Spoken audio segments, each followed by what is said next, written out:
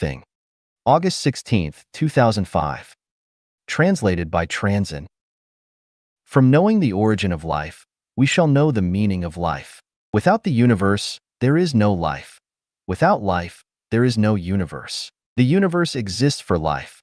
Life exists for universe. We construct buildings with the purpose of providing places for various human activities. They would have no value if nobody used them, and they would soon wear out and collapse.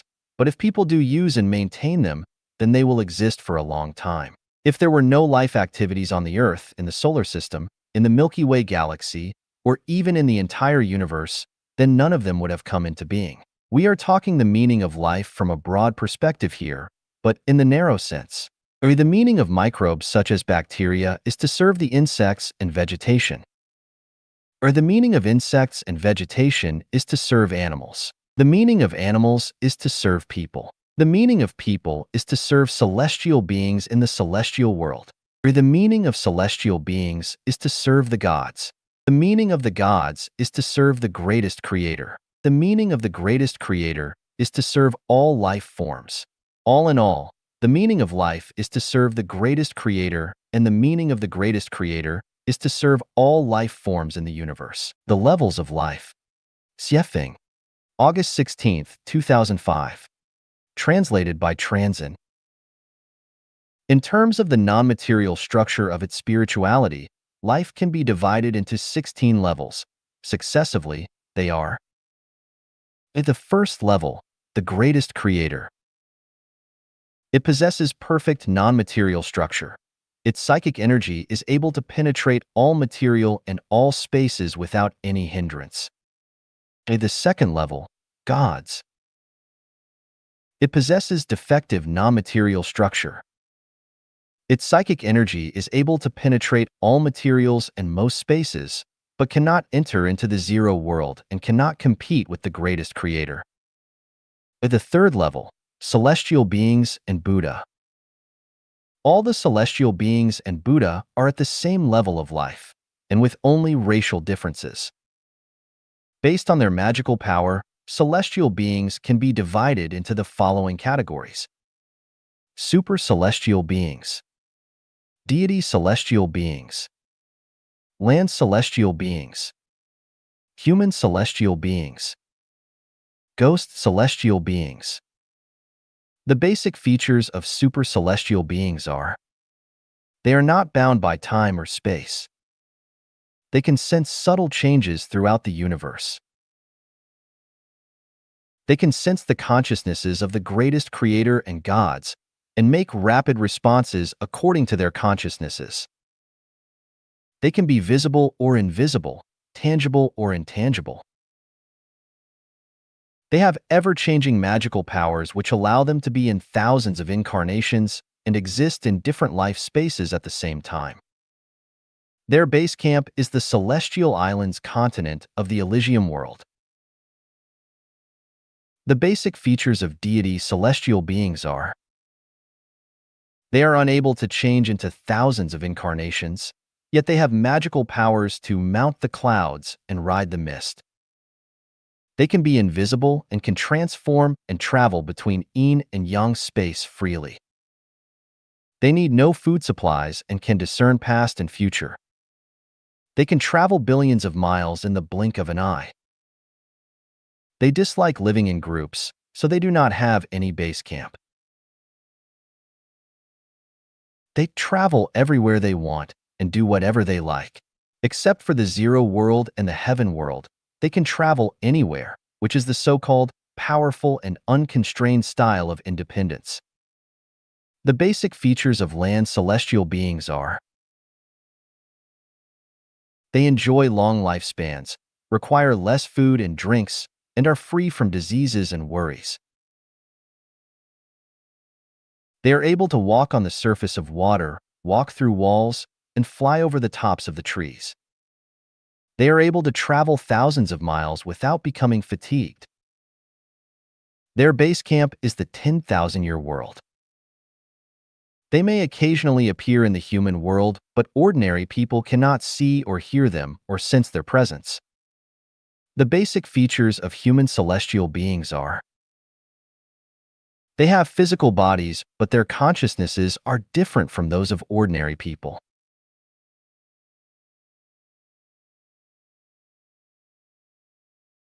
They have obtained knowledge such as the structure of the universe, 36-dimensional spaces, the origin of the universe, life and human beings, the transformation mechanism of causality, and the law of transmigration of life. They are sages attaining Tao and possessing perfect human nature. They do not have private property and do not participate in any form of confrontation or competition. They take things as they are, associate with others by following predestined relations, act in accordance with their nature, and take advantage of opportunities that arise. They live with perfect spirituality and human nature. They know clearly the next stop of their life and have no fear of death in any sense. That means that they have escaped the shackles of death. The community of human celestial beings is on the 1,000-year world. Only 1 out of every 10,000 people in human society possess the qualities of human celestial beings. If they can take one extra step, then they will join the ranks of human celestial being. The basic features of ghost celestial beings are: their flesh is dead, but their consciousnesses still remain in the human world. They are transformed generally from those extremely intelligent people who are too anxious to accomplish their purpose. Buddhas. According to the nature of Buddha, Buddhas can be divided into 10 categories. Buddhas on the supreme authentic wisdom continent are the most superior ones. Other Buddhas live on the God's continent, Moon Temple continent, the continent for 3 realms lives to pass through, Celestial Islands continent, Amida Buddha continent, Ingwu continent, Kasaipa continent, the Borneo continent, and the Lotus continent by their levels. Buddhas on the Lotus continent are the minimum level ones. In the human world, there are no Buddhas in a real sense, but only everyone's original natures. Once people attain their original natures through self-cultivation, their physical bodies will pass into parinirvana immediately, and their life will reach the primary level of Buddhas on the Lotus continent. Or the 4th level, devils. Devils is the incarnation of Buddha. It is a brief but extreme manifestation of Buddhas who are self-refining. The power of the devils is greater than that of Buddhas and can easily reach the level of gods. Therefore, the greatest creator attends to the matter himself whenever a great quantity of devils emerge and restrains them in the cathode black hole body.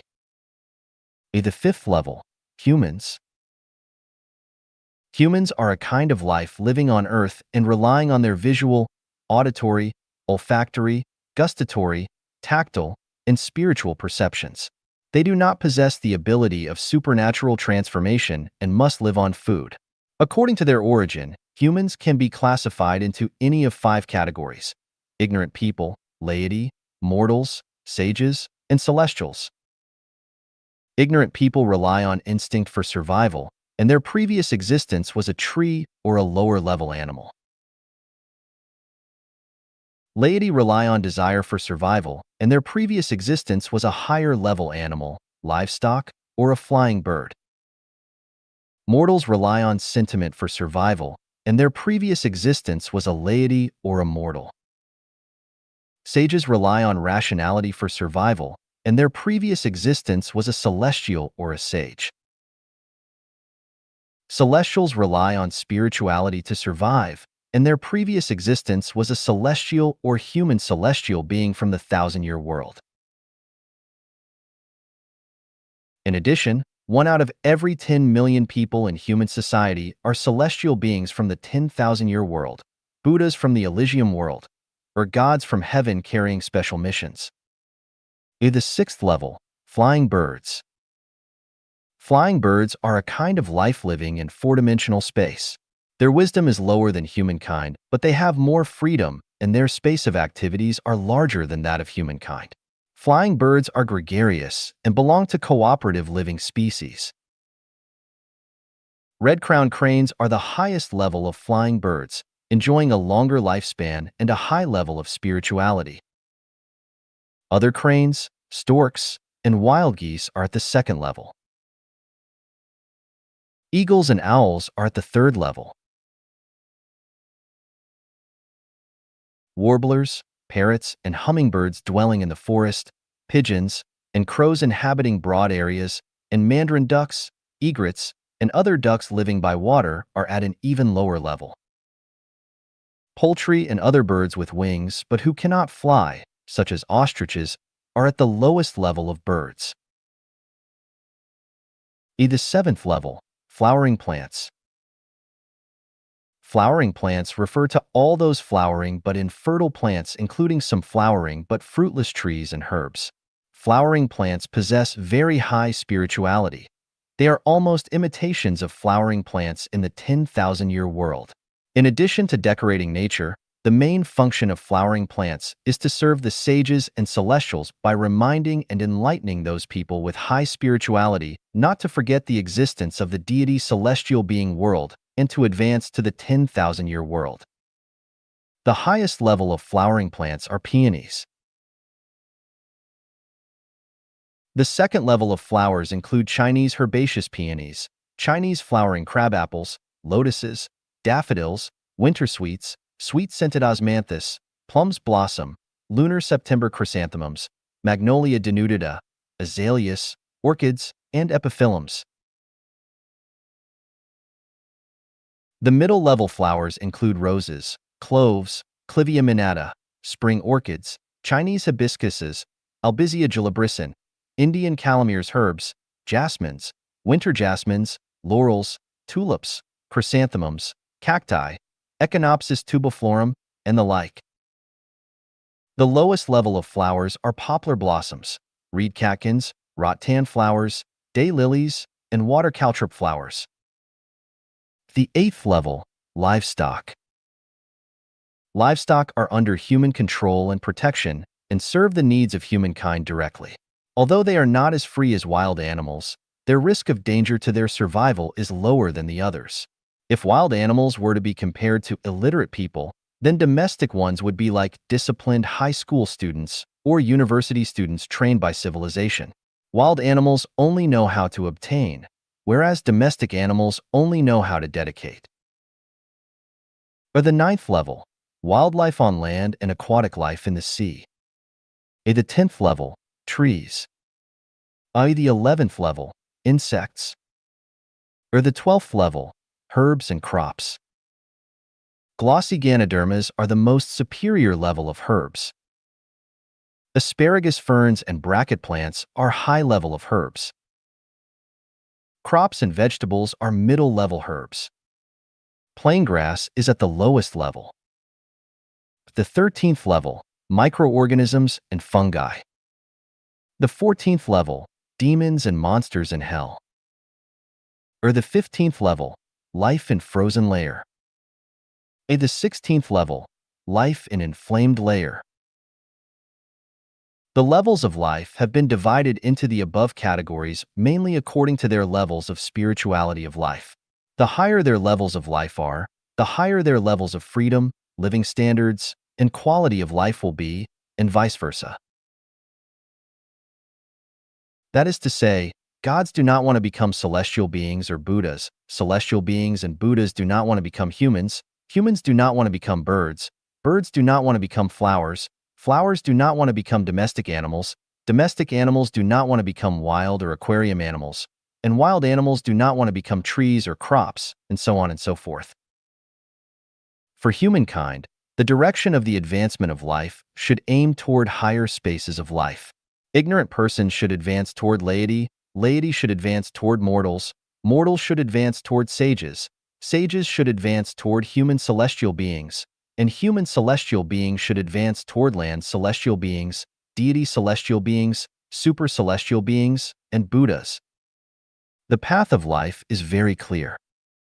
From the perspective of space, people in the human world should strive for the 1,000-year world, human celestial beings there should strive for the 10,000-year world, land celestial beings there should aim toward the free deity celestial beings, and deity celestial beings who wander worldwide all day long should strive toward becoming super celestial beings in Elysium world, which is the top level of life. It is impossible for human beings to become gods, and needless to say, there is no possibility of becoming the unique greatest creator. Everything is clear and simple when seen from this perspective. The Transmigration of Life. Xiefeng. August 16, 2005. Translated by Transin. Essentially, nothing in the universe exists except for energy and life. When energy is absorbed into non-material structures with spirituality, lives manifest themselves. When lives possess consciousnesses, thousands of manifestations of substances will come about. All matter originates from energy and returns to energy in the end. All lives originate from structures and return to structures in the end. Where there is energy, there is life. The total amount of energy in the universe is constant and unchanging. The total number of lives in the universe never increases or decreases.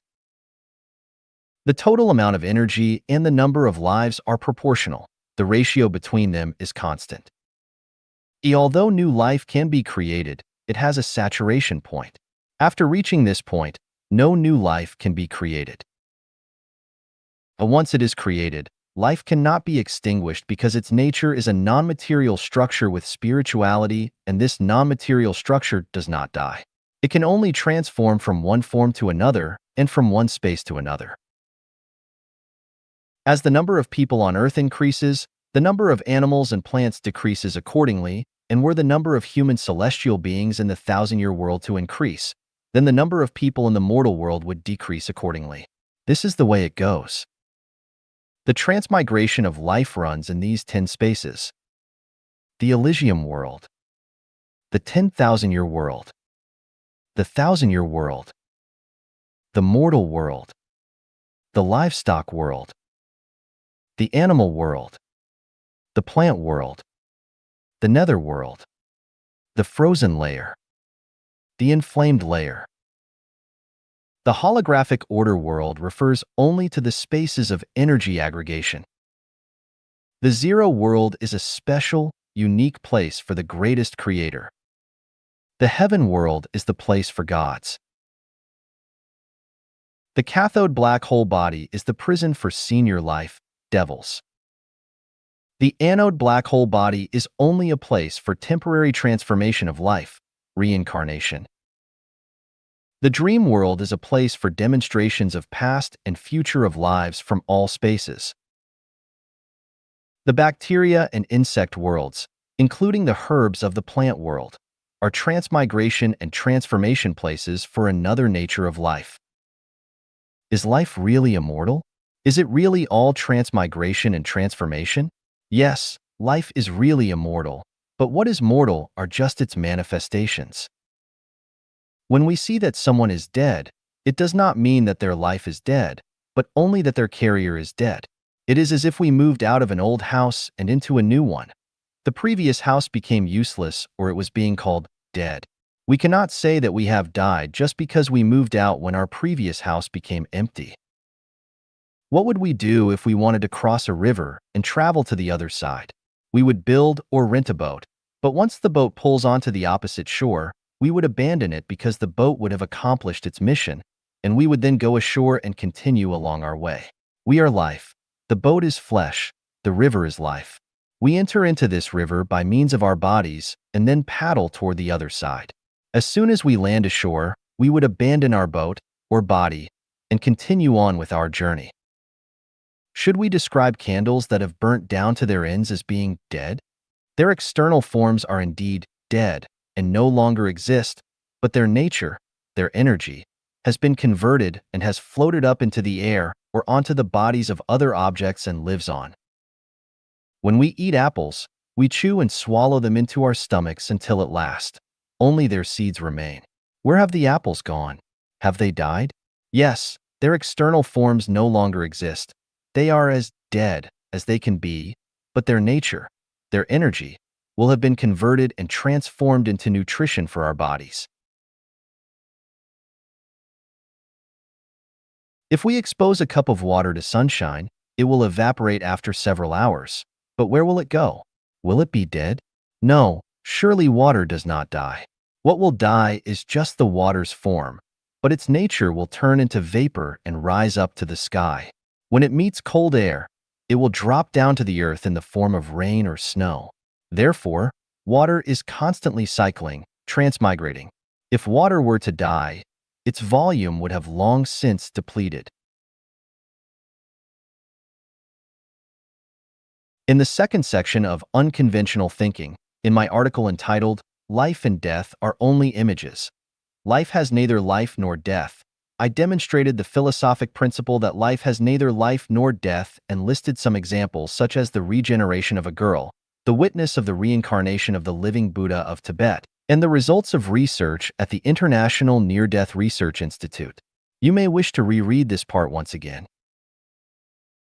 It might occur to you suddenly that someplace or something seems so familiar that you feel like you have been there before or touched it before, but this only happens when your mind is in a peaceful, resting state, and that feeling disappears quickly. Why does this feeling arise? It is because this phenomenon is a reflection of your instant memory from past environments in your previous lives which are buried into your subconscious thoughts. When people come to places where they have never been before, they may get sudden feelings that seem very familiar, and those feelings are proof that they used to live or work there in a previous life. Generally speaking, everyone gets these feelings if they were human in their previous lives, and if they remained human after transmigrating. If they were not human in their previous lives, but were transmigrated from other forms of life, then they would usually not have these kinds of feelings because animals sense things differently. With the rapid developments of human societies and the great environmental changes in the modern era, it is relatively difficult for people to relive these past memories. Some people have mirages in their consciousnesses very often and are extremely sensitive to illusory space, which could indicate that their previous life environments were not in the mortal human world, but rather in the 1,000-year world, the 10,000-year world, or even the Elysium world. The higher one's spirituality is, the stronger their feelings for the nature of life will be, but the duller their spirituality is, the weaker those feelings will be. Death is just a phenomenon of life, but eternity is the essence of life. Actually, there is no birth or death in any sense for the essence of life, but only matters of transformations through transmigrations. This is an indisputable fact. The trajectory of life. Xiefeng. August 16, 2005. Translated by Transin. Everything moves along its trajectory.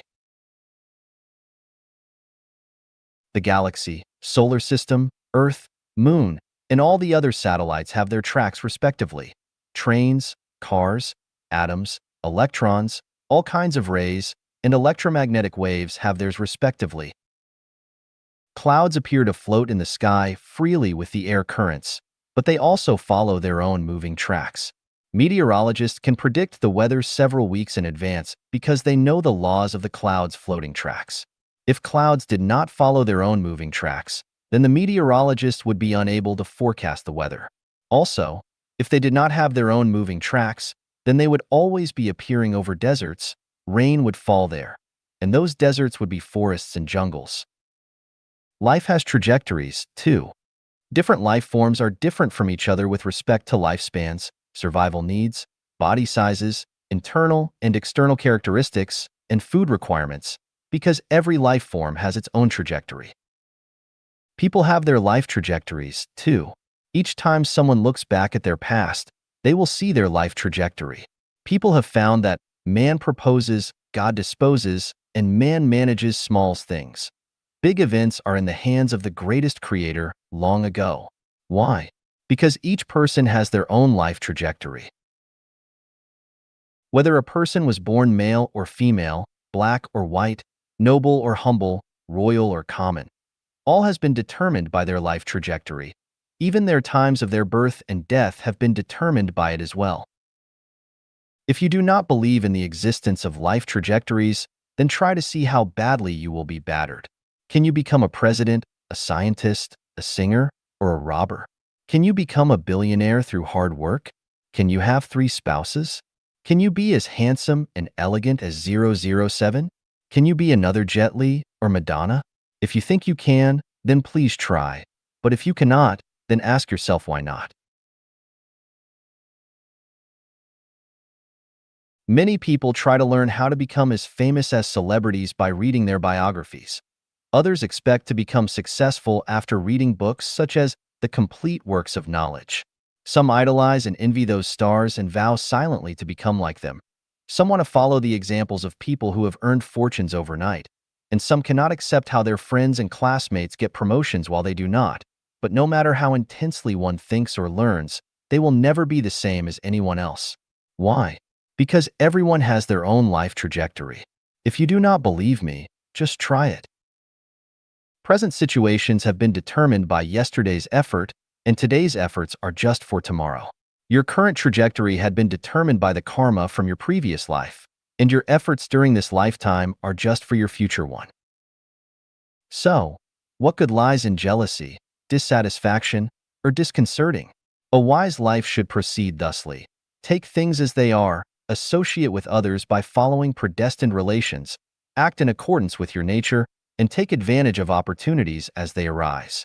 Life has its trajectory, but who designs and formulates the trajectories of life? It is not the greatest creator, not deity celestial beings, not the emperors, not our parents, not anyone but ourselves. In order to understand it, let us talk about karma. What is karma? To maintain the sum of positive and negative energy in the universe as zero is called karma.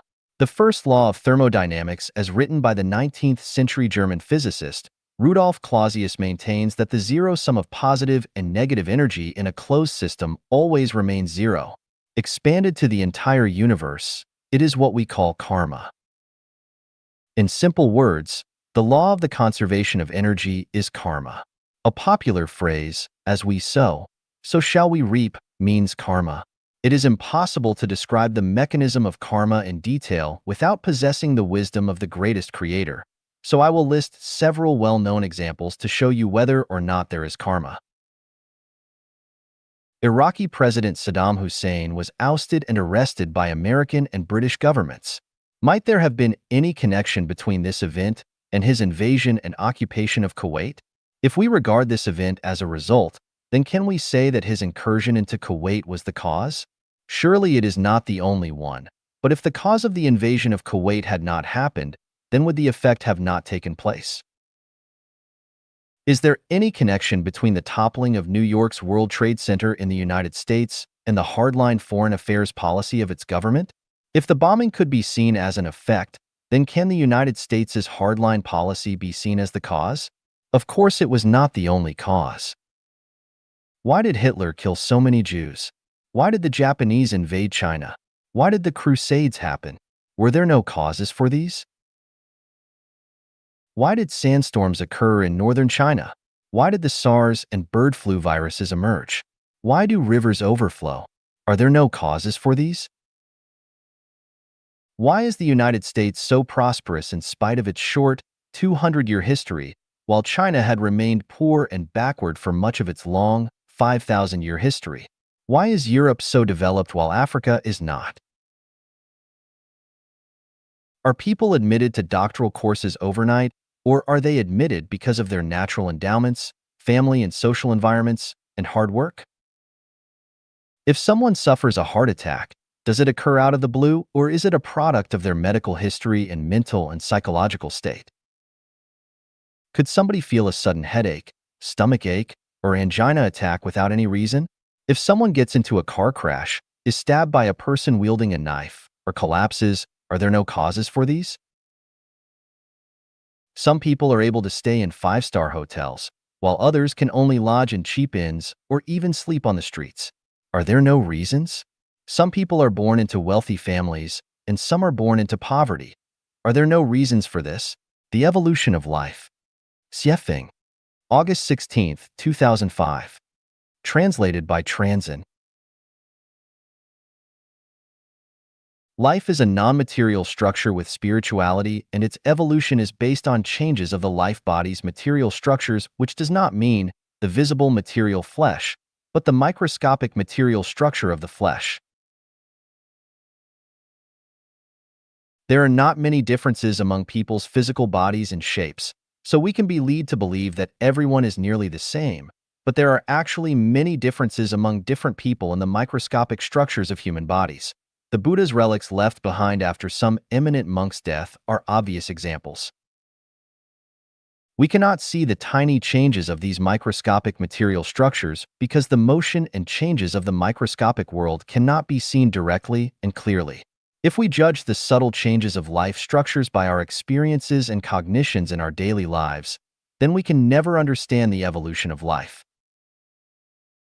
The evolution of life is a gradual changing process.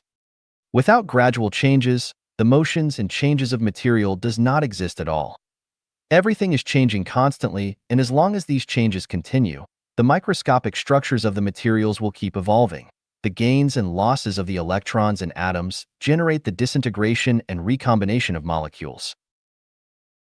All the changes of material microscopic structures need effects from either internal or external forces. Applying this law to people, the internal force is the mental activity or the thinking and conscious activities such as the psychological activity caused by the 7 emotions and 6 sensory pleasures of joy, anger, grief, depression, and the others, and the external force might be sunshine, sound waves, magnetic forces, heat, coldness, and others. There are specific corresponding motion states between any pair of molecules. Some molecules, such as limestone and water, react violently to each other, but others, such as water and oil, are not nearly reactive. This means that all the motions and changes of matter have to observe their laws. A lustful man's blood will surge, his heartbeat will accelerate, his palms will sweat, and his speech will become uncoordinated when he sees a sexy, underclad woman. However, his body will not produce any such reaction from seeing a pig, not even a sexy one that is lactating. Life's evolution progresses in the following ways. In the case of people, as long as there are small movements of internal and external forces, human bodies are likely to produce corresponding changes of composition and decomposition at the microscopic level. Then, after those changes, their corresponding life non-material structures will change accordingly. The tiny changes of non-material structures represent the evolution of life.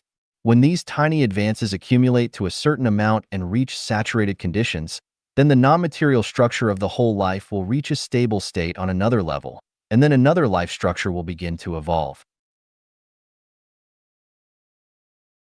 One example is that when the atomic structure of a person obtains electrons continually and the amount eventually reaches 900, added to their intrinsic 100, their non-material structure as person will disintegrate, and they will have taken a qualitative leap and attained the non-material structure of a celestial being. At this very moment, they will have reached death as a human being but be born as a celestial being. Another example is when the atomic structure of a person continually loses electrons. We can suppose that they lose 6 electrons for publicizing ghosts and monsters and polluting people's spirituality, for electrons for concocting various pretexts to force someone to bribe, 3 electrons for taking pleasure in other people's misfortune and ruining their success, 2 electrons for destroying mountains and woodlands, digging grasses, and filling ponds, 2 electrons for passing the buck to self-hold and shift their misfortune onto others, 1 electron for envying others' honor and high status and expecting others of falling in bad luck, and finally 1 electron for beating their spouse and nagging their sons and breaching etiquette toward elder family members. At this point, they will have lost 19 electrons in total. The number of their electrons remaining will only be 81. 100 minus 19 is equal to 81. At this moment, the structure of their life will be approaching that of a dog, and if they lose 1 more electron, then they will die immediately and reincarnate as one because their life structure as a human being will have degraded to that level, and they will no longer be able to exist as a person. This is why some people die suddenly in their youth, others die suddenly in car accidents, and still others die suddenly from heart attacks.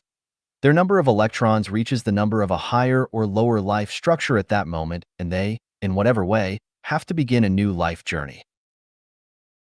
Some aged people suffer for prolonged periods of time with illnesses in beds. This is because their number of electrons is changing too slowly, and in such situations they should not linger in the human world, but try to start their new journey ASAP. The bad solution would be to curse others, blaspheme the gods and Buddha, and abuse children. The good solution would be to wish for world peace, pray for everyone could live a happy and blessing life. May those who used to hurt them enjoy happy futures and long to go to the Elysium world themselves. They had better invite people who have good knowledge of 36-dimensional space, life transmigration theory to interpret the details and sceneries of higher-level life spaces in order to help them forget about their merits and demerits in this life, rid all of their sufferings in this mortal world, let go of all their unfulfilled wishes, and start a new journey with neither worries nor regrets. Occasionally, at the moment of a life's reincarnation, special situations occur. For example, someone's number of electrons might have reached the number needed for a new life structure, but their new life, home, has not yet become ready. They have to put up with it and wait temporarily, usually for less than a month. This is just like a person who wants to move, but their new house is not ready to accommodate them, so they have to remain in their old one for a short time. Where is the new residence? The new residence refers to the anode black hole body in 36-dimensional space, namely the womb. When a fetus enters into the womb, it becomes a new residence. From time immemorial, people have always thought of fetuses as lives, but they are actually not. Fetuses are just residences, not lives. Fetuses will not be lives until a reincarnated life enters into this residence through a space tunnel in 36-dimensional space.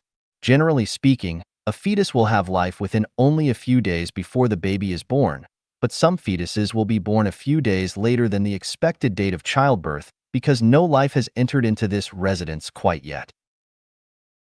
The number of humans on the Earth is increasing quickly because the number of animals is decreasing proportionally. A large number of animals that have been killed by people have made great contributions to humans and have accumulated merits and virtues. As a result, these animals will reincarnate as humans, but the vast majority of people have not killed animals, so they cannot reincarnate as animals after they die. Therefore, the diminished number of animals will not be replenished in time. If such situations continue, the ecological system's balance will be broken and humans may face the greatest calamity at any time. There are 3 ways to correct such an imbalance.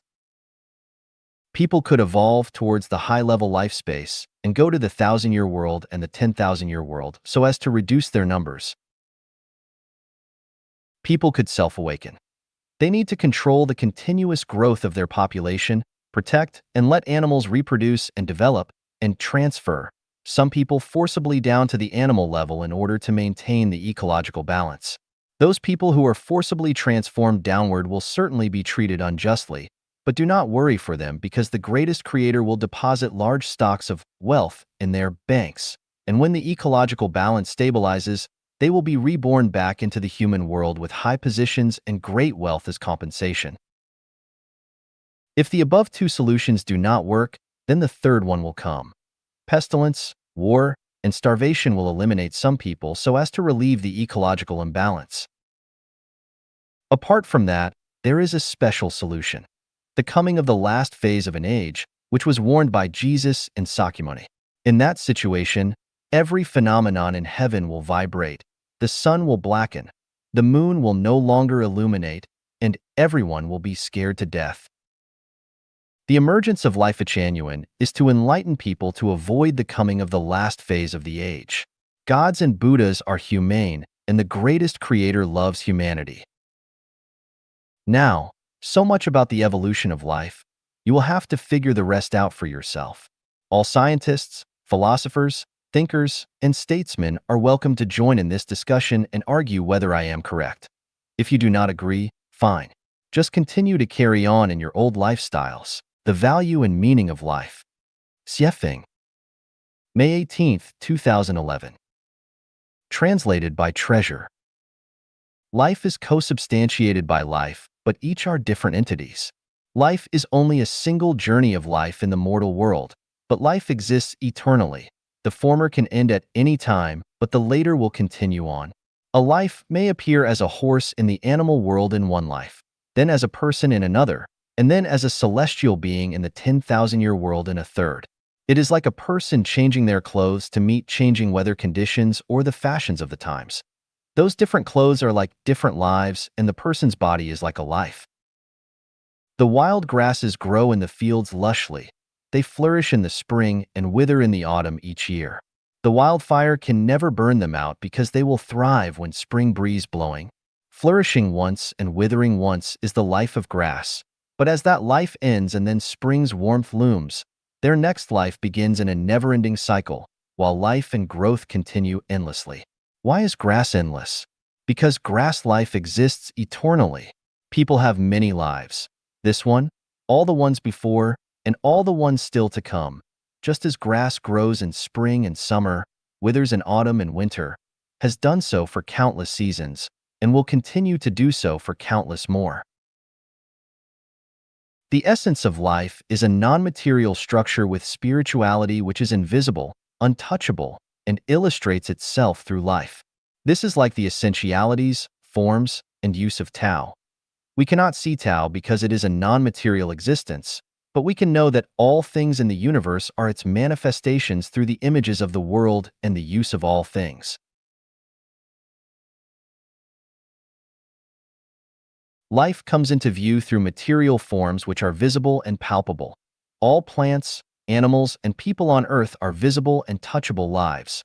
Life can also exist in non-material forms which are invisible, untouchable, and are in the non-material world, such as ghosts in the underworld, gods and Buddha in the Elysium world, and super-celestial beings from the Elysium Celestial Islands continent. All these are spiritual forms. It is just like people who appear in the material world as flesh and blood, but also in the non-material world, such as dreamland, in the form of spirits.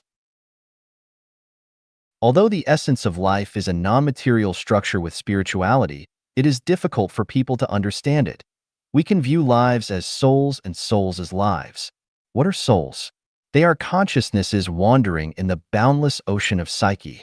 We can simplify lives as consciousnesses to make them easier to understand. That is to say, lives are consciousnesses since the states of consciousnesses determine the existence form of lives and living environments.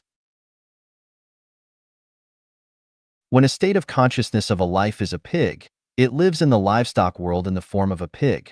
When the state of consciousness of a life is a person, it appears in the material world in the form of a human being. When the state of consciousness of a life is a celestial, it appears in the form of a celestial being in the environment such as the 1,000-year world, the 10,000-year world, or the Elysium Celestial Islands continent. When the state of consciousness of a life is a god, it appears in the non-material world in the form of God. Why did Sun Wukong in Journey to the West have 72 changes in avatar? Because he had mastered the mystery of making consciousnesses change at will. As his consciousness changed, his form of life changed with it. Lives are hierarchical. Some belong to higher levels of life, while others belong to lower levels. For example, flying birds are higher levels than insects. Animals are higher levels than plants. People are higher levels than animals. Gods, Buddha, and celestials are higher levels than people. The greatest creator is the highest level of life. Bacteria are the lowest levels of life. After understanding this basic common sense, we know that higher levels of life have absolute power of life and death over lower levels, that lower levels serve them, and that all of them serve the greatest creator. We know that all lives serve higher levels of life, and the ultimate value is in serving the greatest creator. People raise chickens and pigs to serve people. If they did not, then they would lose their value for existence. Their loss of value for existence would surely result in their destruction. The value of the existence of people is to serve the greatest creator. If they do not, then they will lose their value of existence and will surely be made extinct. The so-called destruction does not mean that our lives would cease to exist, but that they could not exist as humans. They would have to be transformed into other forms, such as descending into the animal world to serve humans. So, what is the meaning of life? The meaning of life is to be an actor in the grand script of universal life. The entire universe is a great dramatic performance in which each life plays a role as required by the script. A reply to Moth Orchid. Moth Orchid, hello, guide. Most people are curious about the meaning of life, and I am no exception. While managing to survive, I try my best to lead a meaningful life. I fully understand and agree with your advice about paying off my debts and ending my worldly ties during this life, but I would like to know, in addition to that, whether everyone has any other meaning in their life or a mission to improve their souls. How do I find out and understand it correctly? Guide. As an individual life, your life is not only an inevitable role to play in the big script, but it also has many plays within the big play as well, such as writing a script of life by yourself, being a director and an actor, marrying and having children, running a company, and so on. Those are the other meanings of life that you asked about. As for the mission of improving your soul, you cannot perceive this. Only higher levels of life know it. For example, Life Genuine Celestials did not originally know their mission to sublimate their souls. They learned that only when they became Chanyuan Celestials. The best way to find and understand other meanings to your life and your mission to improve your soul correctly is to listen to the teaching and guidance of gods, Buddhas, celestial beings, and saints, and letting higher-level lives guide your way. Generally speaking, it is very difficult to realize it by yourself. Moth Orchid. As for you, would your life trajectory have been different were it not for the experience of your curious car accident? Would your life trajectory be very different now? If these changes had not occurred, would the meaning and value of the life you pursue be different? I wonder what the significance of the help and guidance that you provide to others is to yourself. Assuming that your values and views on life were different before and after the car accident, how have they respectively affected your soul? Guide. Without that car accident, there would be no Life Genuine, and I would not have become the guide to life and life. I might have become the president of a company, in which case the trajectory of my life would be completely different. I would be pursuing money rather than to be reaping the ripe crops and ushering in the Life Genuine era for humans, not serving for the whole of mankind and all lives, but serving for a nuclear family and glorifying my ancestors. The value and meaning of my life would be totally different.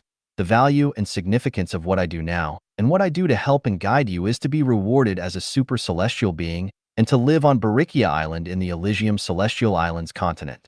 That car accident was the watershed of my life and the turning point of my life channel. Before the accident, I was confused. I knew neither where I came from nor where I was going. I only knew to keep myself busy with survival. I did not understand the meaning of accumulating merits and virtues, or of paying my debts, and of course, needless to say, the mysteries of karma and the reincarnations of life. My soul, that is my consciousness, had been that of a human being. However, after that special incident, I knew where I came from, where I would go, and what my mission was. My life has become quite distinct and clear. My soul, that is my consciousness, first restored my memory of the thousand-year world, and I gradually took on the soul of a super celestial being from the Elysium Celestial Islands continent. Moth Orchid. One more question. I can enter into the non-material world in my dreams. Is there any way for me to let my consciousness enter into the non-material world freely when I am awake? Guide. Yes, by the method of being free from the mortal body in meditation. The 5 Laws on the Eternity of Life. Xiefeng. November 13, 2005. Translated by Transin. Dr. Christopher Langton, the principal researcher at Los Alamos National Life Laboratory in the United States, said, "Life's essence lies not in its specific substance, but in its form." This means that life's essence has nothing to do with material, and it is just a form, a structure without material and a sign invisible to our naked eyes.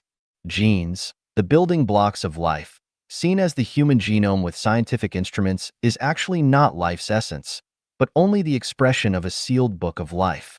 This is why people can make spaceships, but not even make an ant.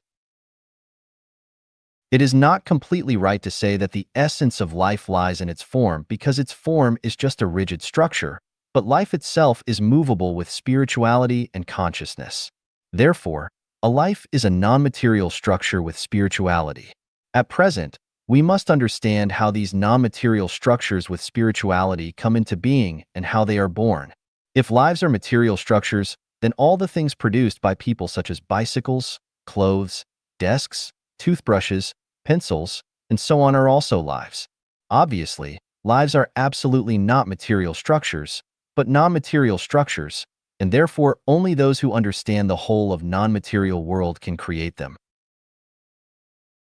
For humans, creating the non-material structure is the hardest nut to crack, but for those who understand the non-material world, it is just a piece of cake. The problem is that life cannot be spiritual with only non-material structures because they must possess spirituality. However, where can we get the spirituality? For the masses, this is an easy question to answer. They will say, it comes naturally, or it originates from evolution. If you ask further, what is nature and how can it come naturally? Life is a non-material structure with spirituality, but how do they evolve by themselves? Those people, with shaking heads and angry eyes, would say, naturally means naturally, and evolution means to evolve step by step. If you go on further, they will become very impatient and say that we are taking unnecessary pains to study an insoluble question. You can visit http://www.lifechanyuan.com to search and browse my critical articles about the theory of evolution. Now, we have to ask the questions, what is the universe and why does it exist? In time and space of the universe, we learned that the universe exists as order and remains relatively stable with the total sum of negative and positive energy always equaling zero. What is this order used for? If we ask what political order is for, what is the purpose of the legal and administrative order established by people, the answer must be that it is a social order established with the aim of serving mankind. Then, what is the order of the universe used for? I have discussed this very clearly in different sections of Chanyuan Corpus and Siefeng Corpus. The universe is designed to serve life. If either perishes, then so will the other. Therefore, as long as the universe exists, life will continue. This is a basic law. Actually, though, the thing that concerns us is not the survival or extinction of the macroscopic life of the whole universe, but that of our individual lives. In other words, what we really care about is, am I going to die forever? This involves such problems as the structure of the universe, the balance of life, the morality of the universe, and others. So I have written some simple discussions about symmetry in nature, mysterious and great power, and the golden mean, perfect proportion. We know that the core of order is symmetry. The universe is orderly, so the universe is symmetrical, and the Taiji diagram is a vivid simile for this. We also understand that the universe is holographic, that one cell can reflect all styles and features. Therefore, we come to the conclusion that life is symmetrical. This symmetry is not only reflected in that of certain individual lives, but in all lives in the universe. From 36-dimensional space, we can see that the zero world, heaven world, Elysium world, cathode black hole body, the 10,000-year world, and the 1,000-year world are symmetric to the inflamed layer, frozen layer, hell world, plant world, animal world, and livestock world. The mortal world is at the exact interface of these two symmetrical worlds. In this way, the symmetry of the whole universal lives is formed, namely the simplified overall structure of life, heaven, the mortal world, and hell.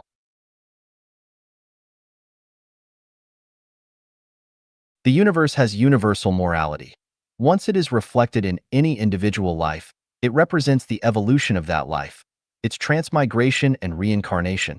For example, if a person's consciousness and thinking resonates on the same frequency as the morality of the universe, then their life can evolve toward heaven, the 1,000-year world, 10,000-year world, and the Elysium world. Otherwise, their life will evolve toward hell, the hell world, inflamed layer, or the frozen layer. Of course, this is just a general version. For a specific individual life, the evolution of life is much more complex. Why is life allowed to evolve? The answer is to maintain the morality of the universe and the dynamic balance of the whole of life. When the amount of any kind of life becomes too large within a limited space, it will have breached its symmetry. That is, it will have exceeded its limit. Similarly, if the amount of a certain kind of life is too small, it will also have breached its symmetry. This is just as with an industrial corporation with hundreds of employees. Only one general manager is wanted and a few division managers, a maximum of 50 sales and logistics personnel, and the highest number of employees should work on the front line. If there are 1 or 90 on the front line, more than 90 sales or logistical personnel, or more than 50 division managers, this corporation is certain to fail. In order to ensure the normal survival and development of any corporation, its allocation of personnel has to be symmetrical. Certainly, this symmetry focuses mainly on the energy aspect rather than the quantity. The symmetry must be movable and flexible, not rigid and stiff. This is like the Earth's allocation of water. Seas and oceans account for the vast majority at 97.24%, glaciers and icebergs are 2.14%, underground tunnels are 0.61%, and rivers and lakes are only 0.0001%. However, all this water has to keep on flowing and cycling through meteorological changes and the Earth movements to maintain a dynamic balance, or life could not survive here. The total amount of life's allocations in the universe is also like this. The amount of flora and fauna should be absolutely abundant. That of humans has to be moderate. The amount in hell is in no way smaller than the number of humans in the mortal world, and the amount in paradise has to be absolutely small. This certainly does not reflect a symmetry of quantity, but rather one of energy. It does not matter if there are a lot of ordinary people, but it does matter when there are too many kings. As a man sows, so he shall reap. Reap what one sows. Dispensing reward and punishment impartially and being meticulous are laws to safeguard the life dynamic balance and reflect the morality of the universe.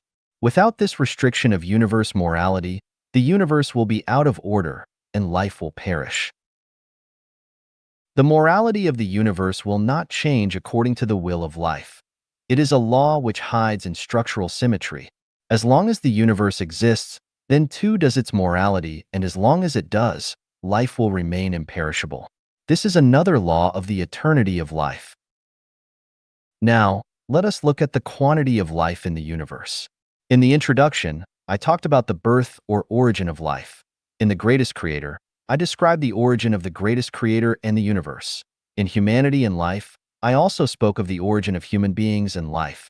Now, I want to ask you whether life's quantity in the universe is overall, static, or dynamic. To be more specific, is the population of humans on the Earth constant or variable?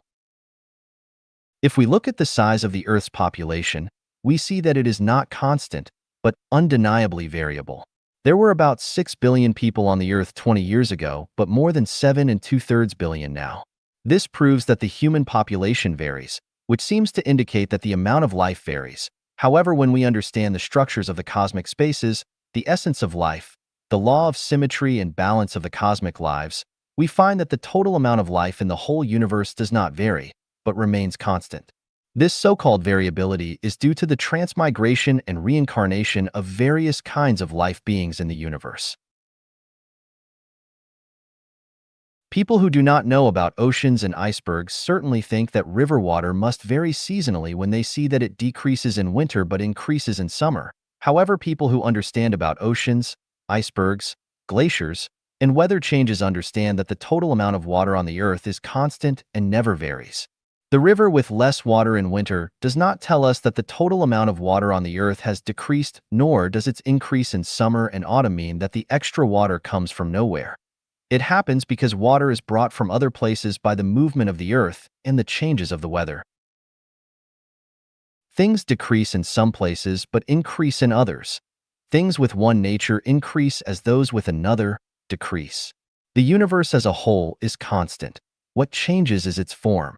The total amount of energy is constant whether the universe is expanding or shrinking. Otherwise, the law of the conservation of matter that we learned as young children would be violated.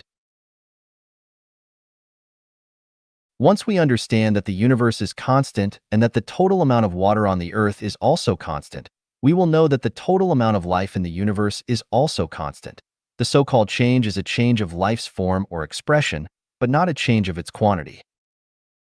There are those who might ask where all the extra people on the earth have come from. Those extra people have transmigrated and reincarnated from heaven, hell, animals, and plants. Have you not noticed that while the human population has increased, animal populations have decreased? The lost animals have morphed into humans. This is unimaginable. How can it be? Is this not far-fetched nonsense?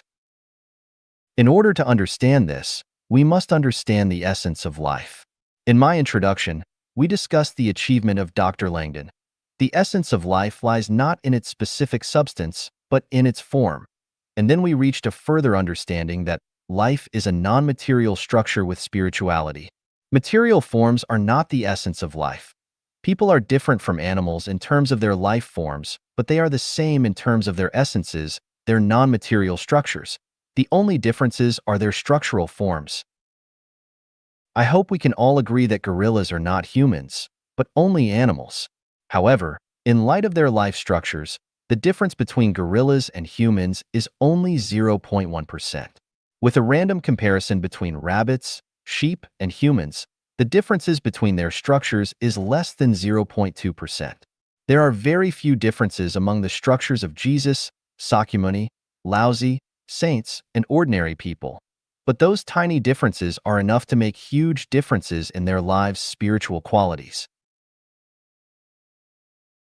Therefore, when we say that many animals have moved on to become humans, we cannot judge them by their forms, but recognize the essences behind those forms.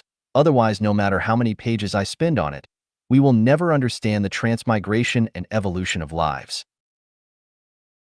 So, according to that transmigration and evolution of life, it is imperishable, and this is another law about the eternal nature of life. Please refer to the evolution of life. We must now put forth this question. Since the total amount of life in the universe is static, then the increases and decreases of some species are the consequences of the opposite happening to other species. What about the situation in which a life is cloned by scientists? Does this prove that the amount of life can be increased artificially? Yes, cloning does increase the amount of life. Take humans, for example. Human bodies consist of trillions of cells. The universe is holographic, and so are human bodies. A person can be cloned from any cell from any other person. Besides, the consciousness of life is rooted in its structure. As long as the structure does not change, the person cloned can possess the consciousness of the original person. Here comes a dangerous signal that cloning violates the natural and moral laws of the universe and destroys the symmetrical balance of life directly. Once it gets out of control, disasters will come in rapid succession and people will face catastrophes. In fact, catastrophes are not far away because of people's intelligence and wisdom. Taiji Celestial once asked me where the 1,000-year world animals come from. My answer was that they are also life and also need to face transmigration and reincarnation. The difference is that their lifespan is 10 times longer than their equivalent species on Earth. People in the mortal world can be reincarnated as animals in the 1,000-year world if they had good life qualities while they were here, because animals in the 1,000-year world live better lives than people in the mortal world. Some might ask whether the total quantity of life was determined in the beginning or if was capped after some amount of time. We all know that both the universe and life had their own origins. Since there were starting points, then the total quantity of the cosmic lives could not have been determined at the beginning, but gradually grew. After the birth of the greatest creator, he created symmetric gods with yin and yang. Then, he created angels in order to allow the universe to fill with happiness and vitality. These angels were divided into super celestial beings and Buddhas for the influence from the yin and yang gods. After the division of super celestial beings and Buddhas, in order to make them enjoy the joy of creation, under the permission and acquiescence of the greatest creator and the leadership of the gods, angels began to create lives, especially human being, according to the life blueprint endowed by him. However, because of the shortage of lower-level spaces of life, this creation destroyed life's balance of symmetry. He then implemented two great life extinctions events on the earth in which most lives were transferred to the Een world, the Hell world. In this way, many lives were treated unjustly. So in order to balance things out, the greatest creator created the 1,000-year world, 10,000-year world, and Elysium world. Since then, the quantity of life in the universe has reached its limit, and thus its total quantity was strictly determined. After this, Sakyamuni and Jesus were sent to the mortal world to educate people. Prophet Muhammad, PBUH, also received his divine oracle and traversed his own journey to guide people from their respective factions toward heaven. Humans have three origins, and this is why there are three major religions: Buddhism, Christianity, and Islam. The differences in the doctrines resulted from the different origins of their lives. This is just an outline of an outline, and its real complexity would be too difficult to explain clearly as it involves too many astonishing details. A little imprudence could cause major misunderstandings, so therefore it can only be perceived by heart and not explained verbally. Scientists are taking efforts to establish a unified field theory of the universe while the gods are endeavoring to establish a unified perspective theory of human beings. Both groups are trying to unify all the inharmonious elements into the harmonious way of the greatest creator, which is why phenomena such as angels descending to the earth, Martians coming to save the earth, New Age concepts, and others are appearing. The birth of life genuine is a part of this general trend. Those with clairvoyance can smell the era changing from life genuine. Because of this, all religions except for the three listed above are heterodoxical because of their false sources and should cease their activities and disappear automatically. Owing to the different doctrines and unconquerable qualities of these three, they should compromise with each other and gradually blend together in order to safeguard the harmony of cosmic lives. In the eyes of the greatest creator, all lives are equal and share the same opportunity.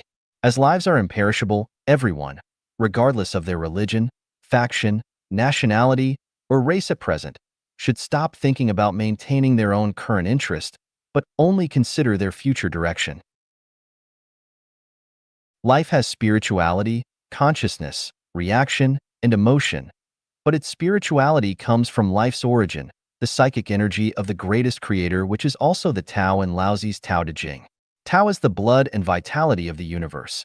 It runs throughout all time and space and exists in motion and variation of all material and non-material beings. As long as the greatest creator exists, Tao works. As long as Tao exists, life is imperishable. Even if we wanted to end our own life, it would be impossible. We could only kill our physical body, but we could never kill our life because our life and Tao, the psychic energy of the greatest creator, are integrated. Owing to the eternity of Tao, the life attached to it is imperishable. This is another law of the eternity of life. Finally, let us look at whether or not the non-material structure of life will ever be faced with extinction.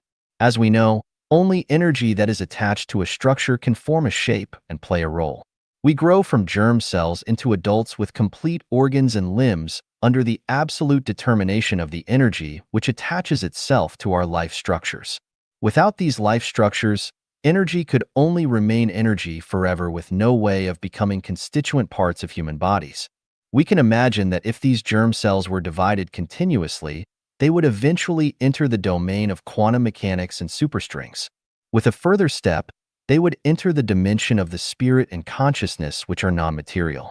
All material with forms in the universe are ever-changing and able to disappear, but spirit and consciousness are not.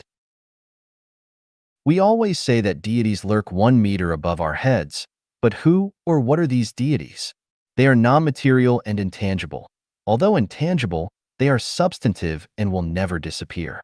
Each material has a structure and each non-material also has one.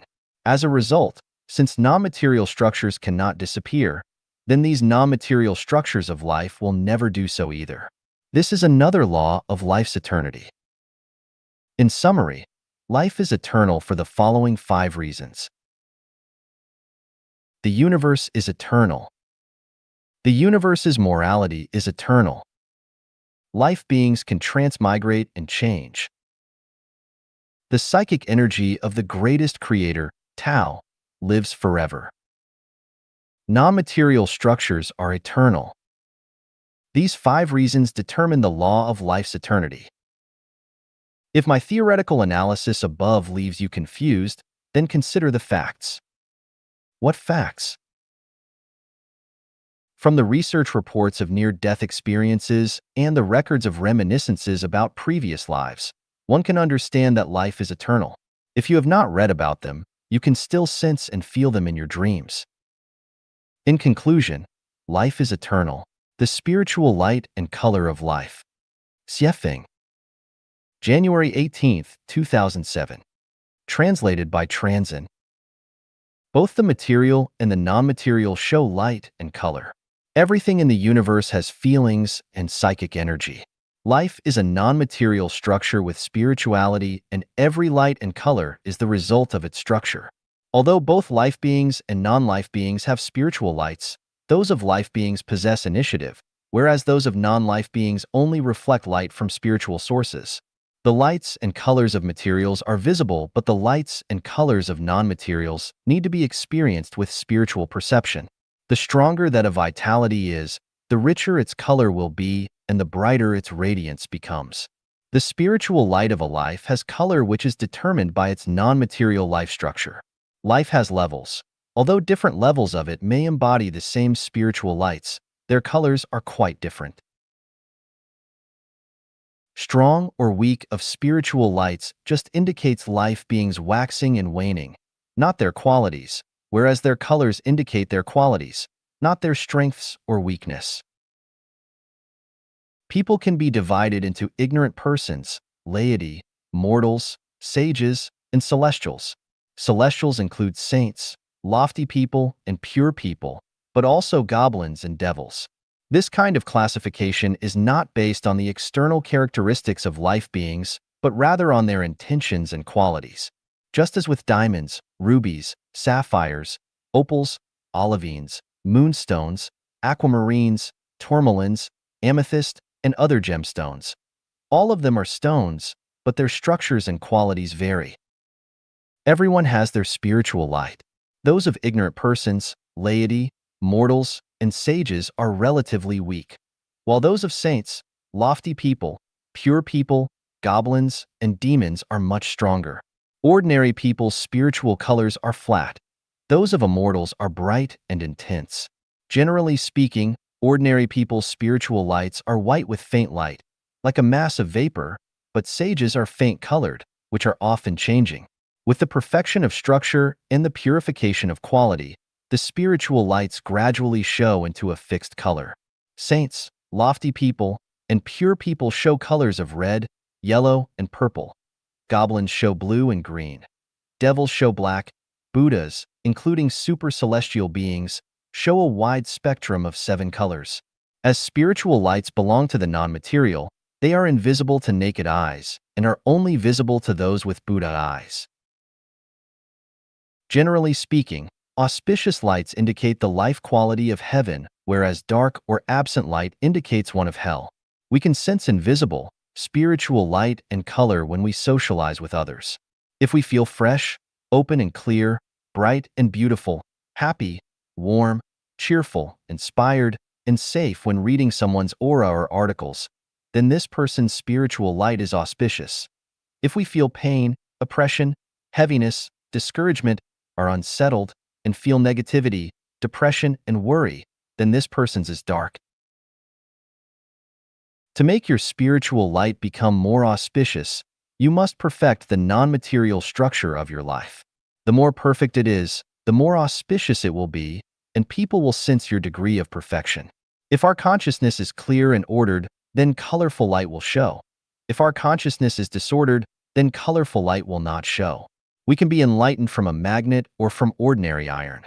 The former has polarity, the latter does not. The difference between them lies in the arrangement of their molecules. The former is orderly, the latter is not. Of course, our environment can inspire us as well. Just as when we go shopping, Some shops are clean and tidy, bright and lively, and welcome us inside, while others are disorganized and gloomy and make us feel oppressed. The non-material structures of life are like those shops. Some people's life structures are like green hills with clear water, bright and colorful, while others are more like barren hills with muddy rivers, barren grounds, and evil. Different structures present different spiritual lights and colors. Looking up to heaven, we only see the blue sky and white clouds, but cannot see the concealed, infinitely natural scenery. This is because our spiritual perception is too weak for our consciousness to enter into the non-material world. What do we see as we gaze across the vast Gobi Desert? Most people just see sand, but some see the grand phenomenon of heat currents flowing across the Earth's surface, while others even see mirages. The longer you concentrate on something, the more you will understand it and find things that are invisible to others. I hope that everyone glows with auspicious and colorful spiritual lights and that everyone will see them. New understanding on the life and death of life. Xiefeng. April 3rd, 2011. Translated by Transin. The issues of life and death with regard to life do not exist. The only issue is that of conversion. So-called life and death are only false appearances which have mistaken the existence and disappearance of the carriers of life for those of life itself. It is a misunderstanding of life to say that it is born or dies. Since people do not understand the whole truth of life and its length, they define it mistakenly by way of their limited vision. Morning bacteria have no idea of the first and last days of months. Cicadas are unaware of spring and fall. Bacteria that emerge in the morning and die in the evening have no experience of what days are like.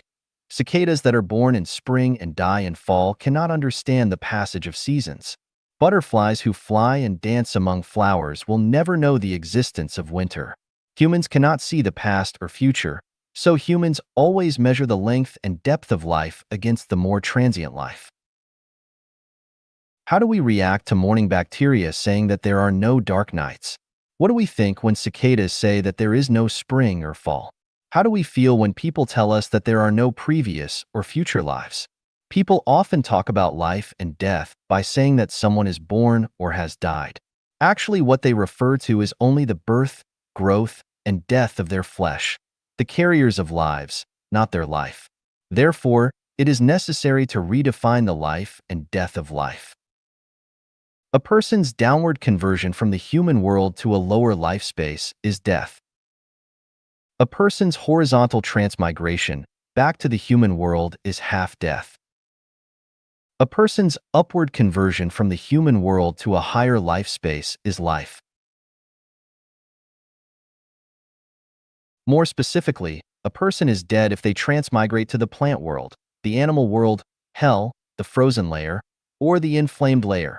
A person is half dead and half alive if they transmigrate back to the human world. A person gains life if they advance toward any of the 3 levels of heaven, the 1,000-year world, the 10,000-year world, or the celestial islands continent of the Elysium world. It is up to everyone to choose for themselves whether they go to death, half-death, or life.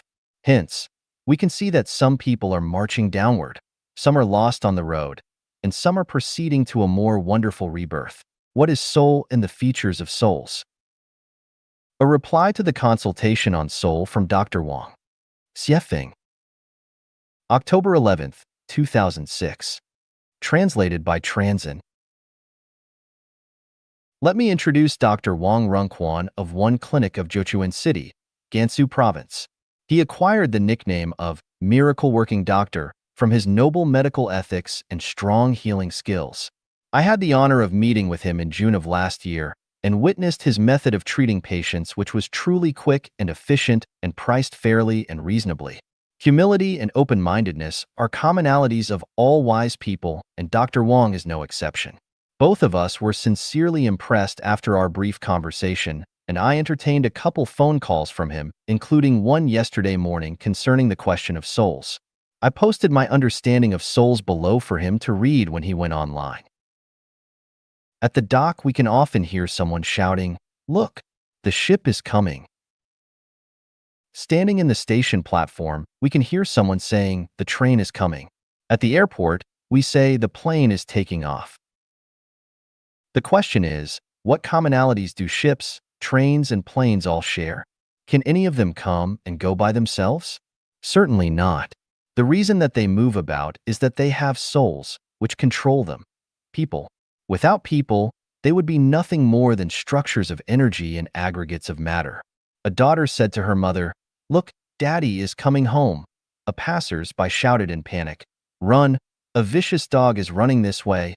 A young girl cried to her older sister, "My rabbit ran away." We need to ask what trait the dad, the wild animal, and the rabbit share. Why can they move? And why are they no longer able to do so when they die but their legs, vital organs, and heads are still there? The reason is that they can only move when souls inhabit their bodies. After their souls leave them, they are no longer able to move even though their physical structures are intact. They become the same as those ships, trains, and airplanes without people. So, the physical structures are nothing more than aggregates of materials formed by energy attached to them. They are vessels. The driver of the train gets off and leaves it motionless and dead, but the soul of the train, the driver, is not dead. Just as a soul leaves its flesh motionless and dead, but the soul of the flesh does not die. The Western research of near-death and numerous instances of reincarnation tell us loudly and clearly that human souls still exist after their physical deaths, and that they can find other carriers to continue to exercise their missions, just as drivers can replace cars and continue driving. Many people have witnessed the phenomena of soul infusion. Very normal people's voices change suddenly along with their pronunciation and intonation, and they say something very strange, but have no idea why. This proves that another soul has expressed itself by borrowing this carrier. Many people have such experiences in which they clearly perceive that other persons are talking to them in their minds, and they can even remember and write down what they tell them. Jane Roberts, Seth, and her receiver, who disseminated New Era information, and Neil, the author of Conversations with God. Their behaviors have proved the independent existence of souls, but what exactly are they? The answer is that souls are non-material structures with spirituality and share the following 8 basic characteristics. Souls have spiritual nature and are alive. Souls are non-material, invisible, inaudible, untouchable, and immeasurable in the material world. Souls are weightless. Souls are consciousnesses. Souls function in the material world only when they are attached to specific carriers. Souls have memory. Souls have regional properties. Souls can penetrate and enter any substances from their gaps like beams and waves. Souls are consciousnesses that contain psychic energy but are not the psychic energy themselves. The psychic energy is the source of life and is found everywhere in the universe, whereas souls are just small psychic energy regiments. Not only can souls take people as their carriers, but they can also inhabit other animate and inanimate objects such as houses, vehicles, computers, trees, stones, and so on as their carriers as well. Whether souls go to heaven, hell, or back to earth depends on their contents, namely their consciousnesses. The reincarnation of souls abides strictly to the management and arrangement of Tao. All the reincarnations of souls must pass through the continent for 3 realms lives to pass through. This is a filter with different densities at different layers through which the souls will enter their corresponding spaces. In Life Genuine, we usually identify consciousnesses instead of souls for easier understanding and refinement. Dream world and the space of life. Xiefeng. August 15, 2017. Translated by Treasure. Suppose that you could either sleep and have a wonderful but illusory dream for 80 years, or that you could study, work, and struggle in reality for the same 80 years. Which would you rather do? Enjoy the unreal dream or struggle through reality? It is the same 80 years. What is the difference between the real and the unreal one? Are both not experiences of life? To life, there is no real or unreal problem. Where were you when you were dreaming? Is everything in a dream not our reality? Is the feeling in the dream not real? Are the feeling and experience of annoyance, worry, joy, and fear not the same as they are in our reality? Actually, life is also a dream. However, our thoughts corner us stubbornly in a supposed reality and we ignore the other space of life. I. Human lives die, but life does not. Life will continue to live on in a dream without a body. The point is, which dreams shall we dream? Pleasant ones or nightmares? The space of life is infinite, and the time of life is also infinite. Everyone dreams. What happens in those dreams? It may be unthinkable and unimaginable, but you can reunite with dead loved ones, allow yourself to fly, miraculously transform into things and situations that you long for, and you may even make love in your dreams, and the feelings of making love in dreams are more intense, comfortable, unforgettable, and impressive than of those in reality. What is unimaginable in reality can be realized in dreams. You can even attain magic powers and spells. Why not live a wonderful dream? What matters is how we can make long-term wonderful dreams. Associated with our consciousness is the ability to have a nightmare or a pleasurable dream. All the situations and scenarios in our dreams are created by our consciousnesses. In other words, they are related to the qualities of our lives. If our non-material structure is perfect, then we can have great dreams, while defective non-material structures lead to nightmares. Question: where are heaven and hell?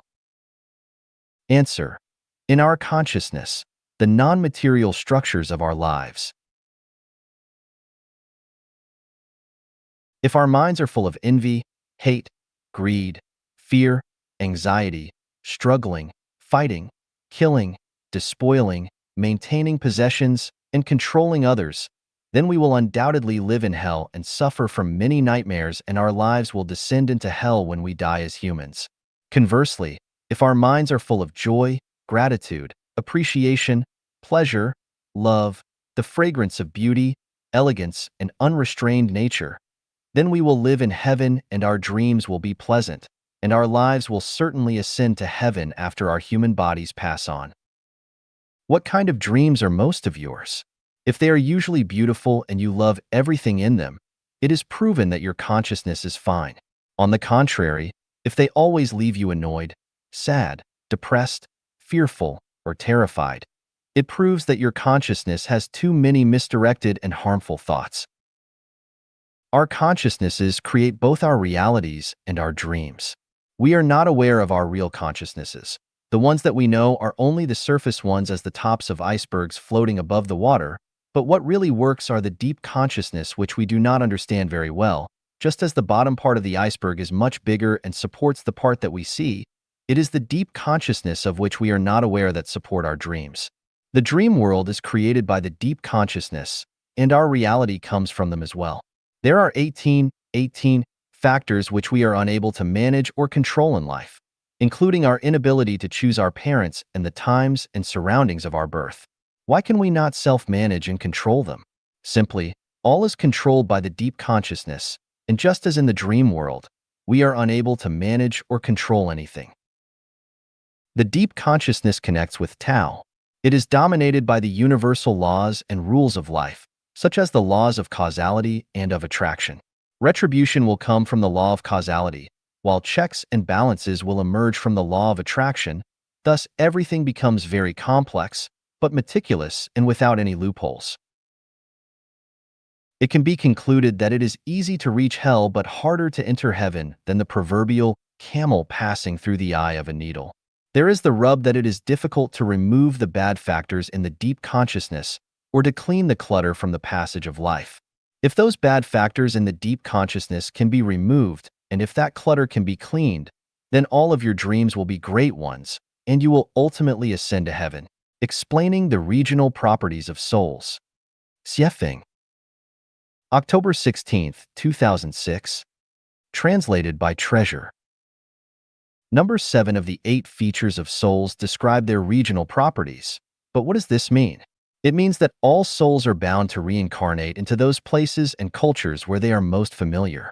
Black people are bound to reincarnate into black, white people reincarnate into white, and yellow ones into yellow. Japanese individuals usually reincarnate into Japanese cultures, Chinese into Chinese cultures, and Indians into Indian cultural environments. Why is this so? It is because of the structure of life. Water droplets fuse together easily as they also do with milk, but they will never fuse with oil. This is a characteristic of their structures. The apple never falls far from the tree, and so it is with souls because one only feels safe when they are in a familiar environment. The size of a soul world is proportional to the content of its soul. People who live in remote villages all their lives will reincarnate into those same villages because their souls only know those contents and nothing else. The structures of their lives are only in accordance with life in those villages. Structures have attractions, like birds of a feather flock together, and similar structures attract each other. Europeans rarely reincarnate as Chinese because the cultures there do not conform to their soul's contents. They lack gravity to them, or it is far less to them than that of their original culture. Anyone who lives in a strange place within an alien culture will feel out of place, lonely, and eager to go home. Going home is every soul's wish, but where is home? The most familiar place is one's home, and home is one's most familiar place. This is to say that souls have regional properties. Generally speaking, one will usually reincarnate into a place that is most familiar to them. We have never heard of a Tibetan living Buddha coming from Africa or Europe. According to the above principle, souls should reincarnate into their own families, and this would prove the regional property of souls. So why do some people reincarnate into places far away? This question involves their carriers of life. Souls are spiritual entities which can only function when they become attached to physical bodies.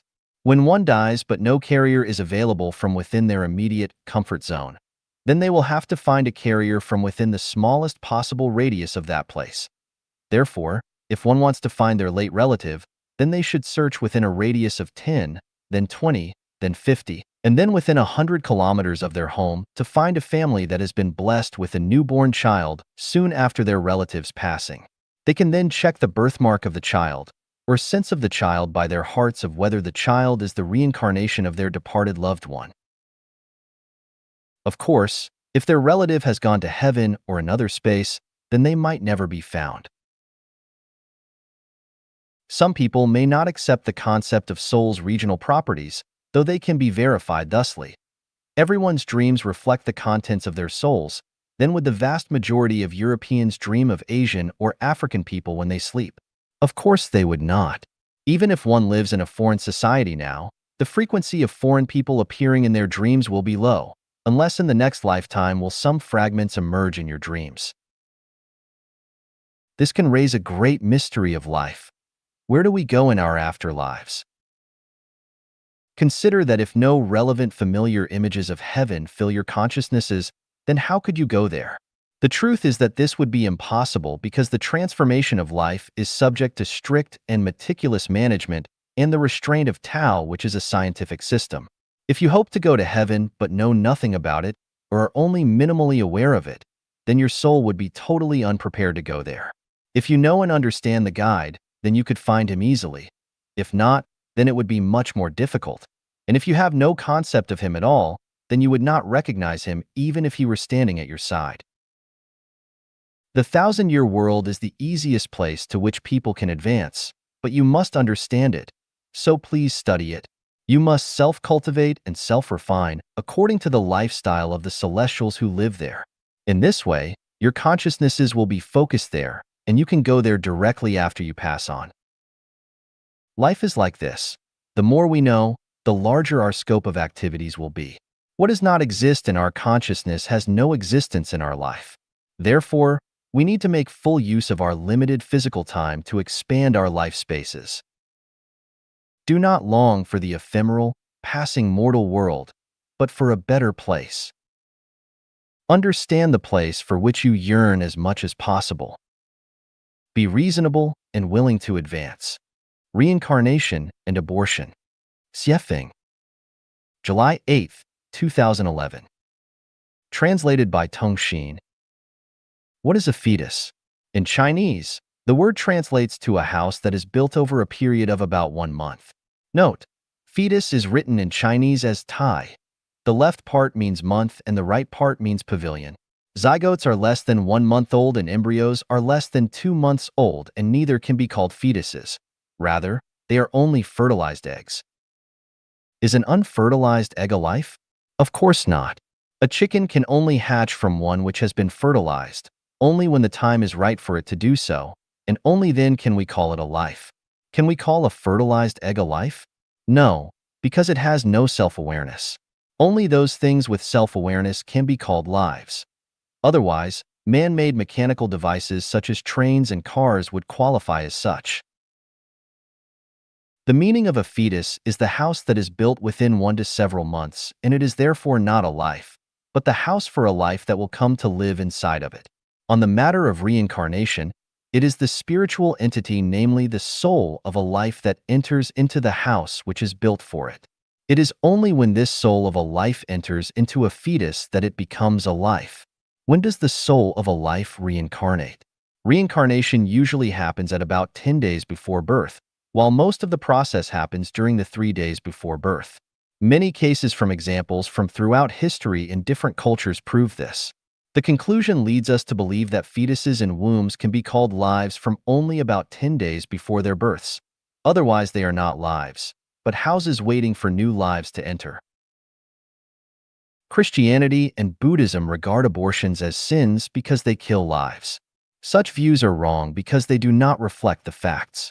If we take a fertilized egg or a fetus as a life, then the concepts of heaven, hell, and reincarnation cannot exist because many new lives are born. Many old ones die continuously, and one could only live for one life as a human, and this is clearly not true. Should a young girl who becomes pregnant after having sex without any knowledge and methods of contraception abort her growing embryo or fetus? Please do not preach morality here. It is useless at this time, and we should only consider the ramifications of whether she should carry to term or not. If you do not agree that she should abort, would you be willing to be responsible for the nursing and rearing of her child? If you will not do this, but speak loudly against her abortion and say that abortion is a sin and a crime, please explain where your moral responsibility is. Life genuine is the final course for human beings. Everything is concluded by the final course. Clear the passage of life. Xiefeng. August 14th, 2017. Translated by Fengxing. By the existence of things, we profit, and by the non-existence of things, we are served.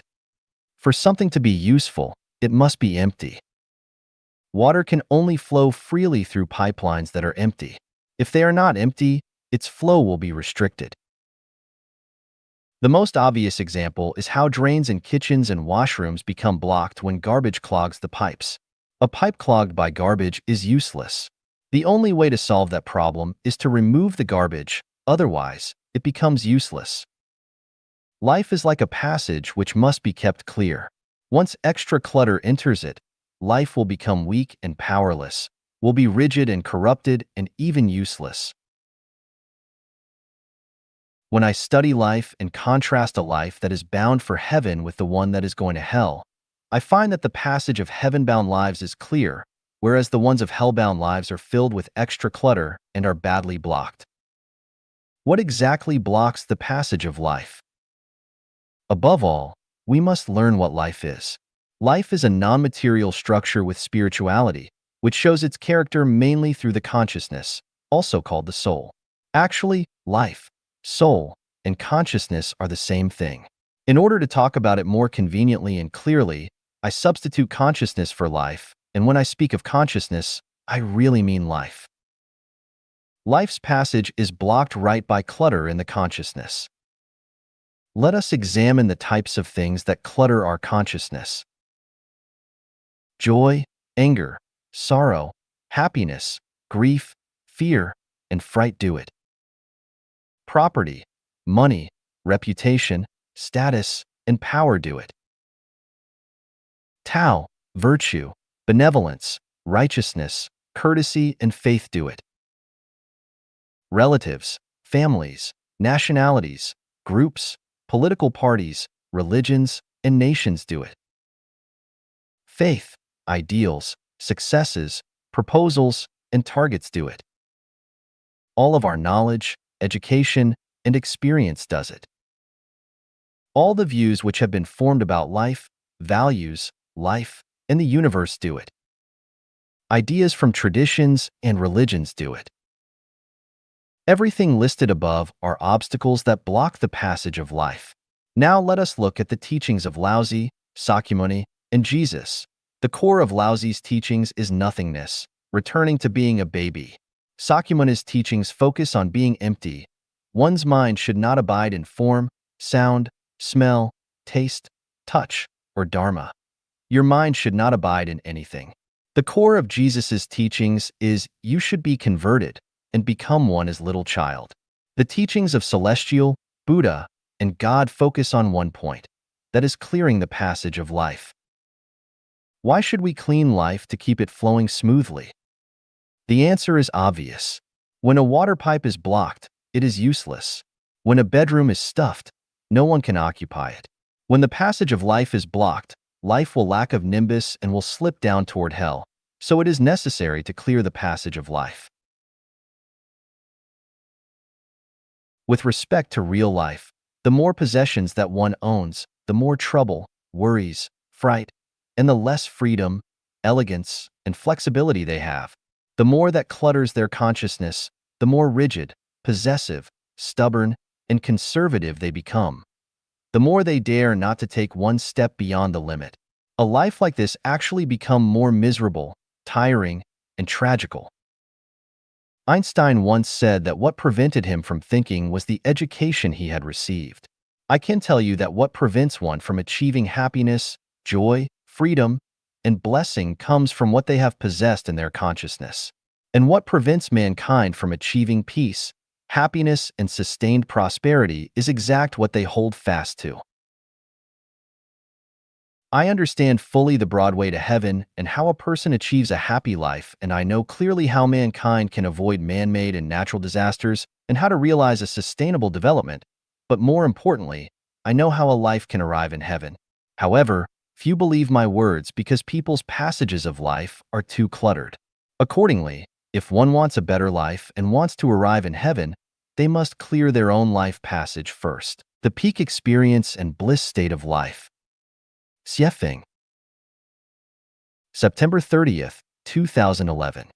Translated by Treasure. The prestigious American psychologist, Abraham Harold Maslow, has presented his theory of the hierarchical needs of life, in which he postulates that self-realization is the highest need of one's life, that the most perfect symbol of obtaining the highest need is peak experiences, and that his definition of it is a strong identity experience. I will summarize the following 18 characteristics of its specific intention here. Everything blends into one harmonious and integrated whole. Becoming an integral part of nature by losing oneself and melting into it. Being in the best state as when a river flows vigorously. Being good at what one does and handling things with great facility. Being full of confidence as if all can be conquered. Being free from suffering and optimistic about everything. Being as unsophisticated and pure as a newborn baby. Being flexible and tactical and improvise at will. Being unique by blooming one's own nature fully. Being absorbed in the present. Being unworldly and regarding spiritual pursuit as supreme. Being in a state of perfection with abundant essence, chi, and spirit. Being poetic and full of mysterious ecstasy. Release one's energy completely and being clear, bright, and fresh, and as if all inner. Feeling fresh, clear, and being free from hostility and hate within. Being free from worldly affairs and at absolute peace. Immersing oneself within the ecstasy of delight and feeling everything's amazement. Being overjoyed and grateful for God's. How many people can enjoy the peak experience that is described above? I suppose very few. What is that wonderful state that obsesses you and makes you lose yourself and meld with the outside world feel like? Consider the following descriptions. I feel like I am in heaven. I have a vague sense of vertigo, that exciting warmth, fullness, wetness, and power.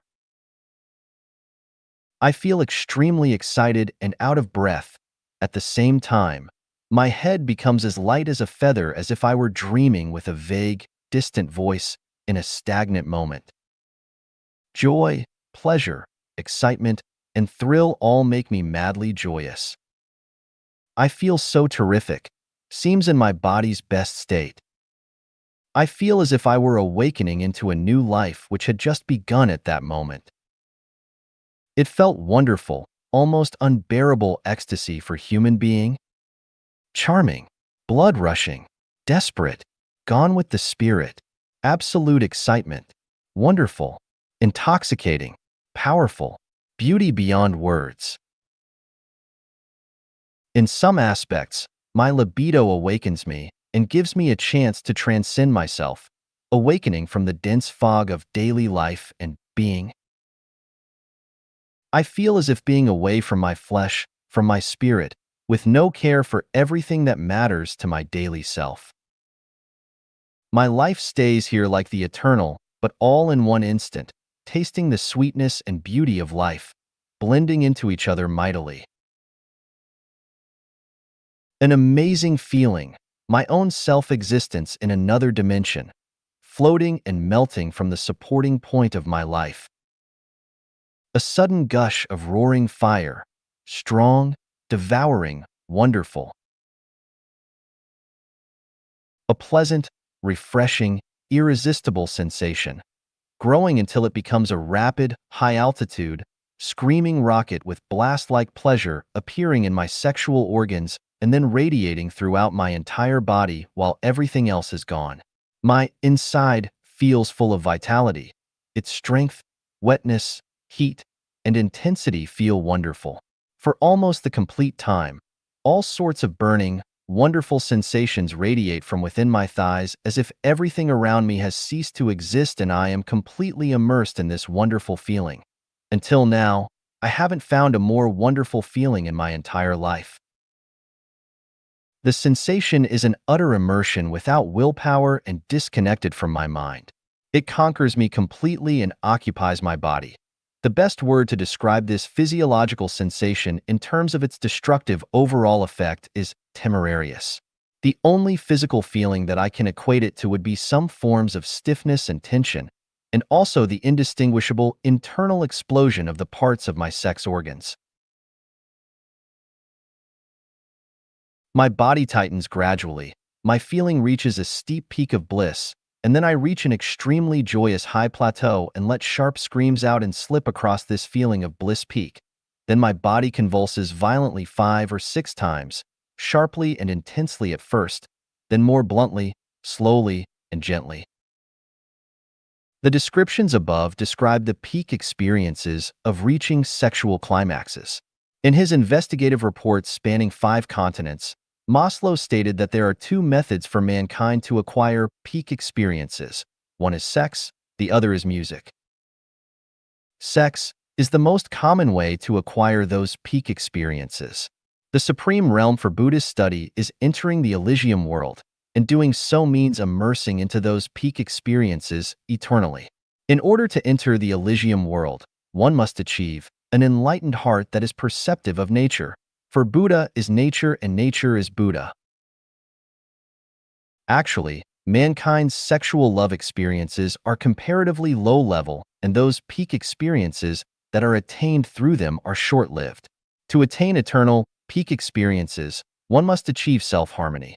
That is to say, a life must possess both yin and yang and be completely free from the external sexual supplement but remain in the state of oneness with yin and yang, just as the yin-yang fish shows in Taoism.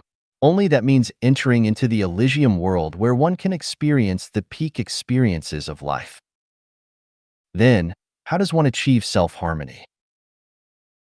This is an enormous, complex, and systematic project of self-refinement and self-improvement. What I do each day is to guide Chanyuan Celestials to develop towards self-harmony. To recap briefly, in order to achieve self-harmony, you need to meet these 4 requirements. You must de-weed your soul garden completely. You must pay back all your debts from all of your past lives. You must accumulate enough merits and virtues in heaven. Your consciousness must ascend to the perfect state like a celestial being or Buddha. The building and living experiences of the new oasis for life are all for fulfilling the above tasks. I designed the new oasis for life carefully, including its locations and all the details of its planning and building. At present, all Chanyuan celestials who have taken part in building and experiencing the life in it can have joy, happiness, freedom, and blessings here. They will feel the peak experiences continuously and finally attain self-harmony in order to enter into the celestial island continent and enjoy eternal bliss. In fact, Buddha and Bodhisattva have already revealed the way to attain self-harmony and enjoy the peak experience of life and bliss long ago as described in Heart Sutra.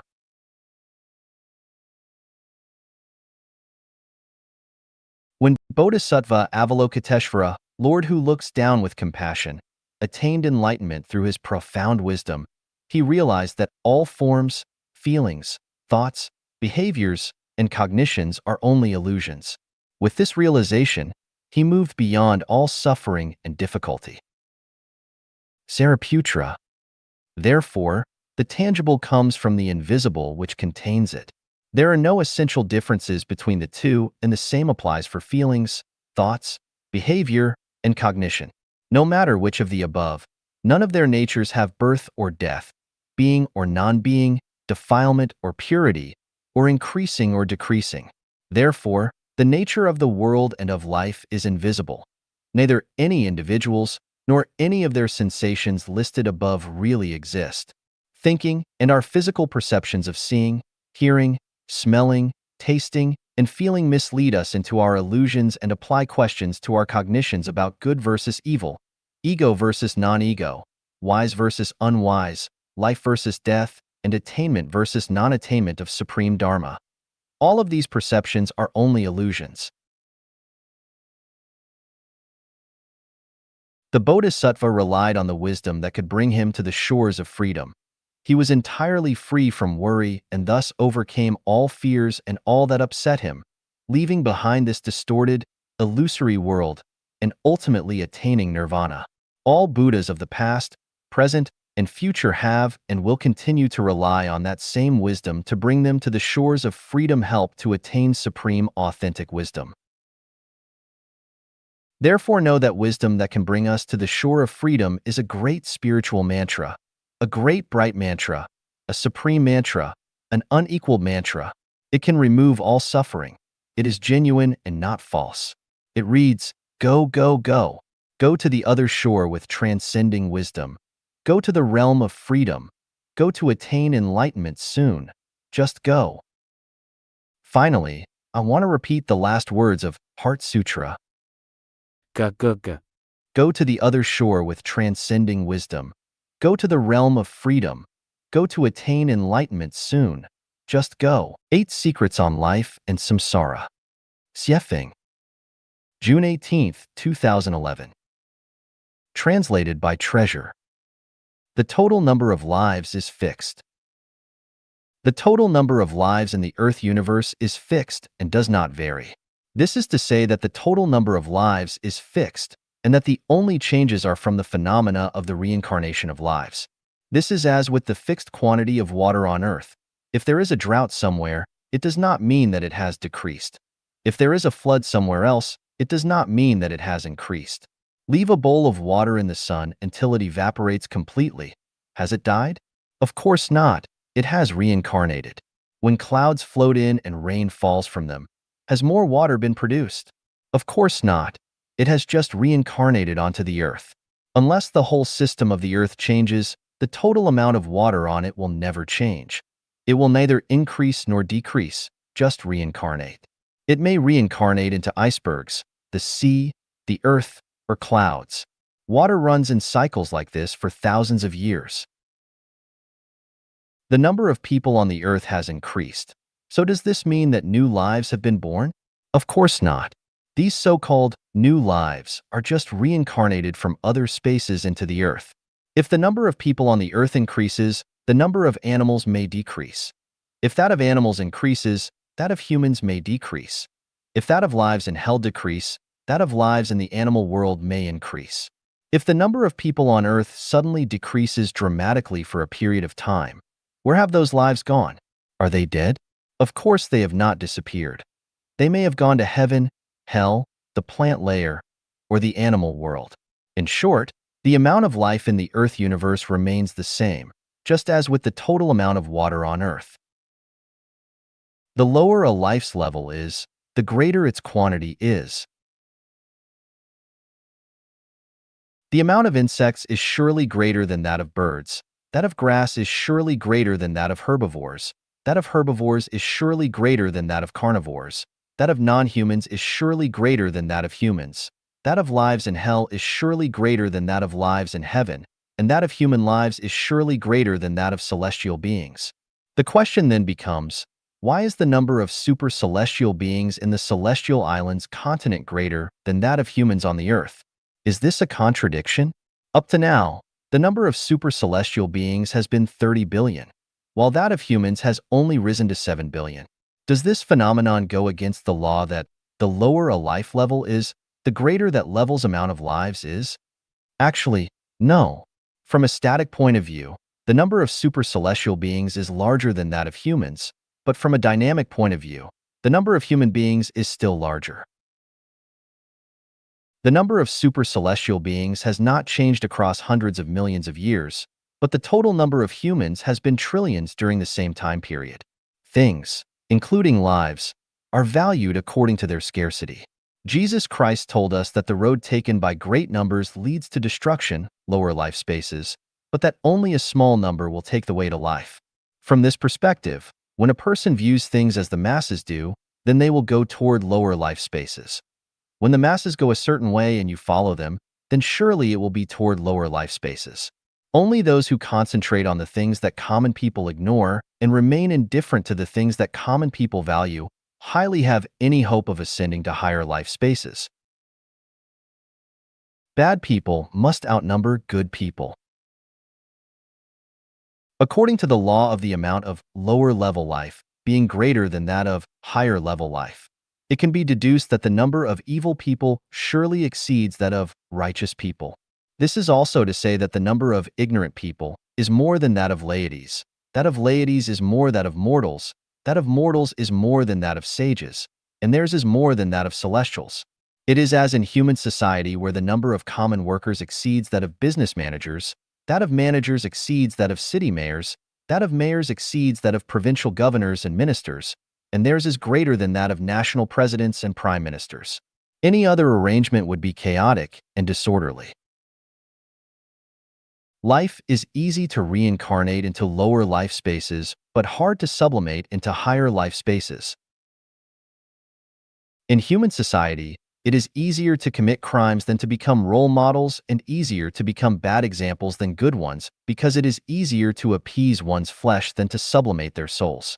People like to cater to the values of the masses which fall into the category of high quantity but low quality of life. So it is much easier to reincarnate towards lower life spaces, and many do that unconsciously. Therefore, when the masses believe that, when a boy grows up, he takes a wife, and when a girl does so, she finds a husband, it is a natural outlook on life, and you can predict the results when you take it as your own. When you follow the masses who are making money and doing business with companies, the consequences of reincarnation can be foreseen. But when you follow those who practice Qigong to attain Buddhahood or become celestials, you will certainly achieve a very different result. The number of people who are going to higher level spaces is small. Ordinary people have inertia, are unwilling to accept new ideas, new thinking, and new values, and prefer traditions that they are unwilling to surrender, so it is hard for them to sublimate towards higher level spaces. Leopards cannot change their spots. Peonies have shown their nature for thousands of years, as have lotuses, willows, cattle, and sheep. Without external forces or infiltration from different structures, material will not change.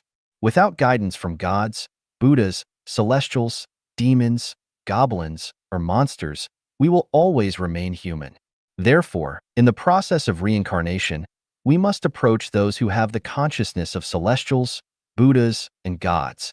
If we hear their teachings and practice them, then we will be blessed greatly.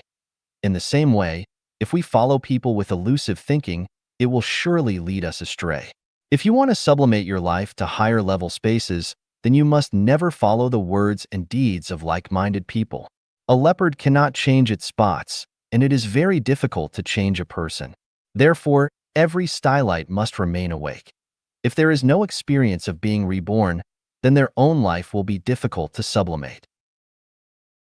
The direction of life is determined by our consciousness when we are dying. The direction of life is determined by people's consciousness at the moment when they retire from this world. We know that the essence of life is determined by its non-material structure, which is mainly shaped by its type of consciousness, its non-material structure, and its life state. Therefore, if someone attains the consciousness of an animal at the very moment when they leave the world, then they must go to the animal world after they die, but if they attain the consciousness of a celestial being when they leave the world, then they must go to fairyland and so on. A question arises here. If one maintains a human consciousness throughout their life, can they suddenly attain Buddha's consciousness and go to the Pure Land at the moment of their physical departure? The answer is no. There is no possibility of a qualitative change without an accumulation of smaller quantitative changes, nor can anyone overcome the gravity of their life. Additionally, human consciousnesses develop toward the places where their treasures lie. If they lack any accumulation of treasures in heaven, it will be impossible for them to attain the quality of life in heaven without having their treasure there. Where our treasures lie, so too will our hearts be, and there we will find our futures. The imprinting of life's reincarnation. Geneticists know that human DNA carries genetic information, and that people who have had physical injuries in their bodies in previous lives have been imprinted with those injuries in their current lives. By observing what people say and do, we can trace back to their previous lives. And just as geologists know the changes that have taken place by studying landforms and geological structures, we can infer the ages of people by observing their appearances. As we study different kinds of people, we can see that some had been specific types of animals in their previous lives, some must have been humans, and some are from heaven. Sherlock Holmes's ability to solve crimes came from his mastery of details and how he could make judgments based on clues left at the scenes of crimes, including where the criminal came from and their basic characteristics, because everything is imprinted just as with the reincarnation of life. This gives us the message that in order to ascend one's life to heaven, all their human imprints must be eliminated. The mystery of Mengpi soup. Note: Mengpe is the Lady of Forgetfulness in Chinese mythology. It is said in Sutra of Hell's King that ghosts in hell who qualify to reincarnate upward are offered a bowl of Mengpe soup, also called ecstasy soup, to each one, which cause them to forget their previous lives before joining the mortal world as new lives. This is both great compassion and a law that keeps all kinds of lives in order and maintains their dynamic balance. If their memories of previous lives were not eliminated, then human society would be unthinkable. What kind of relationships would exist if people learned that in a previous life, their children were enemies, that their spouse was their grandmother, that a close friend was their enemy, or that their pet was their child? It would create complete chaos and their thinking would be confused. Therefore, the lower level a life is, the more their memories of previous lives must be eliminated. Otherwise, not only would the mortal world be chaotic, but even heaven would be. Each life's information about their previous lives are in codes which cannot be revealed or deciphered randomly. These are cosmic secrets, and if they were to be revealed, conflicts and disasters would result inevitably. The vast majority of people live in confusion and are unaware of the universe's secrets. This is why Jesus said, "To you, it is given to know the mysteries of the kingdom of God, but to those who are without, all these things are done in parables, and that seeing, they may see but not perceive, and hearing, they may hear but not understand, lest at any time they should be converted and their sins should be forgiven." The mysteries of life are endless and interesting to explore. The 4 logical reasons why human being can reincarnate into animals. Xiefeng, March 20th, 2021. There are many cases recorded in books about the reincarnation of people into animals. There are also many cases of the use of hypnosis in contemporary Western society to remind people that they have been animals in previous lives. Readers who are interested can search for articles about people's reincarnation into animals on the internet. Human beings can reincarnate into animals, and animals can also reincarnate into human beings. The logical reasoning is as follows. The sum of positive and negative energies in the universe is 0. This is a law of the universe. This law tells us that what we get is always equal to what we give.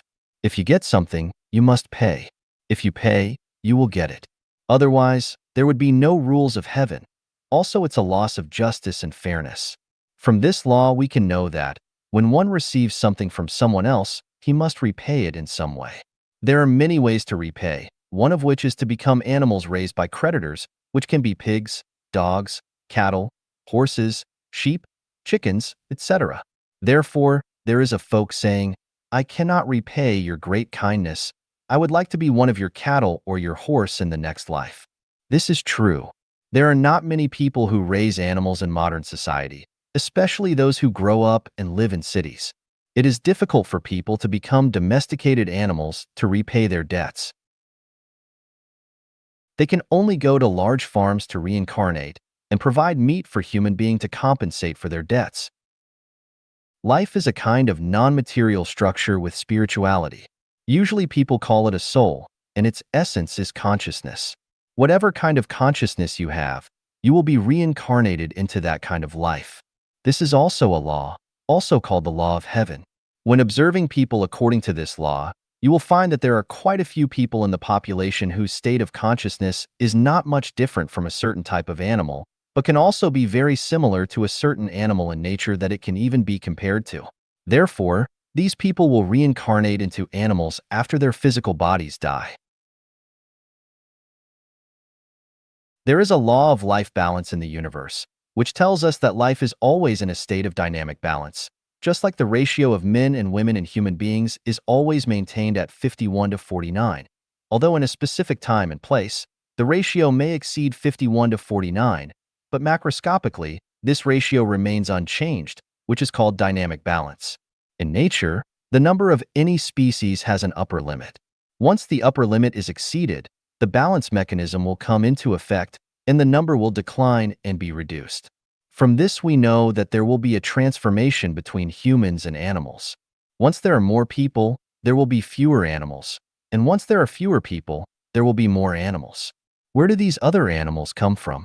They are reincarnated from human beings. The human world is a transfer station for life at all levels. This is what I discovered when I observed the continent of the 3 realms that lives pass through. That is to say, human beings, but not only human beings, but there are also gods, Buddhas, immortals, demons, spirits, monsters, ghosts, lions, tigers, wolves, cows, horses, pigs, sheep, chickens, dogs, etc. among them. Except insects, microorganisms, shrimps, flowers, and some trees that do not participate in the life reincarnation system. All other kinds of life have their own representatives living in human society in the form of human beings. This phenomenon shows that animals can become human beings, and human beings can become animals. From the above 4 laws, the laws of heaven, it can be concluded that people can reincarnate into animals. Knowing this truth gives us the following 4 revelations and warnings. Never owe debts to others. This debt includes economic debts and emotional debts, as well as debts owed to nature. Even if it is obtained from parents and children, it must be repaid. Examine whether there is a certain animal consciousness in your consciousness. If so, get rid of it as soon as possible. Do not harm domestic animals and wild animals as much as possible, otherwise you will be in great danger of being reincarnated into the animal world. Listen to the teachings of sages and try to stay away from demons and spirits. What one should always keep in mind is that divine punishments are slow but sure, like big nets that let nothing slip through them, and heaven will not spare anyone.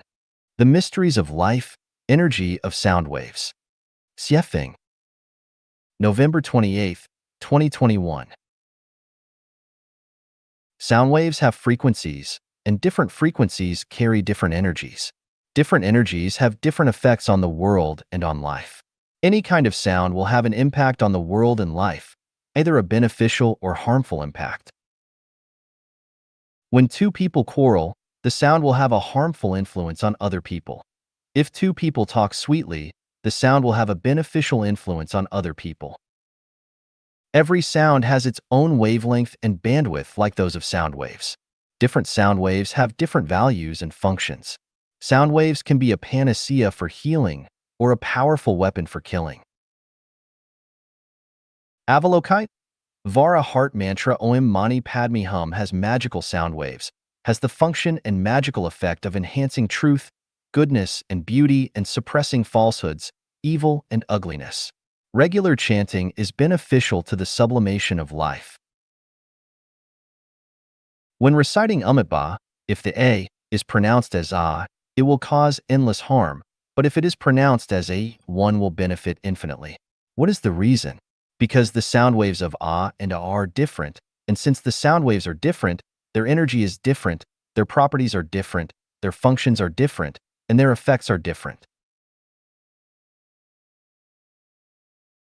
Every time I hear someone pronounce Amitabha as Amitabha, I feel bad, very uncomfortable, want to lose my temper and feel like falling into a dark abyss. But when I hear someone say Amitabha, I feel joy. It makes people feel calm, emotionally stable, and feel like they have entered the kingdom of heaven. Everyone knows the story of Meng Jiangnu crying at the Great Wall. How powerful is Meng Jiangnu's crying? It is said, she cried until the sun and the moon were dimmed. It was dark all around, and the autumn wind howled.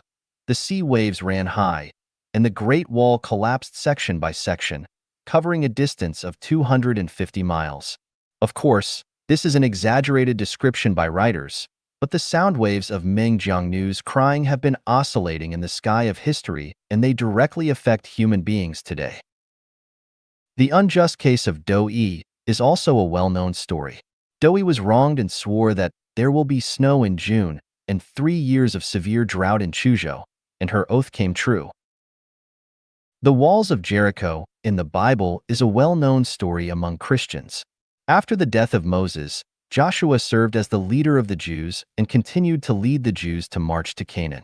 After crossing the Jordan River, on the way to Canaan, one must first enter the city of Jericho. But the walls of Jericho were strong, and the Canaanites would not allow the Jews to enter the city, so the Jews marched around the city for 7 days. After the end of the 7th day, the priests blew their horns, and the Jews shouted loudly at the same time. Then the walls of Jericho collapsed to the sound of trumpets and the shouts of the Jews. It is said that stones weighing several tons, or even dozens of tons that were used in the construction of the Egyptian pyramids were not pulled up manually, nor were they hoisted up by mechanical equipment. Instead, a spell was placed on the stone, and then someone recited the spell, and the stone floated into the air. The floating stones also fit tightly into the city wall and followed the voice of the mantra chanter. Are sound waves that powerful? Many people must know the Chladni figures in the history of science. The German physicist Chladni put a very wide and thin metal sheet on a violin and evenly sprinkled fine sand on the metal sheet, and then Chladni played the violin with a bow. As a result, the fine sand on the metal sheet was arranged into a beautiful pattern. With the change of the melody and frequency of the piano sound, those beautiful patterns changed shape continuously, forming an ever-changing pattern, which is known as the Chladni figures. The Chladni figures proves that sound waves will cause changes in surrounding objects, cause snow to fall in June, cause city walls to collapse, and of course, cause heavy rains that pour down, overflowing floods, and will even turn a drought to cause an area to become a desert, and create hailstones that will become as big as footballs. Now let's look at the relationship between sound wave energy and life. To gain vigorous vitality, life needs to absorb powerful energy. The stronger the energy, the more vigorous life will be. And sound wave energy is a kind of life energy that cannot be ignored, but it must be noticed that sound wave energy can be beneficial or harmful. Which are beneficial and which are harmful sound wave energies? All sound waves that can make people feel joyful, calm, comfortable, and are uplifting are beneficial sound wave energies, such as beautiful songs and tunes, the whispers of lovers, the peaceful words of saints, the chirping of birds, etc. The sound waves that can make people anxious, bored, worried, and listless are harmful energies, such as the complaints and nagging of others, hoarse shouting, the growling of quarrel makers, and the croaking of crows, etc. From this we know that all positive, active, optimistic, romantic, and musical sound waves are beneficial to life, and all negative, passive, pessimistic, unromantic, and noisy sound waves are harmful to life. This is true not only for others, but also for oneself. That is to say, when a person swears, he hurts others as well as himself. In short, the sounds you like to hear are beneficial to you, and the sounds you don't like are harmful to you.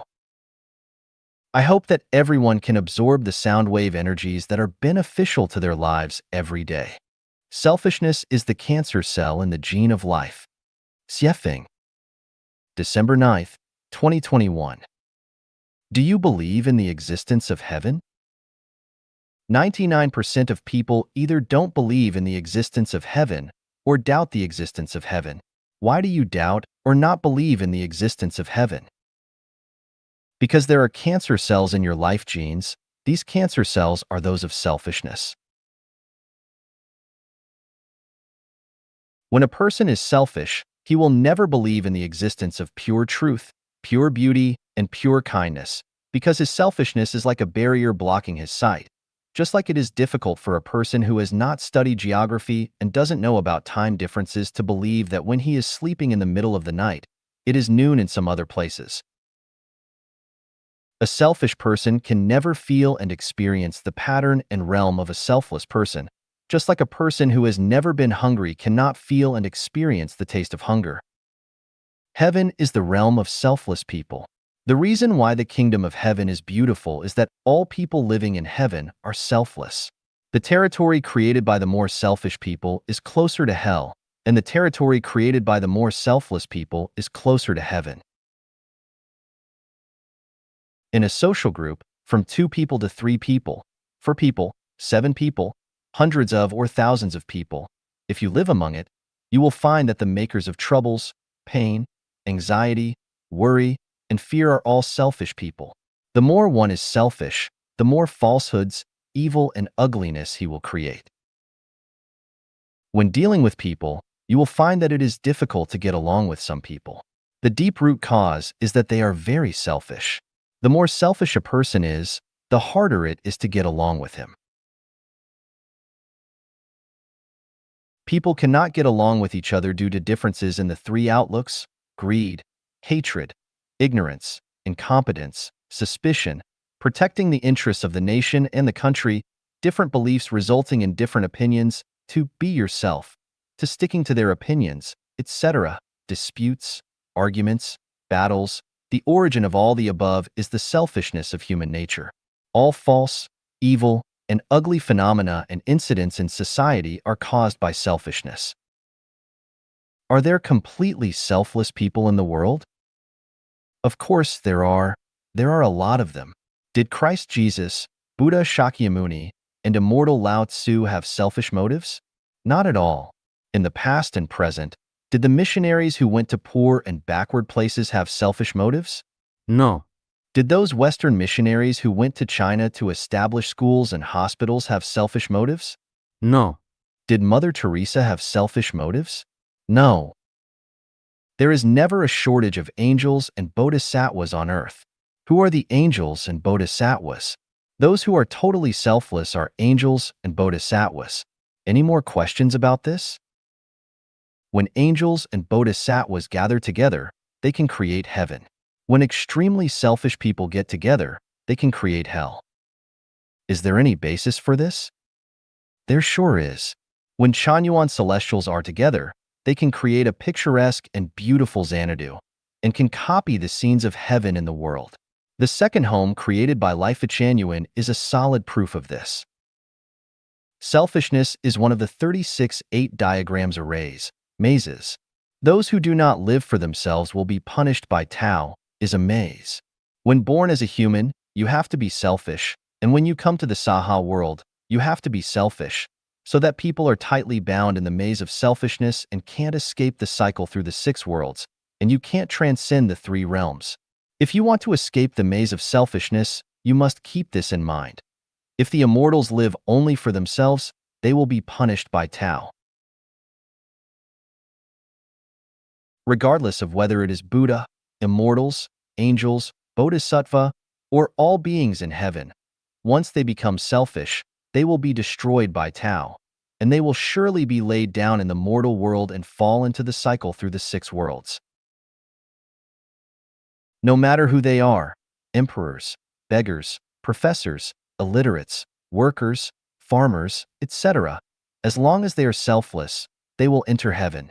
But, rich people, you will never be accepted by the kingdom of heaven, no matter how well you do charity, because rich people themselves are synonyms of selfishness. How can you become rich if you are not selfish? Whether you become rich by wisdom, by creation and invention, or by service, once there are poor people who oppose you, there will be no doubt about your selfish nature. After all, there are no poor people in heaven, and there are no rich people there either.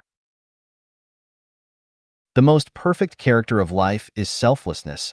Selfishness is the cancer cell of the life gene, the cancer cell that will devour the perfection of life little by little, until it makes life so ugly that it descends into hell. There will be necessary setbacks and tribulations on the journey of life. Xiefeng. Septembre 2006-2022. There are different levels of life. The more perfect a life is, that life will be in the higher level space, and the more flawed a life is, that life will be in the lower level space. We are reincarnated into the world because we have flawed lives. If flawed lives want to return to the high-level life space, they need to go through some necessary setbacks and tribulations.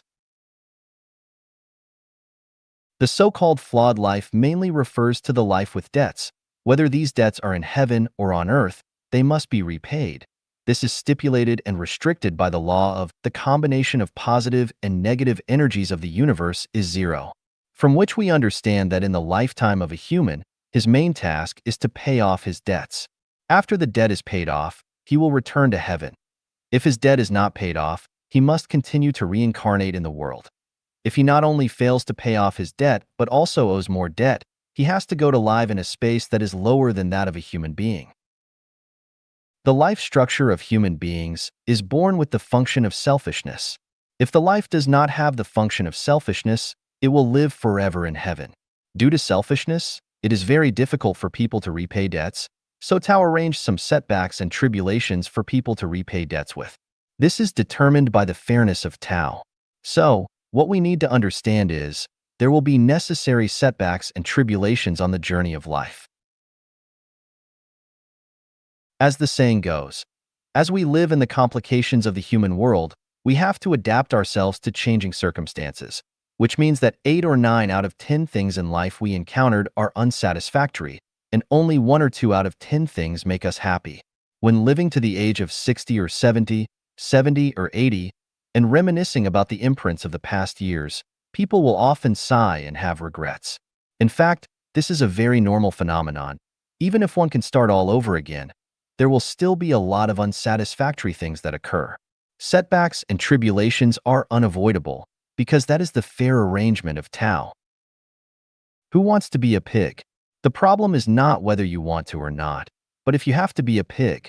When a person owes a huge amount of debt, and he cannot repay the debt at all with conventional ways, then it will be arranged for him to be a pig, to dedicate his blood, meat, bones, and fur, and even to go under a knife to repay his debt, so he can return to the world to be a human again. Everything in the world is a constant. No matter how big or small a circle is, from a small one like the eye of a needle, to the large one that encompasses the Milky Way, the ratio of its circumference to diameter is always a fixed number. Various kinds of life, from a bacterium to an earthworm to a person, everything of its life is a constant. Even the water on the earth, whether it is torrential water or it has been dried for 1,000 years, its total amount is a constant, or is a constant quantity. It can be seen from this that the total amount of food a person eats in his life is a constant, or constant amount. When a person consumes the total amount of food at the age of 30, he will definitely starve and die. If the total amount of food is consumed at the age of 70, but he lives frugally and never wastes a grain of rice or a mouthful of grain, then if he is destined to die at the age of 70, but because his total amount of food has not been consumed, his death can only be delayed. The same is true of setbacks and tribulations, which can also be called a life balance mechanism, just like if in this world, a certain governor embezzled and accepted 200 million yuan in bribes, and then was arrested and put in a prison or sentenced to death, and all his property was confiscated. This is fair and just.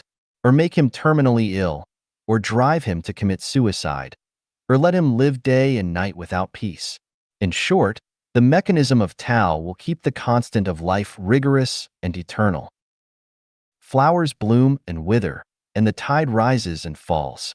The moon tells us that there is only one full moon in a month, and the waning of the moon is a regular phenomenon.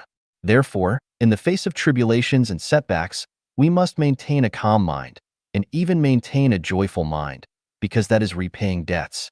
Borrowing debts is easy, and to repay them is difficult. Debt repayment is painful, but no matter how painful it is, you must repay the debt with joy. Frustrations and tribulations are almost inevitable, but they can be reduced to the point where you can bear them. The best way to alleviate setbacks and tribulations is to generate merits, and the best way to generate merits is to give and dedicate selflessly. There is no other way. If someone makes you unhappy, and that is also a tribulation. Analysis of spiritual frequency. Spirit is the source of life. Xiefeng. May 24th, 2023. Edited by Qin Yu. We often mention soul, spiritual power, spiritual perception, mind, and spirituality. We also talk about being skillful, having telepathy, spiritual resonance, being spiritually gifted, miraculous remedies, stubborn and unyielding, suffering of living beings. So, what exactly is spirit? Spirit is a vibrational wave, a type of wave that encompasses all conscious activities of living beings. Since it is a wave, it has a frequency, which refers to the number of occurrences per second. An event that happens once per second is called 1 Hz. If the vibrations of a living being occur less than 20 times, or more than 20,000 times per second, the human ear cannot perceive the sound of those vibrations. For example, a butterfly's wings vibrate only 5 to 6 times per second, so we cannot hear the sound of a butterfly flying. However, the vibrations of bees, flies, and mosquitoes occur at frequencies of 320, 352, and 640 respectively, which enables us to hear the sound of their flight. The structure of all objects is determined by different vibrational frequencies. The higher the frequency, the more complex the structure. The higher the frequency, the more intangible it becomes. Perfect art, such as the beauty of the human body, is also a manifestation of vibrational frequencies. The higher the vibrational frequency during pregnancy, the more beautiful the physical appearance of the children. We can observe that different frequencies lead to different material forms, and the frequency of spirit leads to different conscious forms of life. Therefore, the acceptance of specific spiritual frequencies is closely related to the formation of our own life structure. So, which spiritual frequencies should we accept, and which should we reject? Since spirit is a type of vibrational wave, it must have a frequency. When I was in my homeland, the 1,000-year world, the frequencies we received there were all a kind of sound from nature. Of course, that sound is different in nature from the sounds of nature on Earth.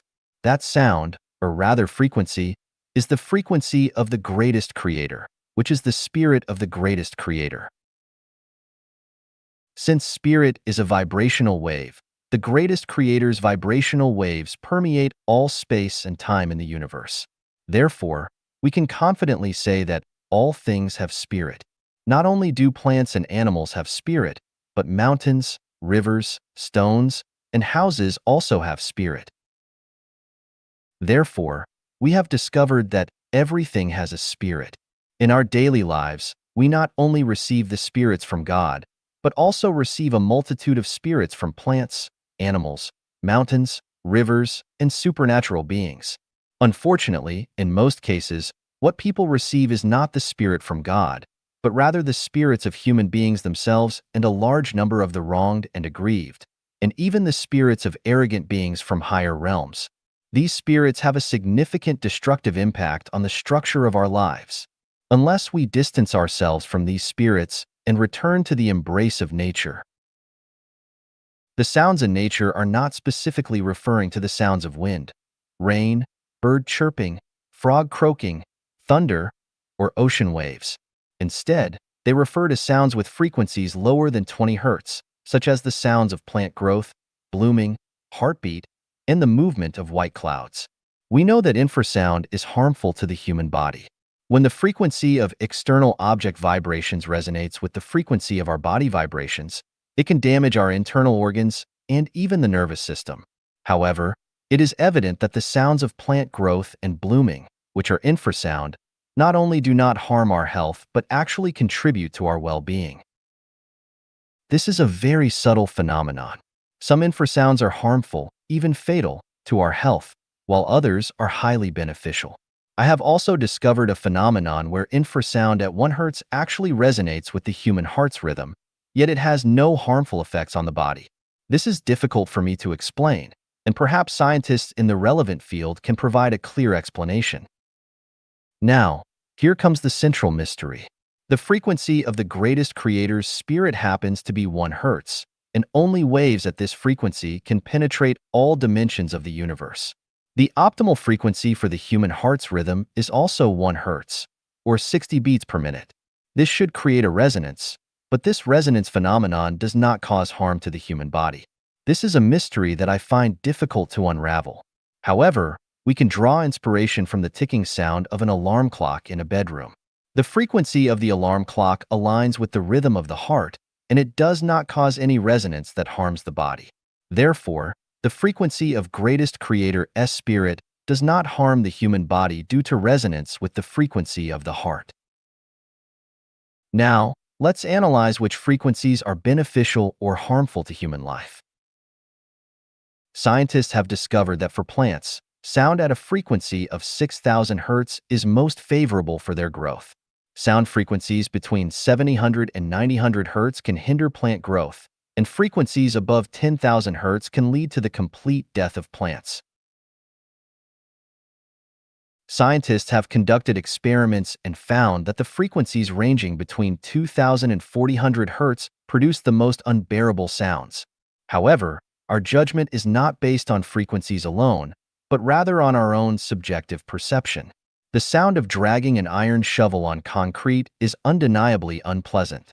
Sudden screams, car horns, arguments, noise, crying, complaints, grievances, hoarse shouting, painful moans, desperate cries, and various other sounds also cause discomfort to individuals.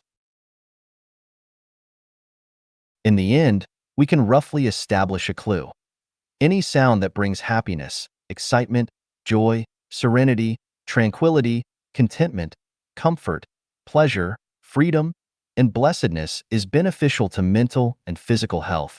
On the other hand, sounds that cause discomfort, irritability, anxiety, fear, depression, melancholia, restlessness, and pain are detrimental to our well-being. The conclusion is that the frequency of spirits is 1 Hz, and the waves of spirits permeate all time and space in the universe. This leads to the belief that everything has a spirit, and all the spirits of life and objects come from the spirit of the greatest creator. Once this spirit disappears, life ceases to exist. The strength of the spirit is related to the sounds a life form hears. More joyful sounds result in stronger spirits, while more disturbing sounds weaken the spirit. The spirit is the source of life, and humans themselves are without spirits. The human spirit comes from the greatest creator, and the vitality of the human spirit comes from consciousness. Pure and orderly consciousness makes a person spirited, with spiritual energy, perception, and spirituality. They become agile, flexible, resourceful, and talented. On the other hand, if consciousness is chaotic and disordered, a person becomes sluggish, dull, unresponsive, clumsy, lacking perception, and lacking understanding. All spirits of life come from the greatest creator, so what about the so-called evil spirits? This question will be explored in a separate analysis. In conclusion, spirits are the source of all things and the source of life, with a frequency of 1 Hz. Spirit is the source of life. Xiefeng. May 28, 2023. Niuhua used clay to create humans and breathed life into them with a single breath. This is, of course, a mythological legend without scientific basis or empirical support. However, it is enlightening in understanding the concept of spirit. The people created by Niuhua are nothing more than a pile of earthly materials. It is only when the breath is blown and that the soil is transformed into living beings with spirituality. The breath blown in represents the spirits. In other words, it is the infusion of spiritual energy into the physical bodies that turns them into living organisms. In reality, things are not as simple as that. However, one thing is certain. Any material, without the input of spirit, cannot become a living entity. We often say, water is the source of life. Water is crucial for humans, animals, plants, insects, and microorganisms on Earth. Without water, these life forms cannot survive, so water is considered the source of life. However, some viruses, fungi, aphid, nematodes, diatoms, and red algae can survive without water. There are countless souls that can exist without water. In fact, all forms of non-material life can survive without water. Even Zen Master Bodhidharma, who achieved enlightenment, survived for 9 years without eating or drinking. There are supernatural phenomena such as manifestation of Bodhisattva, manifestation of Buddha, manifestation of ancestors, and possession. Undoubtedly, those who manifest do not need to drink water to survive.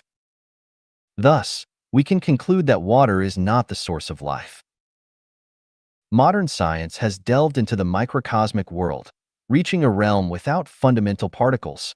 Since fundamental particles do not exist, string theory has emerged, with vibration at its core. Vibrations give rise to the diverse forms and movements of the material world, from fundamental particles to celestial bodies. The driving force behind the universe and the changes in the world is the vibration of the strings. Now the question arises, where do the strings come from? Who plays the vibrations of the strings? Is it the Big Bang? Certainly not. That is just speculation or conjecture, not much different from mythological legends. When I explain the origin of the universe, I have already revealed the birth of the greatest creator.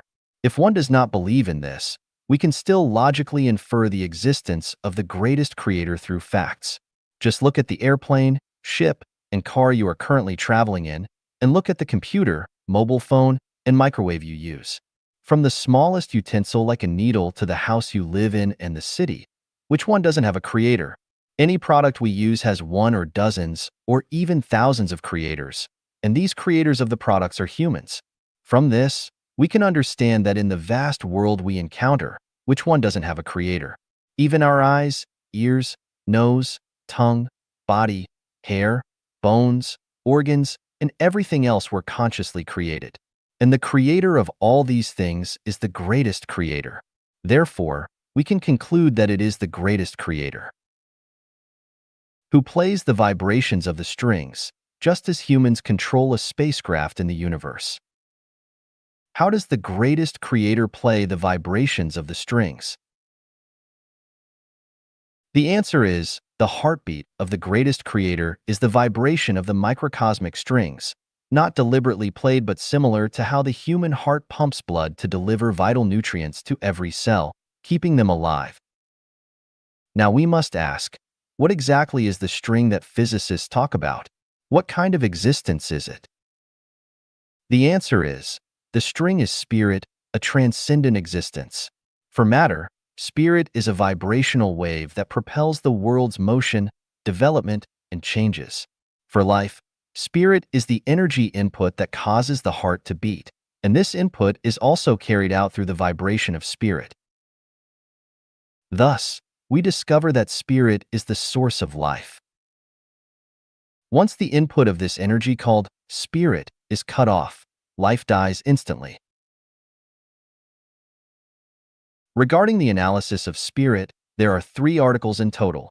The first one is an analysis of the frequencies of spirit. The second one is spirit as the source of life. And the third one is the classification and application of spirit. Classification and application of spirit. Xiefeng, May 28, 2023. Edited by Qin Yu. Spirit has only one source, which is the vibration wave caused by the heartbeat of the greatest creator's heart. This wave, with a frequency of 1 Hz, can penetrate through the entire universe and is responsible for the movement and changes in the material world, as well as the survival of all life. Therefore, there is no classification of spirit. The heartbeat of all living beings is driven by the vibration wave of the greatest creator's spirit. The greatest creator's spirit is not only the primary driving force of the universe, but also its eternal driving force. The mysterious and unfathomable superstring recognized by scientists is the spirit of the greatest creator. So, where do the so-called evil spirits, manifestations of bodhisattvas, and spirit possession come from? And what about terms like spirituality, spiritual power, spiritual perception, and spiritual phenomena? Let's consider a scenario where we place a sponge, a towel, a wooden block, and an iron block in the open and let them be sprinkled with a drizzle. In the end, we observe that the sponge absorbs the most water, followed by the towel, while the iron block absorbs the least. Despite receiving a similar amount of water on the same surface area from the drizzle, why does the sponge absorb the most water and the iron block the least?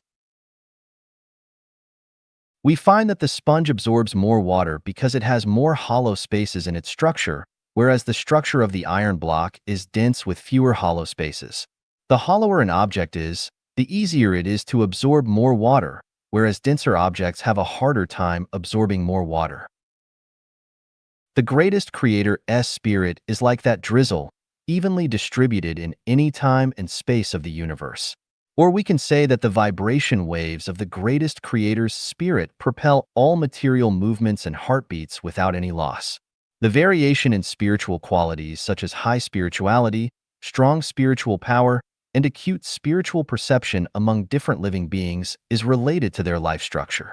It is like how the structure of a sponge, towel, wooden block, or iron block determines their ability to absorb water.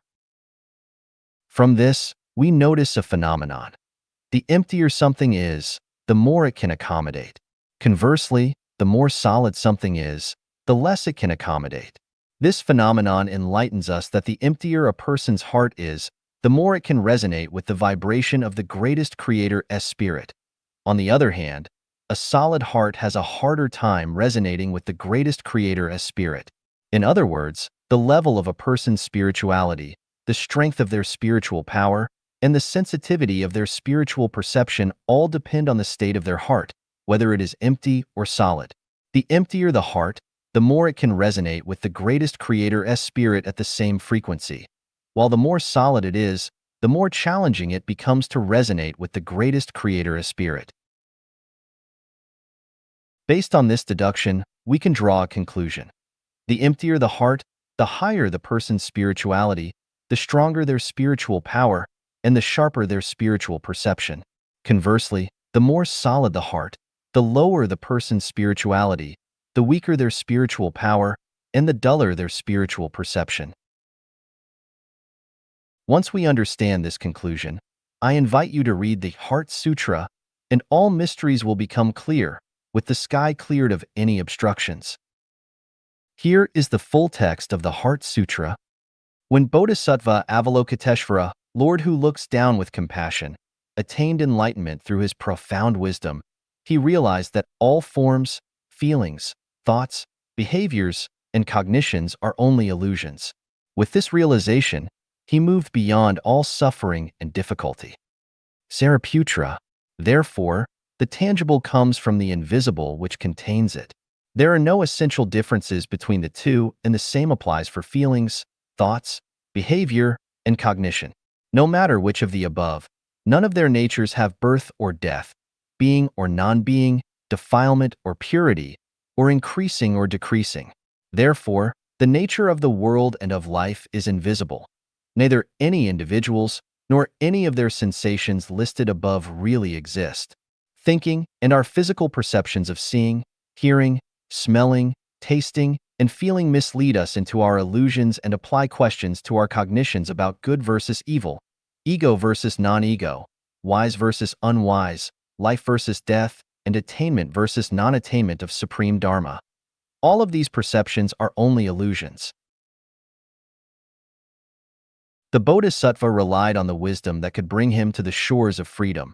He was entirely free from worry and thus overcame all fears and all that upset him, leaving behind this distorted, illusory world and ultimately attaining nirvana. All Buddhas of the past, present, and future have and will continue to rely on that same wisdom to bring them to the shores of freedom, to attain supreme authentic wisdom ultimately.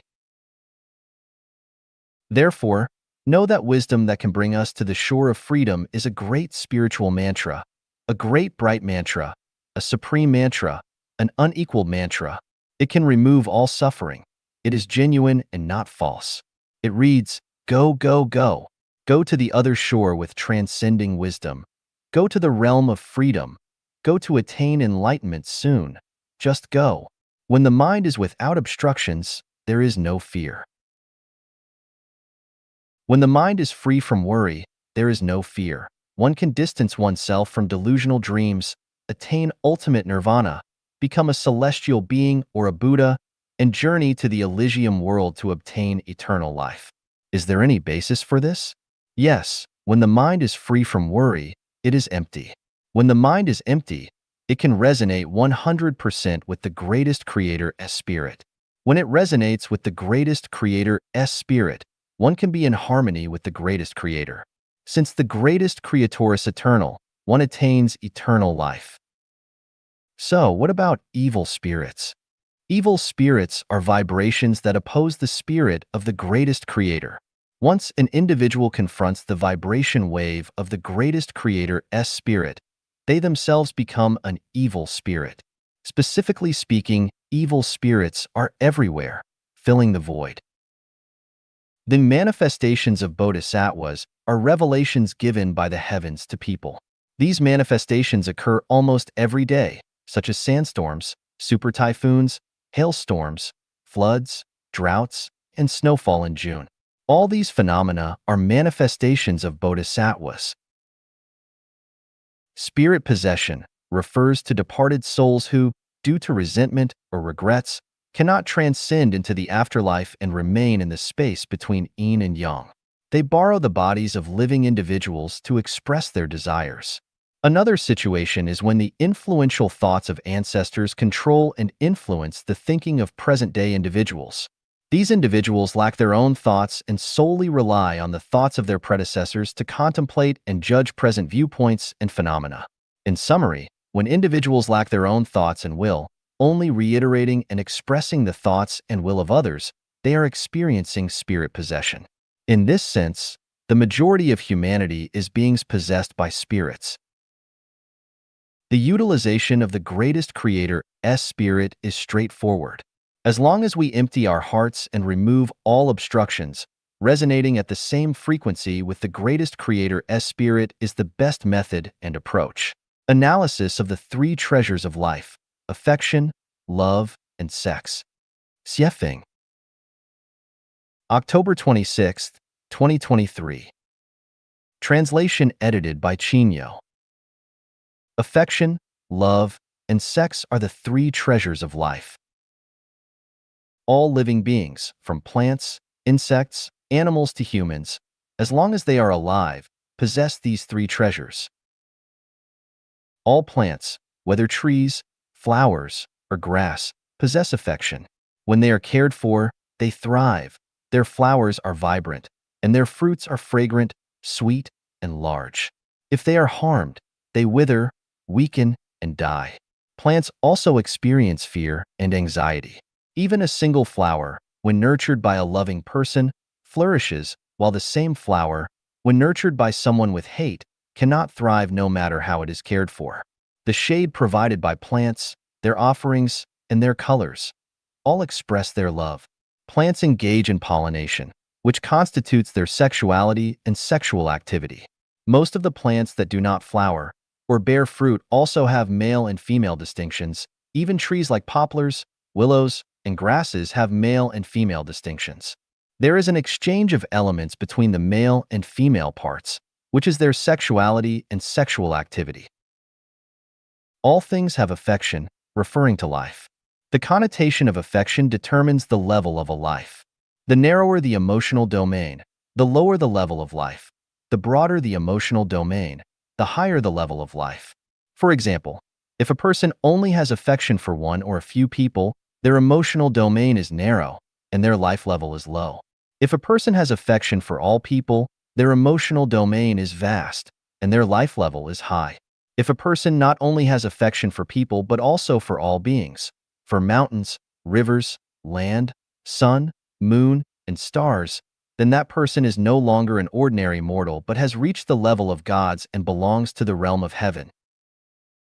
Love is a sign of the non-material structure of life. If a person only loves a few people throughout their life, the non-material structure of their life is not much different from that of animals, and may even be less extensive than that of animals. If a person loves all sentient beings, then that person is not an ordinary mortal, but has reached the level of angels and bodhisattvas. The more objects of love and the broader the scope of love, the more perfect the non-material structure of a life. Love is a state manifested by life, and this state does not change in the slightest due to different environments or objects. As the saying goes, the orchid grows in a secluded valley, not needing people to appreciate its beauty. If someone falls in love with another person because of their wealth or power, this love is not born from life itself but is driven by self-interest. Therefore, love that is spoken is not true love. Love is manifested, not spoken. Sexuality is a characteristic of the structural composition of life. Every species has its unique sexual characteristics, but all life forms share a common feature: the exchange of energy with the opposite sex. Only the opposite sex can satisfy one's sexual desires. When a life receives sufficient energy from the opposite sex, it can manifest relatively perfect characteristics. If sexuality is suppressed and sexual desires remain unfulfilled, the individual will be in a pathological state, exhibiting emotions such as anxiety, restlessness, irritability, and even violence. They will vent these emotions through behaviors like anger, jealousy, resentment, and brutality. Their psyche will become imbalanced, leading to internal conflicts and a decline in the capacity for love, eventually drifting towards the lower realms of life. If a life loses affection, love, and sex, it is no different from a stone. It loses vitality and life. If a person lacks affection, love, and sex, they become like a mummy, a walking corpse, nothing more than a physical automaton. Therefore, affection, love, and sex are the three treasures of life. People may possess nothing, but they cannot lack affection, love, and sex. The broader the emotional domain, love domain, and sex domain, the higher the level of life. The narrower the domain, the lower the level. Why did Jesus Christ say, "In heaven, there is neither marrying nor giving in marriage"? It is because once there is marriage, the emotional, love, and sex domains become narrow, making it unsuitable for life to exist in heaven. To become an advanced life form, one must fill their heart with love for mountains and rivers, love for the universe, and love for the destinations they are destined to reach. Regardless of the environment or circumstances, one must consistently express their love, beauty, They must fully satisfy their sexual needs because sexual freedom is the ultimate freedom of life. The distinction between the domain of emotion and the domain of love. Xiefeng. October 30th, 2023. Translation edited by Chinyo. The domain of emotion refers to the scope of feelings and emotions involved, while the domain of love pertains to the scope of love cognition. To grasp the contrast between the two domains, we need to differentiate between emotion and love. Emotion is an expression of a person's psychological state. There are 8 emotions: joy, anger, sorrow, happiness, sadness, worry, fear, and surprise. The emotions we commonly refer to mainly include family affection, friendship, romantic love, and gratitude. Love is an expression of a person's consciousness state, with only one form of expression: joy. Psychological and consciousness states are entirely distinct. Psychological states change with external circumstances, while consciousness states are inherent expressions of life that do not change with external factors. Emotion changes with external factors. For example, kind treatment may evoke affection, while provocation may lead to resentment. Love, on the other hand, does not change with external factors. For example, parental love remains constant regardless of changes in the child's behavior. It is innate and difficult to change. The domain of emotion pertains to feelings. For example, if one has few objects of affection, their emotional domain is narrow. If one has many objects of affection, their emotional domain is broad. The domain of love pertains to love. For example, in the animal kingdom, female animals exhibit extraordinary care and love towards their offspring, whether they are bears, tigers, leopards, pigs, dogs, or birds. However, this love is solely directed towards their own offspring and does not extend to the offspring of other species. Similarly, humans tend to feel affection towards those with whom they share blood relations, emotional connections, and mutual interests, rather than extending their affection to other individuals or entities. Celestial beings, for instance, predominantly express love for all of nature and its creatures, showing fondness for the qualities, environments, and realm of celestials. Buddhas and bodhisattvas express love towards all life forms, including humans, reflecting their broad perspective and elevated consciousness at this level of existence. Thus, the breadth of the love domain varies according to the difference of life's scope and realm. Upon examining the emotions and love of different levels of life, we find that broader domains indicate higher life levels. Conversely, narrower domains suggest lower life levels. This is a topic that practitioners and cultivators need to pay close attention to. Life should be cherished like this. Xiefeng. December 2nd, 2023. Translation edited by Chinyo. When a life does not exchange energy with the external world, it will move towards death. The more completely a life exchanges energy with the external world, the more vibrant it becomes. The more closed off a life is, the more lacking in vitality it becomes, and the more it tends towards rigidity and ultimately death. Conversely, the more open a life is, the more vibrant it becomes, and the closer it gets to longevity. The condition of life is similar to the state of a nation. The more open and inclusive a nation is, the more it tends towards civilization and development. The more closed and exclusive a nation is, the more it tends towards ignorance and backwardness. Just look at which nations in the world are civilized and developed, and which are backward and barbaric, and you'll draw your own conclusions. Once we understand the relationship between a life and the external world, we understand how to cherish life. The key to cherishing life is to maintain the most open and unobstructed relationship with the external world to the greatest extent possible. What is the primary symptom of depression? The answer is fear of contact and communication with others, even refusing to interact with them and closing oneself off. If you confine a lively, intelligent, and wise person, preventing them from interacting with the outside world, from talking to people, from reading, watching TV, or surfing the internet, and even from experiencing nature, keeping them locked in a room for 3 or 5 years, what will happen to that person? They will become fools, walking corpses, or even go insane and die.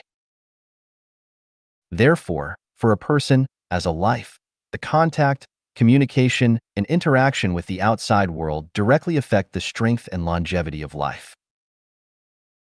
So, I ask, why do some elderly farmers living in remote and backward villages have very limited contact with the outside world but still live healthy and long lives? Why do some white-collar workers living in big cities, who are exposed to almost unlimited external information every day, still feel depressed and have short lives? The answer lies in the level of stress in life. Low stress tends to lead to relatively good health and longevity, while high stress tends to lead to weakness and a short life. This is not directly related to the exchange of information with the outside world, but is a different topic from the theme of this article. From the perspective of the 3 laws of thermodynamics, energy is conserved, but it undergoes transformation. In the process of transformation, some energy is inevitably wasted and cannot be reused. This concept is called entropy. In this way, it can be observed that in an isolated system, the entropy value will increase, which means that the amount of energy wasted and no longer usable will increase. Eventually, the entire system will collapse without flow or exchange of energy, and as a life, it will also end its journey. Preventing the increase of entropy is the most effective way to cherish life. So, how do we mitigate the increase of entropy? An effective method to prevent the increase of entropy is to introduce negative entropy into the system, also known as absorbing negative entropy. So, what is negative entropy? Anything that can counteract the increase of entropy in a system, whether material, mental, or spiritual energy, can be called negative entropy. Let's illustrate with examples. If a person wants to commit suicide due to a failed relationship, it means that their entropy has increased to the point of collapse. At this point, saying anything comforting may not be very effective. The most effective solution is to provide negative entropy, which means introducing a more attractive person into their life for them to fall in love with again. In this way, the negative entropy counteracts the original increase in entropy, and their emotional world returns to its original state. Another example. If a person loses faith in life due to financial difficulties, any comforting words may not be very effective. However, giving them money directly can restore their confidence in life. If a puddle of water is not replenished with fresh water, it will soon become stagnant and foul. However, if fresh water is constantly added, allowing the stagnant portion of the water to flow away, the puddle will remain pure and not dry up for a long time. The fresh water added to the puddle is like taking in negative entropy. In fact, the principle is the same as the process of eating, drinking, and excreting every day. Various phenomena indicate that to maintain vitality and longevity, we must absorb more negative entropy from the external environment. This principle tells us that the life force, vitality, and longevity of the Life-Genuine members will definitely surpass those of others because Life-Genuine members have broken away from the traditional mindset and lifestyle with high entropy values, directly breaking the rigid and lifeless life routines and adopting a brand new mindset and lifestyle with negative entropy. This is like reformatting a computer nearing crash and installing new software, rejuvenating it. Therefore, when a system becomes stagnant and lacks vitality, causing disappointment or even despair, it must be replaced by a completely new system. Otherwise, the system will undoubtedly perish. This holds true for nations, ethnicities, political and religious organizations, as well as any enterprise or diverse group. Individuals are no exception. Therefore, it is crucial to participating in continuous learning and exploration, to venture out and welcome others in, to maintain an open mind and an open soul, to engage in meaningful communication with others, especially those whose perspectives differ from our own. We must avoid closing ourselves off, constantly discard our past knowledge and experiences, never assuming we are always right. By remaining open-minded, we can embrace diverse perspectives, constantly restrain the increase of entropy, and move towards a state akin to heaven. 生命篇序言 Prologue. Xiefeng. March 3rd, 2020. Translated by Treasure. Life is a non-material structure with spirituality at its essence and whose manifestations are varied and ever-changing, from microbial bacteria to insects, from plants and animals to humans, from goblins, devils, monsters, and ghosts to gods, Buddhas, celestials, and saints, and from some mysterious cosmic objects to the ancestor of Buddha, the greatest creator. They are all lives. Both the material world and the non-material world are the spaces for lives' activities. Lives exist in fire, the frozen world, stone, and in the deep blue sea. Some lives are tangible. Lots of them are invisible. Some live in hell, some live on a planet or celestial body, and some live in heaven. Lives can be defined as being born from eggs, wombs, changes of humidity, or by transformation or separation, but in the final analysis, they have all been created. All of their ancestors were created, their programs were set, and all of their offspring were born according to their programs. Those born from eggs and wombs can reproduce naturally as long as their environments, especially temperature and humidity, are appropriate. Those born from humidity or transformation will come out automatically in large numbers, such as plants and parasitic lice on human bodies. But when the environments change, they go extinct quickly. Lives are hierarchical, including low-level, intermediate-level, and high-level ones. The lower its level is, the greater its quantity is. The higher its level is, the less its quantity is. Some are tangible, some are invisible. The greater its energy level is, the less visible it is. The smaller its energy is, the more tangible it is. Tangible lives are uneasy to change, but intangible ones are able to change at will. Tangible lives consist of physical bodies and spiritual entities. Their physical bodies carry their spiritual entities, while the latter master the former. Just as with running cars, the cars are as bodies and the people driving them are their spiritual entities. Lives born from eggs and wombs never die because their so-called deaths only kill their physical carriers, but their spiritual entities always leave their bodies to move on to their next journeys, such as in humans. Human deaths only mean that human bodies have fulfilled their missions and have returned to dust. Their real lives will either ascend to heaven, return to the mortal world, reincarnate as animals or livestock, or fall into hell. Lives born from humidity or transformations will perish thoroughly once they die. Humans represent intermediate lives of all lives, which are tangible lives. Some life forms are superior to humans, such as the ancestor of Buddha, the greatest creator, such as gods, Buddhas, celestials, devils, goblins, spirits. Of course, there are many lives lower than humans, such as wild and domestic animals, plants, microbes, and so on. Life forms can change, but whether they do so or not depend on their non-material structures. As their structures change, their forms change. If their structures remain unchanged, then so do their forms. This raises a very serious consideration for us. By being careless, human life structures can degrade to those of animals such as dogs and pigs, but by being careful, those same human life structures can elevate to those of goblins, spirits, celestial beings, or Buddhas. Once born into this mortal world, humans change every day. How one changes depends on their consciousness, and what one eventually changes into depends on the state of their immediate, pre-death consciousness. If one possesses a celestial's consciousness at that moment, then they will go to the fairyland world. A human consciousness, they will return to the human world. In an animal's consciousness, they will fall to the animal world. Human lives are not easy to attain, and their survival is hard. We need to rank the study and exploration of life's mysteries as our highest priority. Those who regard money, power, status, reputation, and beauty as their highest priorities cannot unseal their spiritual perception and will remain ignorant and confused forever.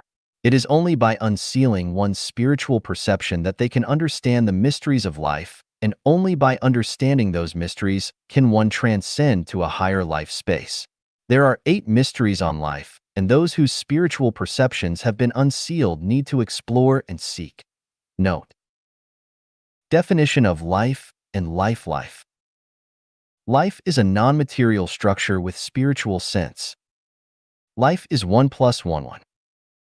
Life is composed of two parts, the intangible spiritual entity and the tangible body.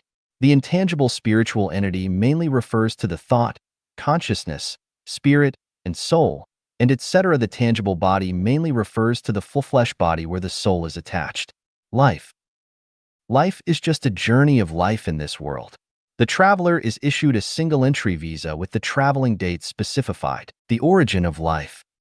Xiefeng. August 16, 2005. Translated by Transin. Definition of life. Before we can discuss the origin of life, we must understand first what it is, or we will not be able to explore its origin. Today, although the scientists who are discussing life may not be as plentiful as the hairs on an ox, at least their number is very large. When we enter words such as life, life study, origin of life, and life exploration into any search engine, we will find a wide field of life exploration articles from which we can gain an idea of the various research theories and achievements discussed by life scientists. Unfortunately, all life scientists just make fusses over their interpretations of it because none of them understand its real essence. Only Christopher Langton, an artificial life theorist at the United States Los Alamos National Laboratory, in his publication, Artificial Life, initiated some introductory wisdom about the life exploration area. Some of his opinions broke through the limitations of traditional thinking patterns and took a small step toward understanding the cognition of life. For example, the essence of life lies not in its substance, but in its form. Then what on earth is life? Life is a non-material structure with spirituality. All substances are not life, but they can be carriers of life. As with a person's watch, car, house, and clothes, none of these are part of the person, but appendages and adornments of their life, and we cannot learn about them by simply relying on their appendages and adornments, nor can we know them by their age, appearance, height, weight, or other characteristics because all of these just show the material structure of their life carrier. It is very hard to understand non-material structures because they depend on our spiritual perceptions completely. They require extraordinarily sensitive spiritual perception to be seen. If one's spiritual perception is dull, it would be imperceptible in any way, but this does not mean that there is no way to understand it. I will give an example and hope it will inspire you to draw an analogy. As I send a fax from Harare, Zimbabwe, to my friend in Washington, D.C., his fax machine receives it almost immediately. The contents that he receives are nearly identical to what I had sent. My handwriting, the shape of the characters, and the line spacing are unaltered by his fax machine. However, the original copy is still with me and I can toss it into a waste paper basket as rubbish because it has accomplished its mission and has conveyed its message, soul, to my friend in America. Let us analyze what has happened. The origin copy never left my room, but my friend received the fax instantly, and only the paper and ink, the carrier of the information, has changed. How do you explain this? The fax machine used the photoelectric principle to transfer the information into audio signals and sent them through an electric cable to a communications central office which transmitted them to a satellite uplink transmitter. A satellite received and retransmitted them. Then the information was received by a satellite downlink receiver, sent to another central office, and finally sent it through another electric cable to my friend's fax machine which restored the information from audio signals into words and images. In this way, the soul of my original copy was sent to my friend. Here, we mainly focused on the audio signals, which are a kind of materials rather than non-material. However, they have their own characteristic structures which differ from other audio signals, such as their frequency, wavelength. If the structure has consciousness, then it will be a non-material one. When microscopic particle tends to be infinitesimal, it will not exist or move in the form of particles, and it will become a string, or even a superstring. Superstring is a non-material structure. In this sense, the essence of life lies in non-material structures, rather than the carriers of life material. The essence of life is formless. Who can tell the form, color, or weight of life? When referring to humans, dogs, vegetation, insects, and bacteria as life, we are literally talking about the expressions of their life forms rather than their essences of life. The forms of life are exceedingly strange and various, but the essence of life is unitary. Life has spirituality. Life cannot exist without it. Living people can walk, talk, breathe, eat, drink, and blink their eyes, but only until they die and their bodies lose their spirituality.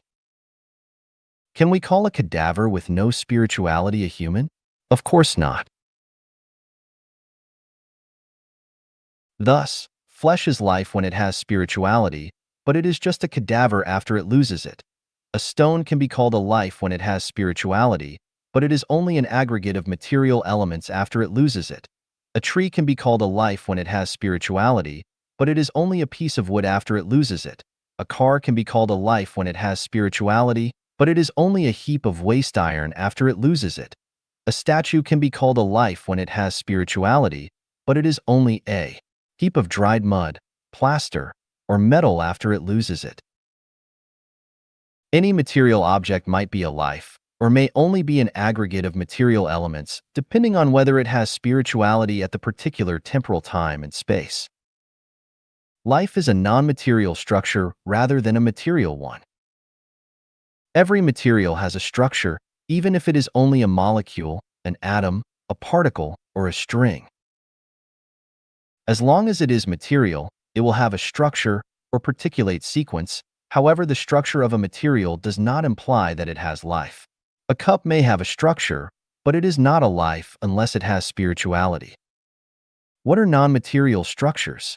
I ranked the non-material briefly when I talked about the negative universe in describing the universe. They include time, space, thinking, consciousness, mind, spirit, beliefs, order, spell, dharma, and soul. These are all non-material. Do non-material entities have structures? Yes, they do. Spells used in witchcraft are structures. Prayers in Christianity and Islam are structures. Lections read by Buddhists from their hearts and mouths have structures. Everybody's thinking are structures. The order of the universe, the law of physical movements, and progressive developments through time are structures too. All non-material forms have their own given structures, but this does not mean that all non-materials are lives. Only when the non-material structure has spirituality is it a life. Is a vegetative person a life or not? No, they are not a life until the non-material structure with spirituality returns to their flesh. Is a person who is sleeping and dreaming a life or not?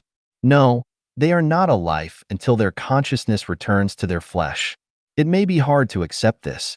Obviously, the people are still breathing. Their hearts are still beating. Their bodies are still warm. How can you say that they are not lives? Indeed, that is exactly what I am saying. If a car's engine is working with its headlights shining, maintaining a normal temperature, water circulating, and fuel burning, can we then say that the car is a life? If a pot of water is boiling on the stove with steam and with the possibility of scalding people, can we say that the pot of water is a life? We see people talk, run, eat, drink, and play in movies or on television. Are they lives? A great river is flowing, running, and crying. Is it a life? The moon moves around the Earth at full speed and moves the Earth's ocean tides. But is the moon a life? Everything in the universe may or may not be a life. Whether it is or not depends on whether it has non-material structure with spirituality at that moment. We just talked about the essence of life, which is the same as the software in a computer. A software program can only perform its function when it enters into a computer's hardware, otherwise its program will not work. It is very hard to understand the essence of life. It sounds as if I am talking about something that is only in my imagination. So let me level down the meaning of life to a lower degree and analyze and interpret it from this presentation of life. Sakyamuni, who possessed Buddha eyes, defined life as born from eggs, wombs, humidity, or by transformation, with or without form, either thoughtful or thoughtless, and neither thoughtful nor thoughtless, and this definition includes all life forms in the universe. The life forms born from eggs, wombs, and humidity can be seen everywhere on the earth, and they are easy to understand. What is life born by transformation? Every life with water, appropriate temperature, humidity, and that is formed naturally, belongs to the category of transformation. The huge numbers of microorganisms and various bacteria are all transformations. The life that can be seen through human eyes refers to the life which has physical forms. Every life that we see in the world is the life that can be seen through human eyes. What life cannot be seen by human eyes?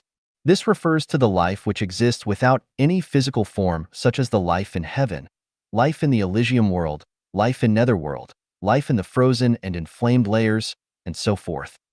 Thoughtful life refers to life with self-consciousness.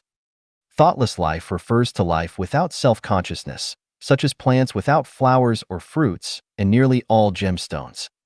Either thoughtful or thoughtless life refers to life that appear to lack consciousness, such as the earth, the sea, thunder, wind, clouds, rain, snow, and so on, but actually can have great wisdom.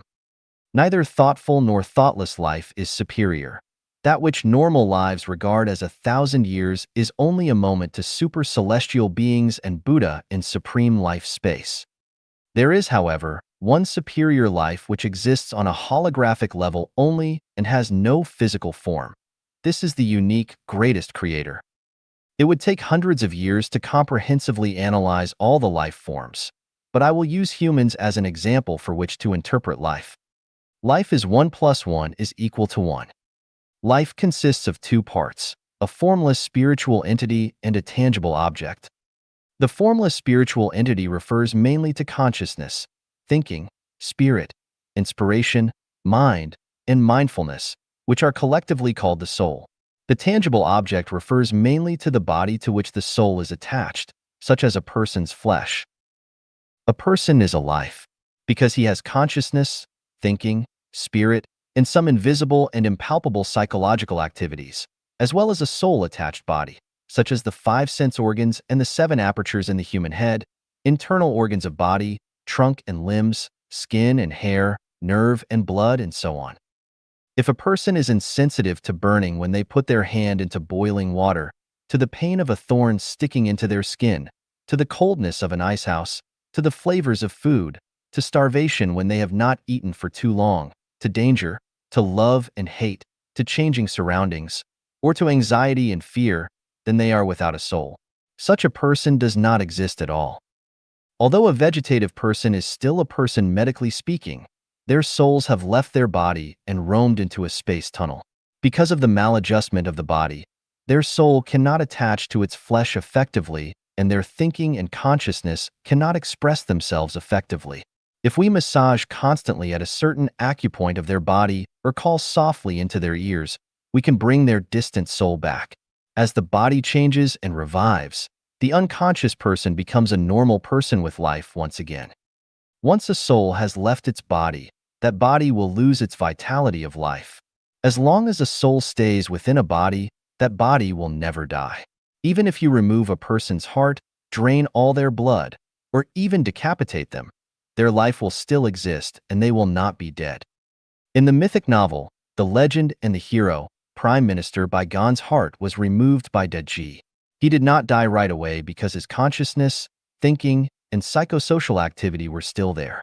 That is to say, his soul was still attached to his body so he could still walk and talk, but he breathed out his life immediately when he heard Deji, who disguised herself as a person selling vegetables, say, "Vegetables without hearts can live, but humans without hearts must die." Why? Because Deji's words sealed off his thinking and compelled his soul to leave his body. When the soul left the body, he was dead. An experiment was once conducted on a prisoner who was condemned to death. A guard explained, "You have been sentenced to be executed immediately.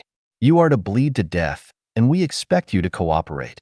They tied him onto a bed with his eyes covered and leaving one arm hanging over the side above an empty bucket beneath it. Then, they pretended to cut his wrist with the dull side of a knife, meanwhile dripping water into the bucket beside the bed. The sound of dripping kept pounding in the prisoner's ears. Over tens of minutes, the continuous dripping noise waned gradually, leaving only the ambient room noise in the air. Then the sound of the dripping disappeared completely. With the disappearance of the dripping sound, he was found to be dead. What made the prisoner die? His wrist was not cut and none of his blood had been shed. What caused this death was conventional thinking. I was sentenced to death. My blood all left me. No one can live without blood.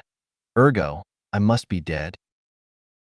As a result, death followed very soon. During China's SARS outbreak, the Sohu News Agency reported this story.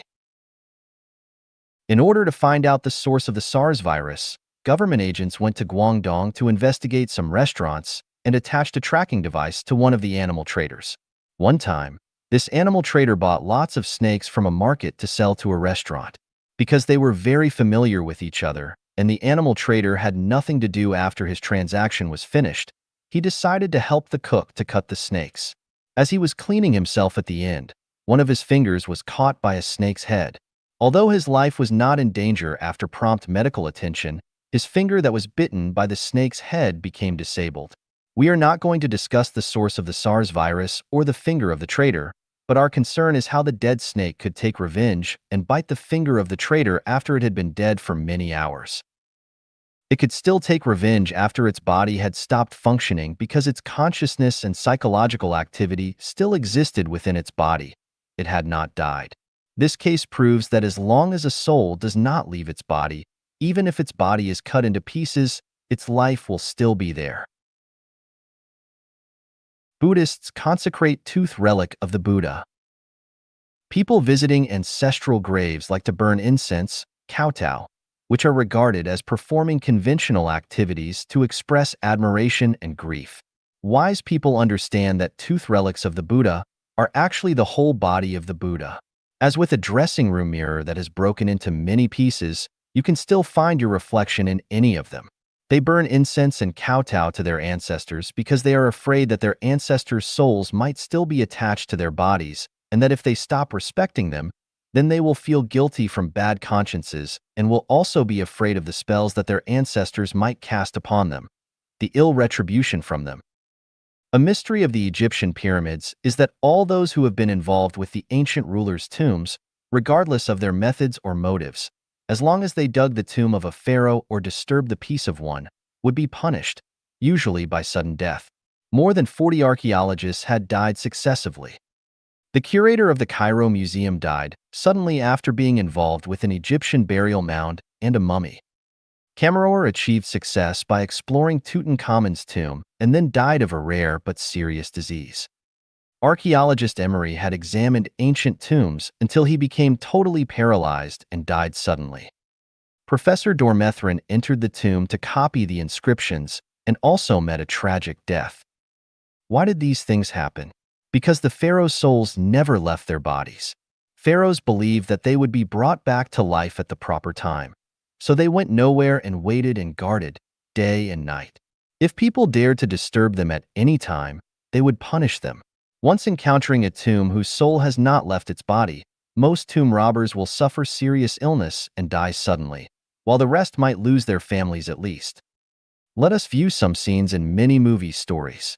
At the life and death fighting moment, although some people were killed obviously, they could struggle to fight at a crucial moment and killed their opponents and then died at the same moments. Why? The reason is the same as with the snake's head bite. Cancer, leukocythemia, AIDS, SARS, and other diseases kill people's thinking and consciousnesses first and then kill their bodies.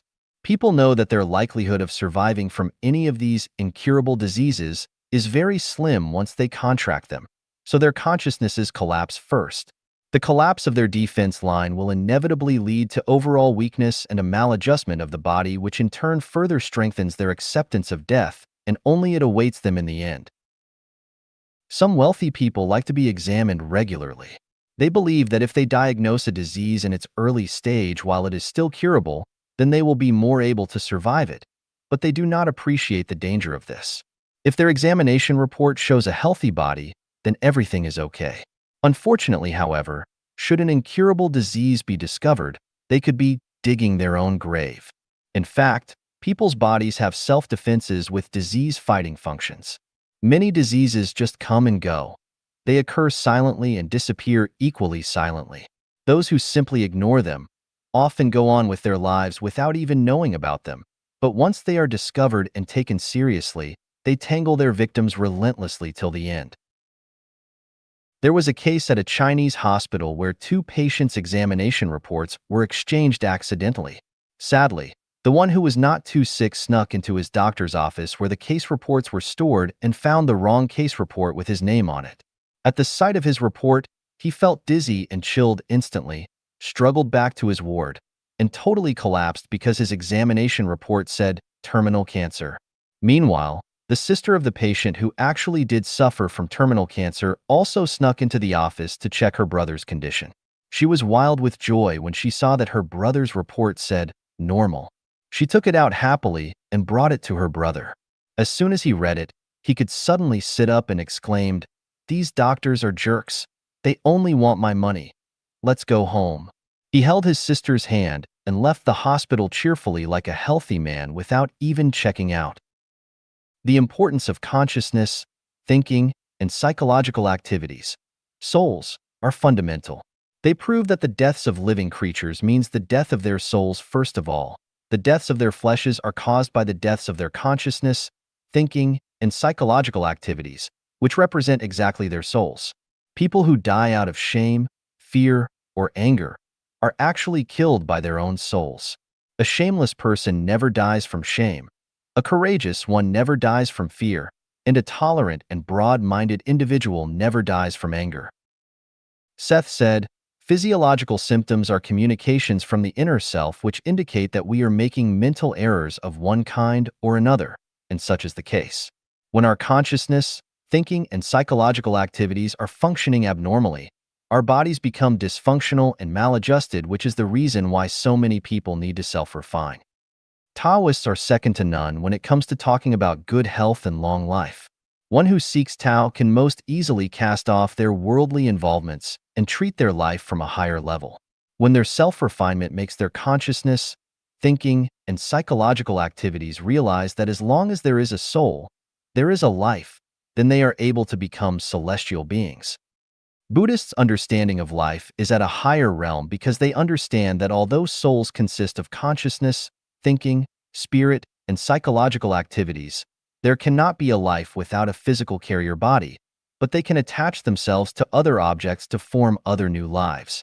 Souls can go to the Elysium world directly and enjoy the supreme pleasure of life when self-refinement reaches a profound level by ridding themselves of the constraints of normal thinking completely. By supreme self-refinement, I mean self-refinement of consciousness and thinking. The self-refinement which aims towards supernatural power is at a lower level. Eminent Buddhist monks never take supernatural power seriously. However, many things grow in gardens that were never sown. Jesus and Sakyamuni considered how to save all living creatures. Yet in the end, both of them obtained supreme supernatural power. In postscript, I have written, "Unbearable cold. Surpass the human world. Infinite day on Balakia Island. Scatter a handful of sand and thousands of trees will appear." The part that says, "scatter a handful of sand and thousands of trees will appear," is a supernatural power, a magical power, yet it is never easy to obtain it. Journey to the West, herein called Journey, is regarded as a nonsense mythological novel by ordinary people. In fact, it really is not. Author Wu Qingyin was an eminent Dharma monk who came from India to China and faced the wall for 9 years. In order to help people to understand Buddhist theory and Buddhist scriptures, and to relieve their souls from suffering, he promoted Dharma in the form of accessible stories by writing fictional accounts based upon profound Buddhist theory. Ordinary people may regard Journey as mythological, but with Dharma eyes, it becomes very real.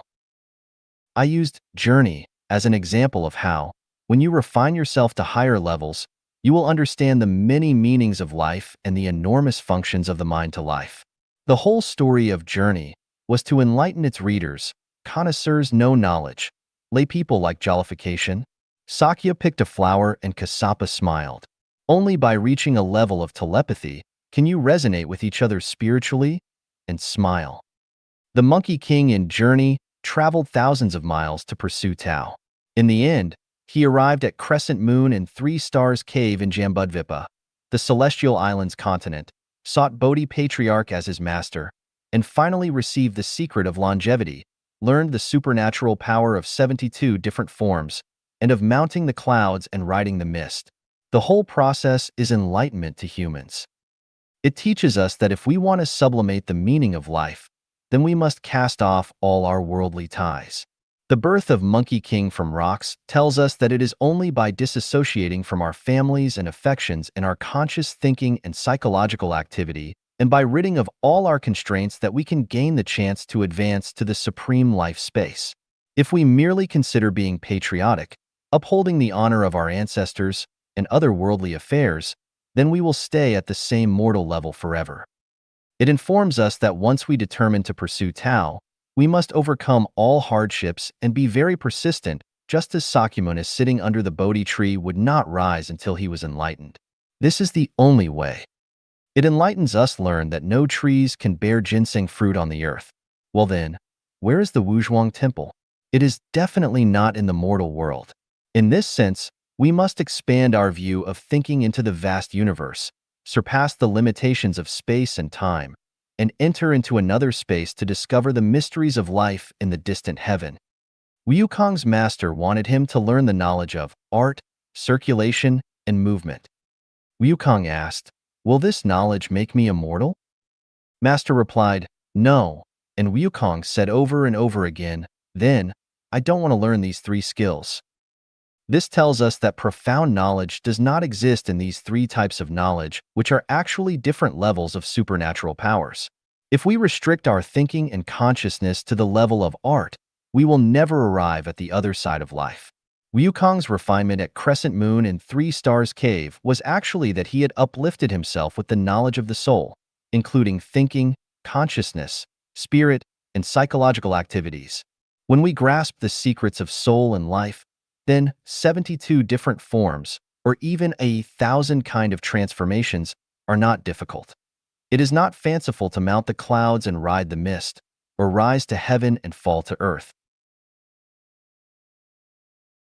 Speaking of mounting the clouds and riding the mist, people often regard this as a thinking fantasy and talking idiotic nonsense, but in fact when we let go of our consciousness and expand our thinking, then we will find that it is a very common life phenomenon in another space and time. Consider astronauts in spacecraft and consider the footprints left by those who flew to the moon. Then suppose that the moon is smaller than its actual size. Half its size, 1/3 its size, down to a sphere as small as a football field. In these cases, could people have flown there? Or suppose the size of the Earth remains, but its weight is reduced to 5 metric tons. Could you then mount the clouds and ride the mist? Then, suppose that your weight is not 70 kilograms, but 20, 10, or 1 kilogram, or 1 gram, or even as light as a feather. Could you then mount the clouds and ride the mist? You should know that the spiritual entity, soul, which constructs life is weightless. Without a spiritual entity, soul, there is no life, but without material form, there is no life either. Life requires both. Life is 1 plus 1 is equal to 1. Not 1 is equal to 1 and not 0 plus 1 is equal to 1. Spiritual entities can exist alone and material objects can exist alone. When spiritual entities and material objects exist separately, there is no life. It is only when the two are combined together that life generates. Just as with hydrogen and oxygen atoms, it is only when the two are combined together that water forms. Like cloud clusters with positive and negative charges, it is only when the two meet with each other that lightning and thunder will be generated. Souls can accomplish their functions only when they are attached to material objects. Souls can not only be attached to the bodies of humans and animals, but also to plants, rocks, houses, storms, rivers, ponds, cars, TVs, and any other things. There are lots of examples in the Bible. Many prophets have made incredible though obscure prophecies after having been possessed by spirits from supreme life space. Jesus cured many sick people who were possessed by evil spirits. There are countless records and instances of being possessed by souls or haunted by ghosts at all times and all throughout the world. Seth conveyed information of life to common people through an attachment to an American woman. There are many examples of souls becoming attached to lightning. Here are 2 examples. In 1899, a man was struck dead by lightning in his courtyard. 30 years later, His son was killed in the same way and at the same place.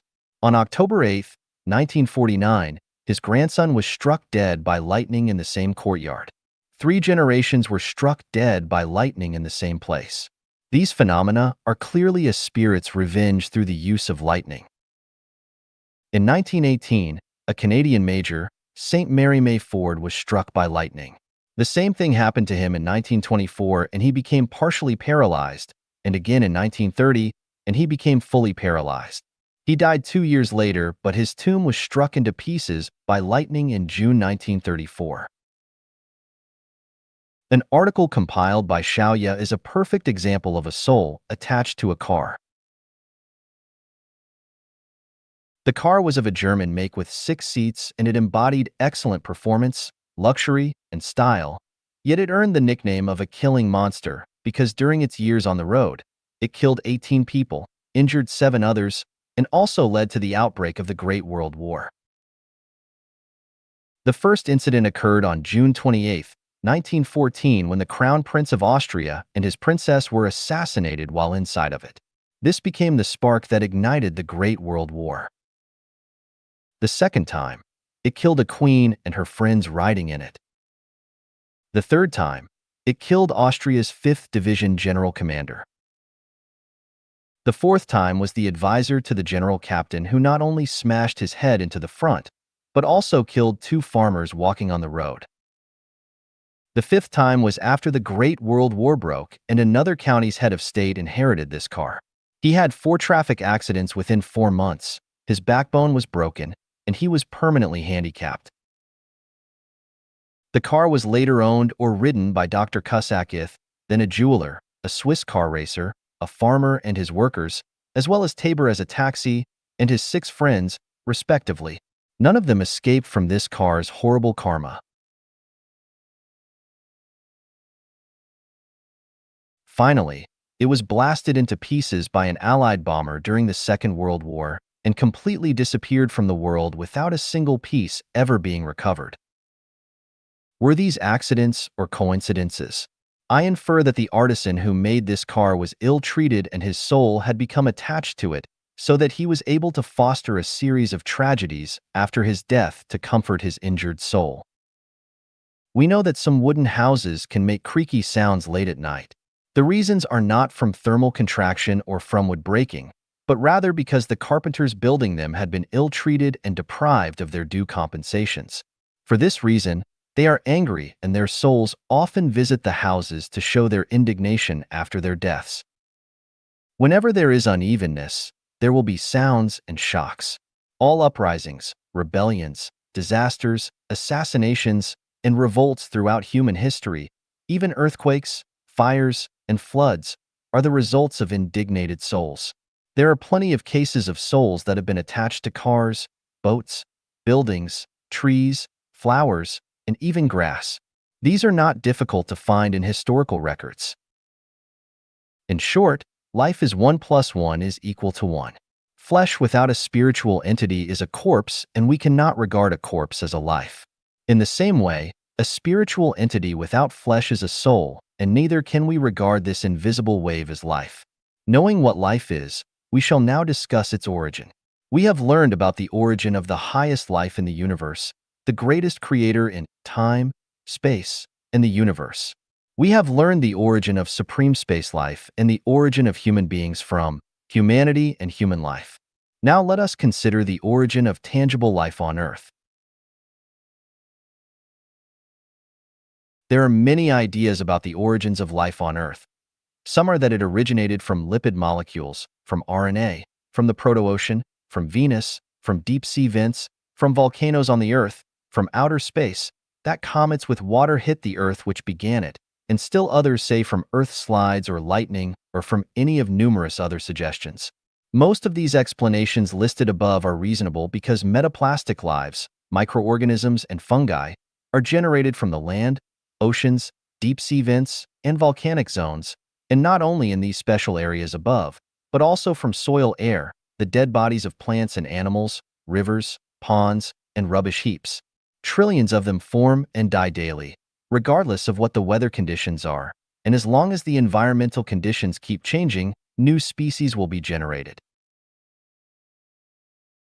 It can be said that the growth of populations, pollution of the environment, aggravation of the greenhouse effect, and the expansion of the hole in the ozonosphere will generate the new species, even in new bacteria expanding in large scales.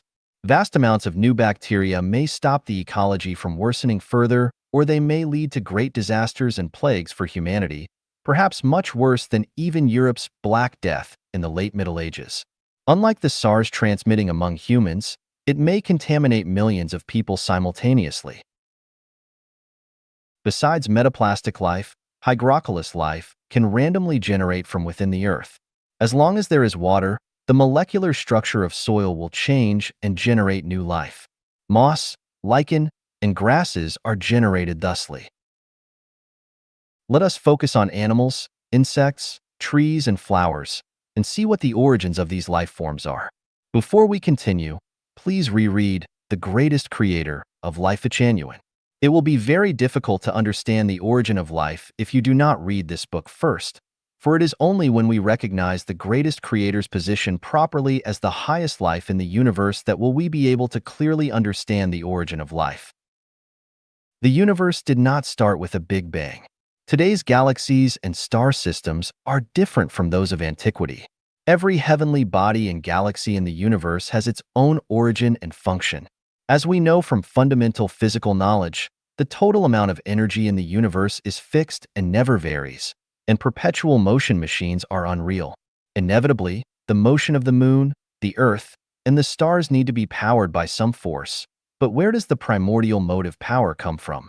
You might have a large pile of tiles, cement, and wood, but they cannot build a house without being designed and arranged by people, not to mention the intricacy of celestial bodies spinning around each other at high speeds. They could never construct star systems by themselves. Our solar system came into being 4.5 billion years ago due to extended painstaking efforts of the greatest creator, gods, and celestial beings. The Earth was the first one formed in our solar system. Although astronomers believe that the history of the Sun is longer than that of the Earth, this does not mean that the Sun was the first body in the solar system. We all know that black holes populate the universe. Some scientists believe that black holes are magnetic vortices caused by the gravitation between two or more celestial bodies passing by each other, just as with a typhoon and a tornado. But this cannot be true because black holes are aggregates of high-energy matter. The more energy they have, the less tangible they will be. Great form has no contour. We may compare black holes to batches of covered dough from which a cook has removed one piece according to his need for making a meal. The black hole is exactly that covered dough while the Earth is that small piece which has been removed, and the greatest creator and his assistants, gods, are the cook who has removed the small piece. After the emergence of the Earth, the Sun was moved from somewhere. In order to make the Earth rotate around the Sun constantly, additional planets were added to the solar system. Therefore, the entire solar system exists to serve the Earth. This means that humans exist on the Earth, but they cannot exist on other planets of the solar system. After arranging the solar system, the gods sent down hundreds of millions of angels, super celestial beings, to terraform the Earth. Water and the atmosphere were designed and created, and the combination of water, air, sunlight, and soil produced a large biomass of metaplastic microbes and hygroculous grasses on the Earth. Then the super celestial beings began to build pyramids. These were not the pyramids in Egypt, but ones that spread along the 30 degrees north latitude and 30 degrees south latitude in the ocean beds of the Atlantic and Pacific Oceans. They served as laboratories for developing life on Earth because they could gather effectively the special energy of the Sun to speed up its growth and development. Super celestial beings designed and created most of the insects, all trees and flowers, and all herbivores on Earth today from within the pyramids, and then transported these lives to every part of the Earth by advanced aircraft. The whole process lasted slightly more than 1 billion years. In the process of creating animals, celestial beings found that water needed to be brought inland for the plants and animals to spread across the Earth. Therefore, they opened a mind to build a space station and constructed what we now see as the Moon by using metals from the Earth. With the Moon, the Earth became alive, not only bringing an ebb and flow, wind, clouds, snow, and rain, but also illuminating the night. After more than 1 billion years of creation, the Earth morphed into a beautiful, rich, and prosperous paradise. It was a nearly perfect replica of the 10,000-year world. Super celestial beings, we can call them advanced intelligent people, were very pleased with the Earth that they had made and did not want to leave it. But they had to do so in order to avoid the jealousy that was forming in other people. To protect their creation secrets, they dropped all the pyramids to the bottom of the oceans. The beautiful continent of Atlantis disappeared forever. As for the origins of other insects, carnivores, dinosaurs, and humans, please refer to Humanity and Human Life of Life Genuine. We can conclude that apart from the lives of Metaplasia and Humidogene, all other species on Earth were designed and created separately rather than linearly by evolution, just as the tools that we use have been designed and created by people. Although unicycles, bicycles, carts, carriages, cars, and trucks share commonalities with each other, all were designed and created separately by humans. Carriages will always be carriages and can never transform into trucks. Snails will always be snails and can never evolve into farm cattle, and monkeys will always be monkeys and can never evolve into humans. The features of life. Xiefeng. August 16, 2005. Translated by Transin. The essence of life is a non-material structure with spirituality. To make life dynamic and expressive, its non-material essence must be embedded within a specific material structure with the help of energy. We will regard the features of life in this sense. There are 8 features of lives on Earth. They have form, consciousness, spirituality, vitality, birth, metabolism, death, transformation. Those things which have these 8 features are lives. Those that do not are not. Let us consider some examples. People are lives because they have forms which are visible, touchable, and occupy space. They have consciousness and are able to respond to changes in their objective material worlds and form ideas by perceiving messages from their eyes, ears, noses, tongues, and bodies, and transforming them into thoughts that guide their words and deeds. They have spirituality, and souls are only its foundations, things such as their yearning for better futures, revering the greatest creator, worshiping gods and Buddha, loving nature, and selfless devotion to humanity are expressions of people's spirituality. They have vitality so they can move, walk, sit, lie, work, and create. They experience birth, whether from their mother's womb or even by being cloned. They have beginnings. They have metabolisms which are illustrated by their processes of birth, childhood, young adulthood, middle-agedness, and old age. They die. Nobody lives forever, and everyone has the same ending, death. They transform. According to the principle of the conservation of matter, human bodies absorb energy as they grow through life, but their flesh is absorbed by microbes after they die and is converted into other energy.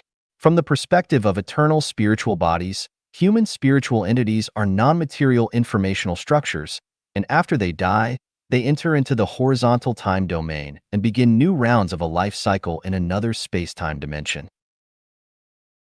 Nobody would deny that people are lives, but what about livestock, wild animals, flying birds, and even fish? Needless to say, they are all life and have consciousnesses. Some may have doubts concerning their spirituality and transformations, but in fact, you can find that animals have spirituality if you observe and pay close attention to them. For example, dogs and cats like to win attention. Parrots often imitate sounds. Horses do not commit incest. Dolphins play with people. All these phenomena prove the spirituality of animals. In addition, there are stories of animals showing gratitude, the tricks of circus animals, the strange attention-getting courtship rituals of animals, the noble, self-sacrificial spirit showed by some animals to avoid species extermination, and many others, all indicate that animals have spirituality. As for the transformations of animals after death, they only appear in the narrations and descriptions of myths and fictional stories. Humans still do not understand them from the perspective of science, which shows that science has not yet developed to a sufficient level and that human thoughts have not reached the level of such understanding. Why are there fewer and fewer animals and more people on the earth now? In fact, most animals transform into people.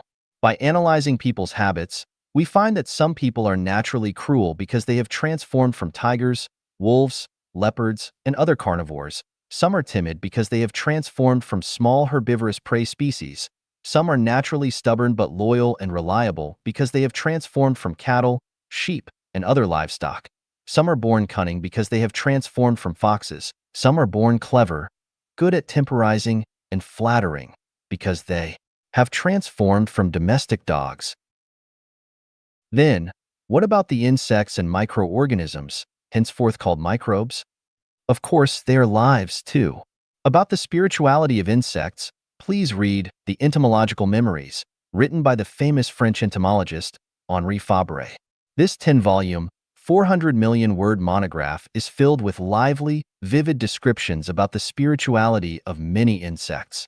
In fact, if we observe carefully, dung beetles shaping manure into balls to carry home, the tacit teamwork of ants and bees, and the movements and skills of flies mating, we find that insects certainly have spirituality.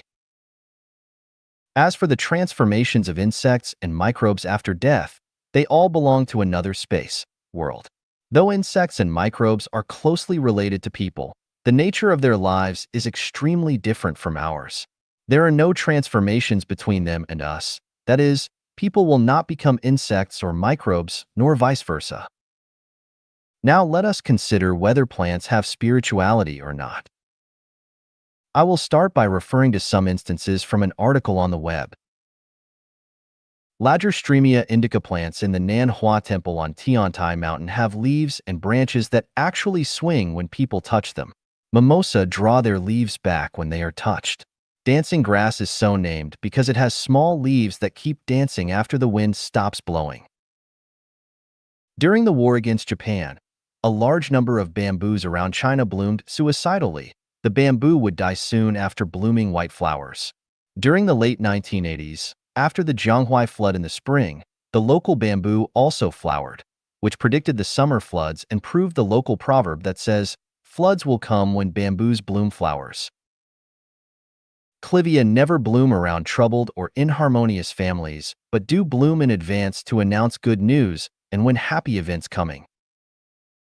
Oaks will blow themselves up when loggers come, and carrots will quiver in fear when rabbits enter their fields.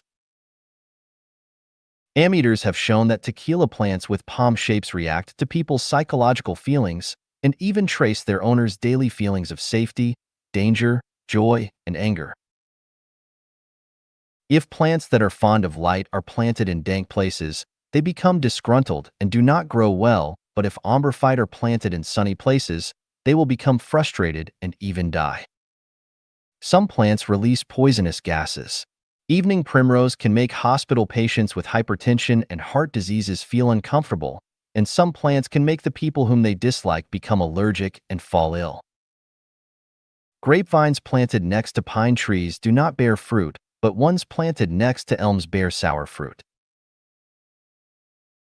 We have found that plants will burst into tears and release angry biowaves when a branch is broken, but will flourish and release joyous biowaves when we water them, fertilize them, care for them, play music for them, and talk to them. Giraffes prefer a particular tree which can release toxic gases within a few minutes after they begin to eat them to force the giraffes to stop eating and go away. In myth novels, plants, especially flowers, possess human-like spirituality, and they are even regarded as fairies descending from the upper world. In short, plants have spirituality. They have languages, emotions, memories, thoughts, induction, and all the features possessed by people. Plants protect us when we cherish them, but punish us when we harm them. Can plants be transformed into other lives after death? Yes. Non-flowering vegetation transforms into microbes. flowering vegetation transforms into insects, flowering and fruiting vegetation transform into herbivores. Vegetation does not transform directly into carnivores or people after death. All flowering plants derive from the nimbus of celestial world, and that is where they return directly, so they are not transformed into humans. Grass also has life, but its life, along with insects and others, forms their own life system which does not belong to the system of animals, flowers, trees, human celestial beings, and Buddhas. In other words, people will not be transformed into grass, and vice versa. Nothing but humans, microbes, insects, and other animals, flowers, and trees can be regarded as life. But this does not mean that they lack spirituality. All things have spirituality. Mountains, water, the earth, stones, and especially gems, all have spirituality. Metal and almost everything else has memory. Although these substances possess most of the properties of life, they do not have consciousness and cannot be transformed into other life after they pass on, so they are not within the life category. What about invisible super-celestial beings, Buddha, gods, devils, ghosts, and others who are of the spirit world? They can be seen as life only when they take on physical forms. Without a physical form, they are only spirits. This is why Jesus Christ, Buddha Sakyamuni, and Lao Tzu took human forms when they appeared before us. The people going to the 1,000-year world or the 10,000-year world after death are not spirits, but life, because they will retain physical forms. But in the case of those who become Buddha after death, they have the power to change their forms, so they can exist in the Elysium world as spirits or miraculously transform into any physical form freely and omnipotently. In short, we should distinguish between life and non-life with those 8 features listed above. Anything that has them is life, and anything that does not is not. The Road to Heaven. Dayform Buddha. February 18th, 2024. Translation edited by Chinyu. If you have never been to heaven, never seen heaven, and do not know about heaven, you can learn about the second home created by Life Genuine. The second home is not heaven, but it is close to heaven. Knowing the second home is akin to knowing there is a heaven. If you cannot understand heaven through the second home, then you can perceive heaven through the people you interact with. If the people you interact with always bring you happiness, joy, freedom, and bliss, then you should know that heaven exists. Whether one can go to heaven has nothing to do with social status and power, wealth, ability, wisdom, age, knowledge, education, reputation, appearance, parents, what great achievements one has made in human society, what religion, political party, or group one has joined, how many churches, temples, lecture halls, Taoist temples, mosques one has built, the family and environment one was born into, how many incense sticks were burned, or how many times one kowtowed, how many good deeds one has done and how many lives one has saved, how much suffering one has endured and how much bliss one has enjoyed, how much teachings of gods, Buddhas, celestials, and saints one has spread, how much merit one has, how many masters and disciples one has, which God, Buddha, celestial, saint one follows, and even more so. It has nothing to do with what one believes in or does not believe in, and whether one is devout or not. Whether one can go to heaven has only one standard, that is, your quality of life must match the quality of life in heaven. The quality of life in heaven is very simple and pure, that is, unselfishness and selflessness. That is to say, once one achieves unselfishness and selflessness, one is the life needed by heaven. No matter when one dies, whether at 3 years old, 30 years old, or 300 years old, no matter how one dies, whether from starvation, burning, collision, illness, murder, entrapment, or natural causes, one can go to heaven after death. If you want to go to heaven, you must achieve unselfishness and selflessness. How can one achieve unselfishness and selflessness? One needs to repay debts, end worldly ties, make formless alms, and perfect and beautify the non-material structure of one's life. I want to liberate all beings. Don't think so. No beings need you to liberate, you are liberating yourself. Liberating oneself is liberating all beings. I want to save all beings. Don't think so. No beings need your saving, you are saving yourself. Saving oneself is saving all beings. I am helping others. Don't think so. Others don't need your help. You are helping yourself. All this is for your good. Don't think so. You don't know what is good and what is bad. What you think is good may be bad. What you think is bad may be good. If you are entangled in worldly ties, you cannot go to heaven. If you have debts, you cannot go to heaven. If your non-material structure of life is not perfect, you cannot go to heaven. In an environment composed of money, power, class, family, and country, it is very difficult to achieve unselfishness and selflessness. It can even be said that it is almost impossible. So in a secular environment, it is very difficult to find a selfless and egoless person, almost impossible to find. If you want to go to heaven, you must achieve unselfishness and selflessness. To achieve unselfishness and selflessness, the best place to practice and cultivate at present is the second home created by Life Genuine. If you cannot achieve unselfishness and selflessness, then don't harbor the improper thought of going to heaven. Instead, without any distinction between true and false, good and evil, beauty and ugliness, kind and bad, just accept the cycle of reincarnation in the middle and lower realms of life. This life as a human, the next life as a dog, the next life as a pig, and the next life as a human again, reincarnating endlessly. Experience the sweetness, bitterness, sourness, and spiciness of life, as well as the joys and sorrows, and the inevitability of birth, aging, sickness, and death of various lives. This life does not know the affairs of the past life, coming and going in confusion, which is also the meaning of life. Xiefeng. August 16, 2005. Translated by Transin. From knowing the origin of life, we shall know the meaning of life. Without the universe, there is no life. Without life, there is no universe. The universe exists for life. Life exists for universe. We construct buildings with the purpose of providing places for various human activities. They would have no value if nobody used them, and they would soon wear out and collapse. But if people do use and maintain them, then they will exist for a long time. If there were no life activities on the Earth, in the solar system, in the Milky Way galaxy, or even in the entire universe, then none of them would have come into being. We are talking the meaning of life from a broad perspective here, but in the narrow sense. The meaning of microbes such as bacteria is to serve the insects and vegetation. The meaning of insects and vegetation is to serve animals. The meaning of animals is to serve people. The meaning of people is to serve celestial beings in the celestial world. The meaning of celestial beings is to serve the gods. The meaning of the gods is to serve the greatest creator. The meaning of the greatest creator is to serve all life forms. All in all, the meaning of life is to serve the greatest creator, and the meaning of the greatest creator is to serve all life forms in the universe. The levels of life. Xiefeng. August 16, 2005. Translated by Transin. In terms of the non-material structure of its spirituality, life can be divided into 16 levels. Successively, they are: at the first level, the greatest creator.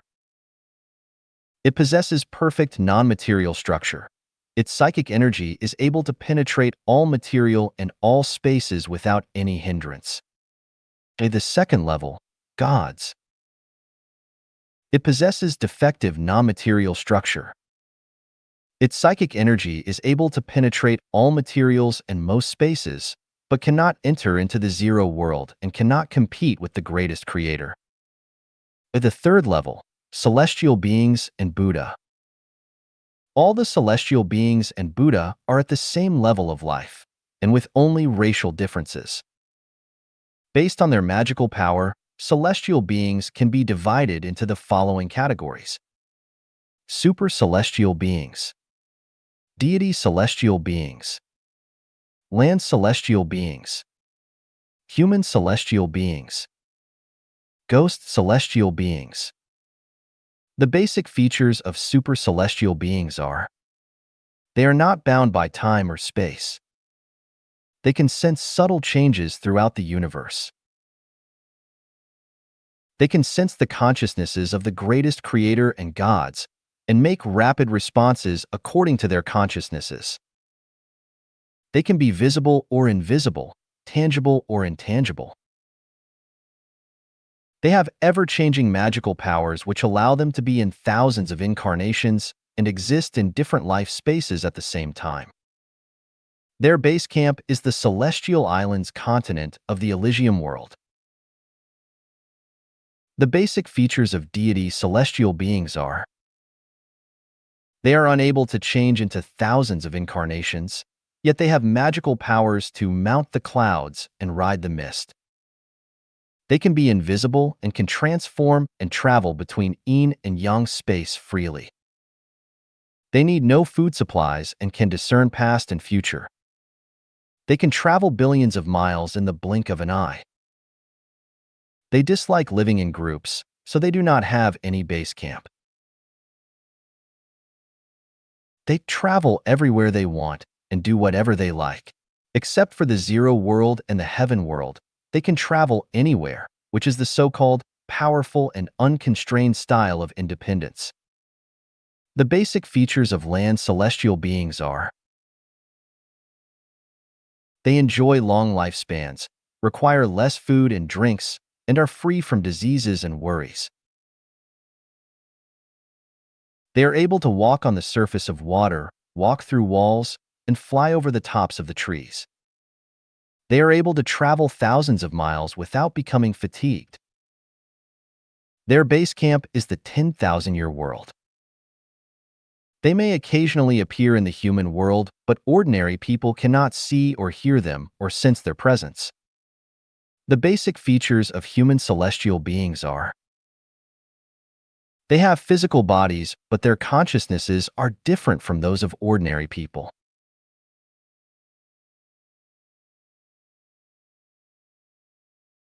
They have obtained knowledge such as the structure of the universe, 36-dimensional spaces, the origin of the universe, life and human beings, the transformation mechanism of causality, and the law of transmigration of life. They are sages attaining Tao and possessing perfect human nature. They do not have private property and do not participate in any form of confrontation or competition. They take things as they are, associate with others by following predestined relations, act in accordance with their nature, and take advantage of opportunities that arise. They live with perfect spirituality and human nature. They know clearly the next stop of their life and have no fear of death in any sense. That means that they have escaped the shackles of death. The community of human celestial beings is on the 1,000-year world. Only 1 out of every 10,000 people in human society possess the qualities of human celestial beings. If they can take one extra step, then they will join the ranks of human celestial being.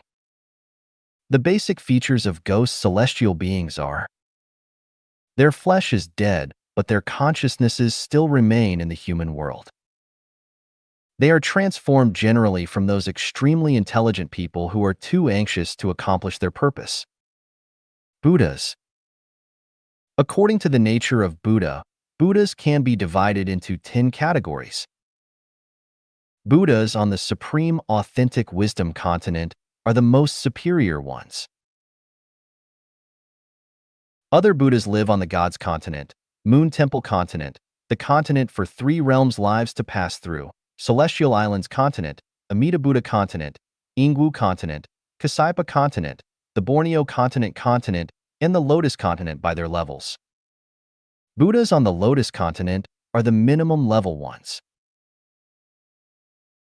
In the human world, there are no Buddhas in a real sense, but only everyone's original natures. Once people attain their original natures through self-cultivation, their physical bodies will pass into parinirvana immediately, and their life will reach the primary level of Buddhas on the Lotus continent. Or the 4th level, devils. Devils is the incarnation of Buddha. It is a brief but extreme manifestation of Buddhas who are self-refining. The power of the devils is greater than that of Buddhas and can easily reach the level of gods. Therefore, the greatest creator attends to the matter himself whenever a great quantity of devils emerge and restrains them in the cathode black hole body. The 5th level, humans. Humans are a kind of life living on Earth and relying on their visual, auditory, olfactory, gustatory, tactile, and spiritual perceptions. They do not possess the ability of supernatural transformation and must live on food.